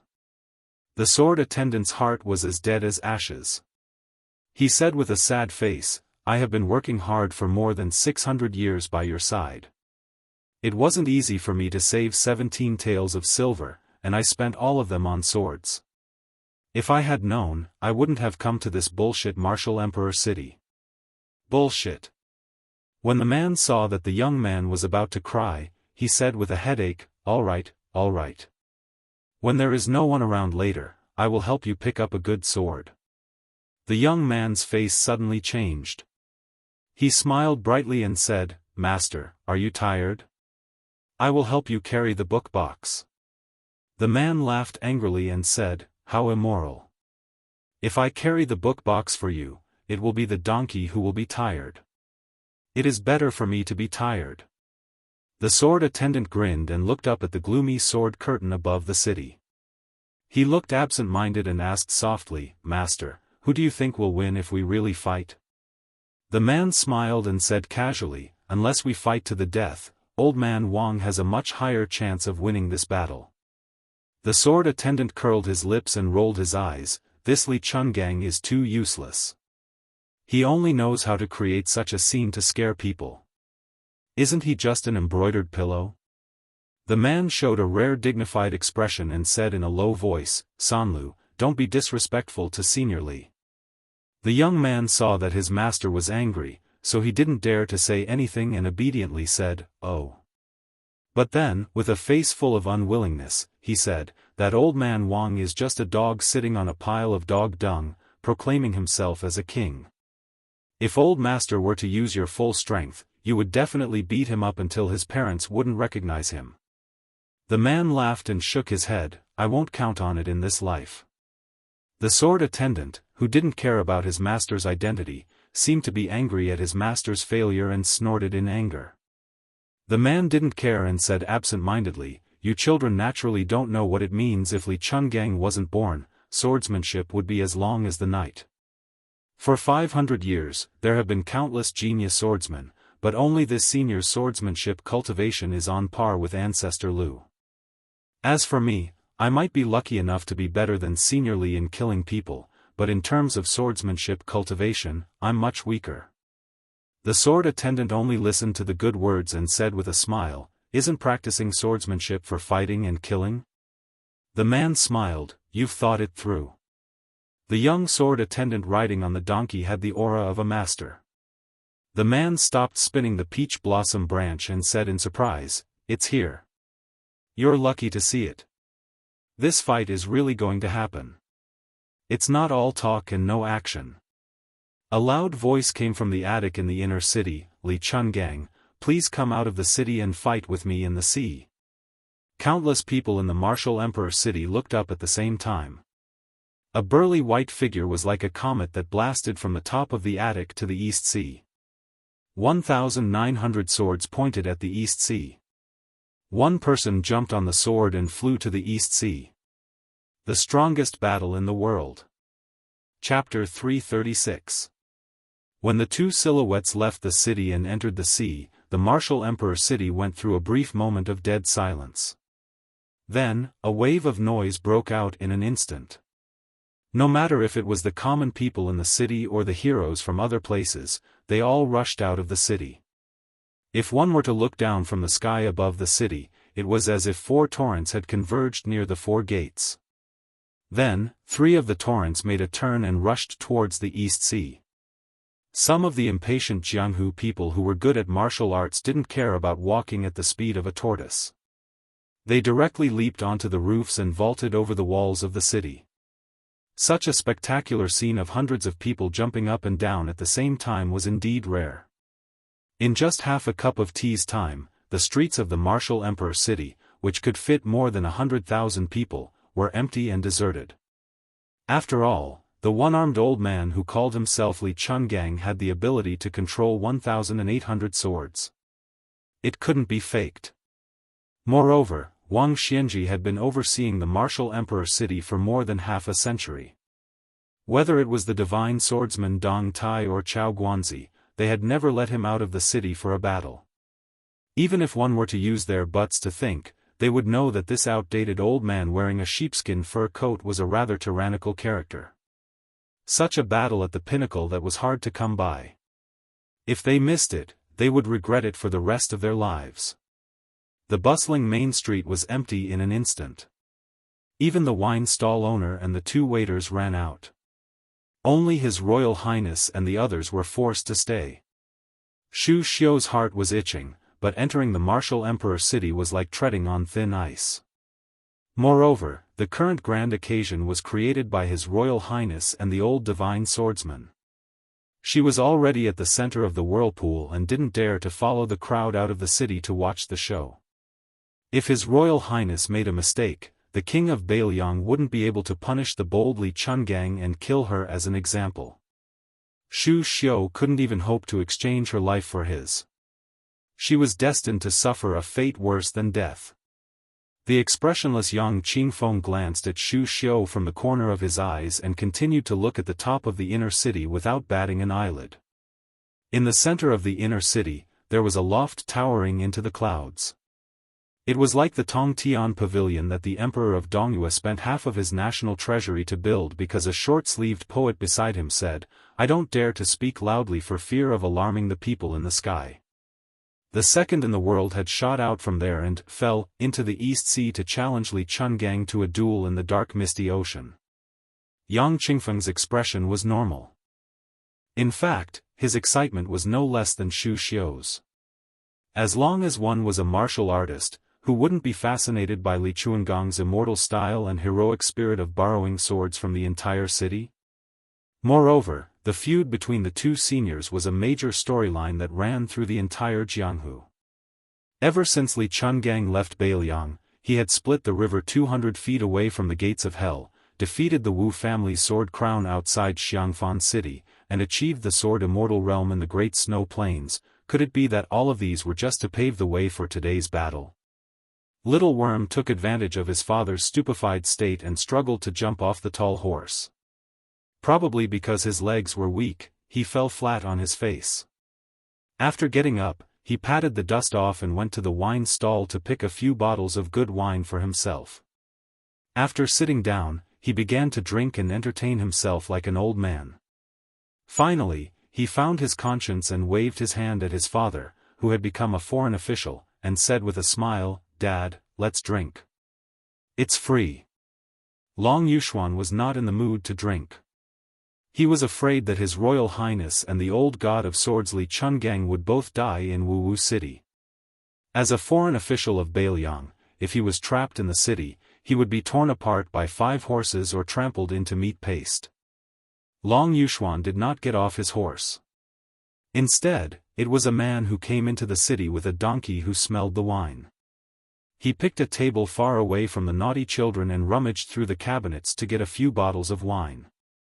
However, he did not forget to take out a few pieces of silver and put them on the table. The young swordsman sitting on the donkey sighed and jumped off the donkey's back. He carefully stared at the group of strangers. They were very strange partners. The dead man's face was as white as snow.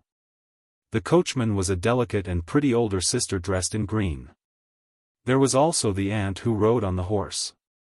Her breasts were so high that they were about to burst out of her clothes. The young swordsman, who was inexperienced, felt his heart skip a beat.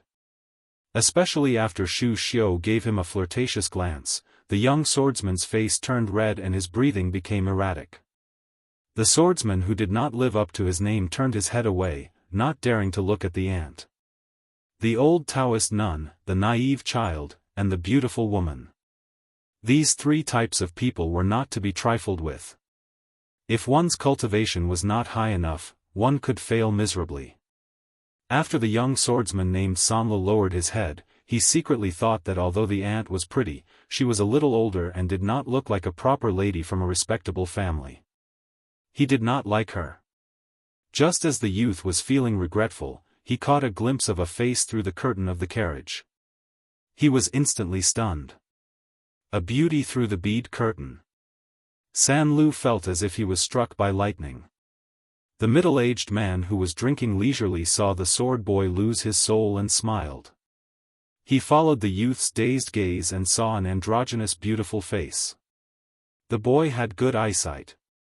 If one were to say that San Lu was drooling over a beauty, this boy would be wronged. The girl behind the curtain was beautiful, but compared to the girl surnamed Chen he saw in the Luotian garden not long ago, she was still lacking. She also didn't see San Lu lose his soul like this. The girl behind the curtain seemed to be annoyed by San Lu's gaze. She frowned slightly and let go of the curtain, not wanting to see him again. San Lu slowly regained his senses, feeling ashamed of his inferiority. The man found it funny. Could it be that he really fell in love with her? The man didn't know anything about love between men and women, so he didn't know how to untie the knot in San Lu's heart. He just let nature take its course.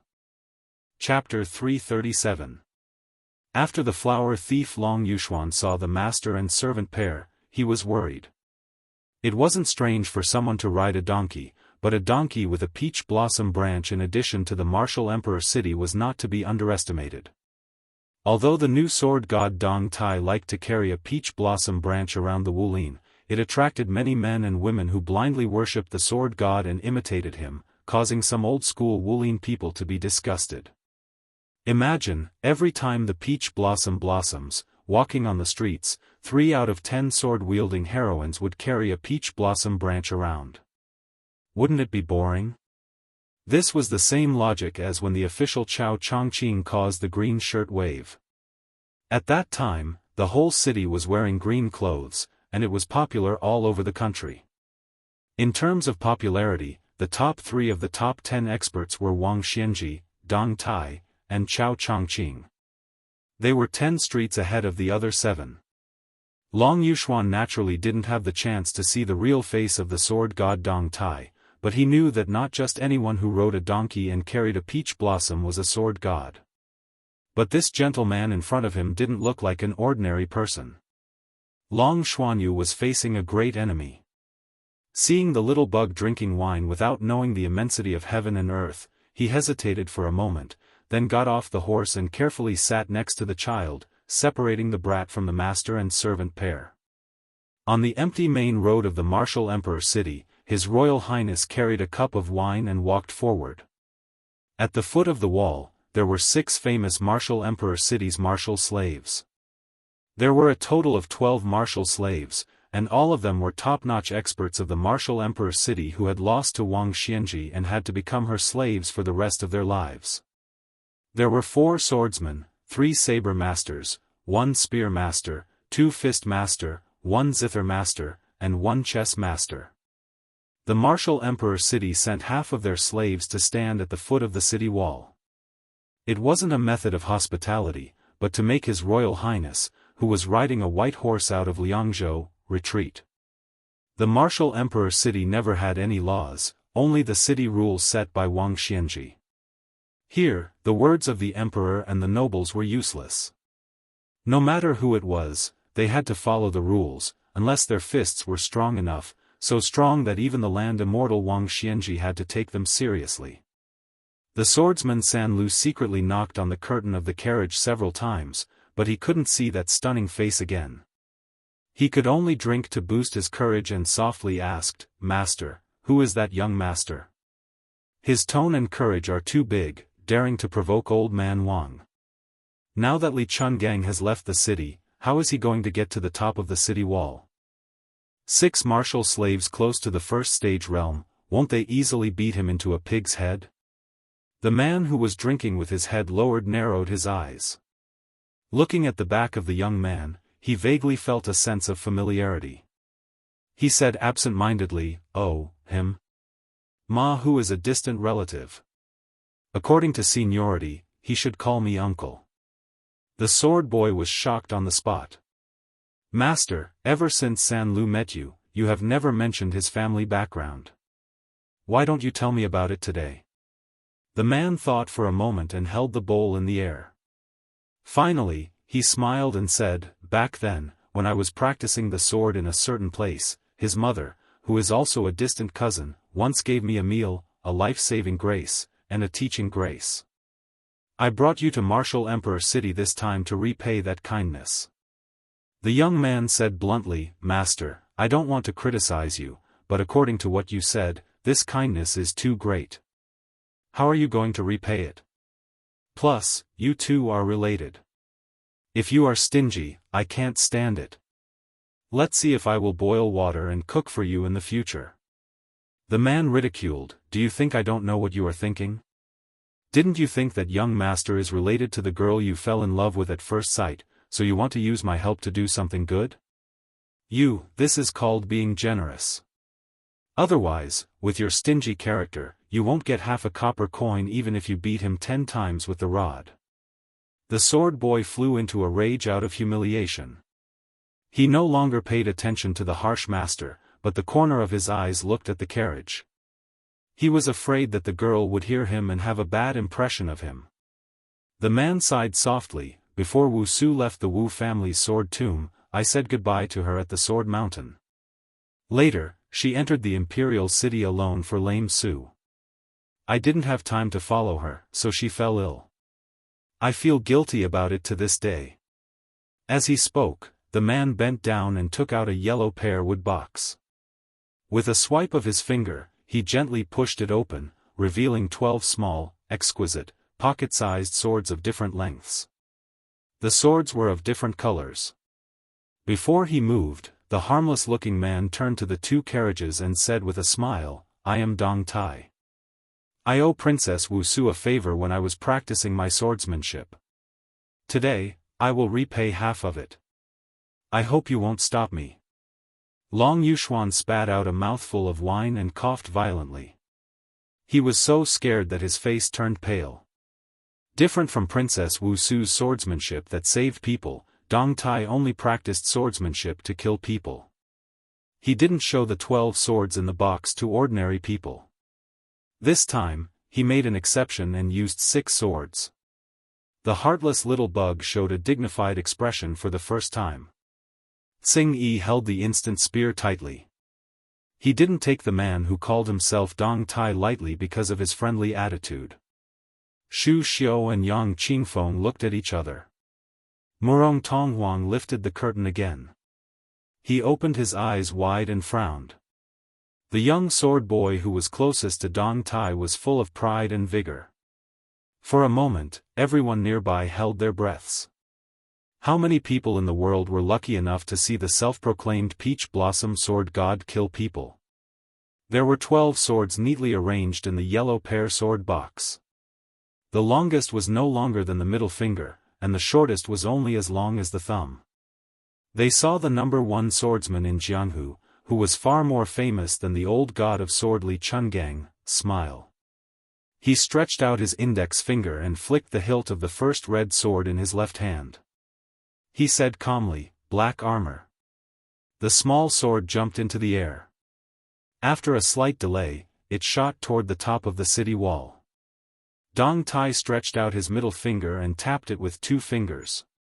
Childhood sweetheart. The 2 swords jumped into the air with lively spiritual energy and flew away again. The last time he tapped it with 3 fingers. Spring water, morning dew, peach blossom. The small sword box happened to be half empty. Even Princess Consort Jing was curious and fearful of this legendary man. Following his gesture, Xu Xiong, Yang Qingfeng, Long Yuxuan, and the others all looked down the city walls. Only the little bug and blue bird kept staring at the inconspicuous yellow sword box. The people watching from afar didn't know that the man had just flicked the swords out of the box. Almost in an instant, the 6 small swords had returned to the air 2 feet above the box and slowly fell down. It was not until Deng Tea closed the yellow pear wood box that the crowd finally realized what had happened. They saw the 6 slaves' heads seem to have been pierced by something, 6 streams of blood spurted out, 6 corpses were knocked against the city wall, and finally slowly fell limp to the ground. At this moment, Dong Tai stood up. He didn't touch the yellow box containing the 12 priceless flying swords. He smiled at the little bug who was shaking his head and said, "Dong Tai congratulates old Immortal Zhao for returning to his natural state and being free and unfettered. Please give this box to His Royal Highness and tell him that Dong Tai's killing techniques with flying swords are in this box." The little bug sighed with a sad face. "You're just going to leave like this? Are you forcing Wang Xianji to fight Li Chungang to the death? If Li Chungang loses, how can Su Fengnian walk out of the martial emperor city? What's the point of giving him the 12 flying swords?" Dong Tai picked up the peach blossom branch and led the donkey over. He smiled and said, "Old Immortal, this has nothing to do with Dong Tai." The little bug rolled his eyes and said helplessly, "I really don't understand the current Jianghu." The flower thief Long Yuxuan's eyeballs almost fell to the ground. Without any obstacles, His Royal Highness smoothly walked to the top of the city wall. He approached the red sandalwood sword box and sat down cross-legged. He put the bowl of wine in front of him and looked at the eastern sea. Perhaps the old monster in the martial emperor city knew about the situation in the city and was really angry. The sea surface was immediately stirred up. Was the old man really going to teach the eastern sea how to stand on its water? Su Fengnian looked at the river surface. The waves were getting stronger and stronger. The curtain of swords was like a black cloud pressing down on the city. He suddenly grinned and said, "The situation is urgent, let's go. Old Huang, when I come back alive from Beimang, I'll come and see you again." On this day, other than the battle between the 2 sword deities of the Jianghu in the past 100 years, there was another matter that shook the world. The young chief of the Wudong mountain rode a crane down the mountain.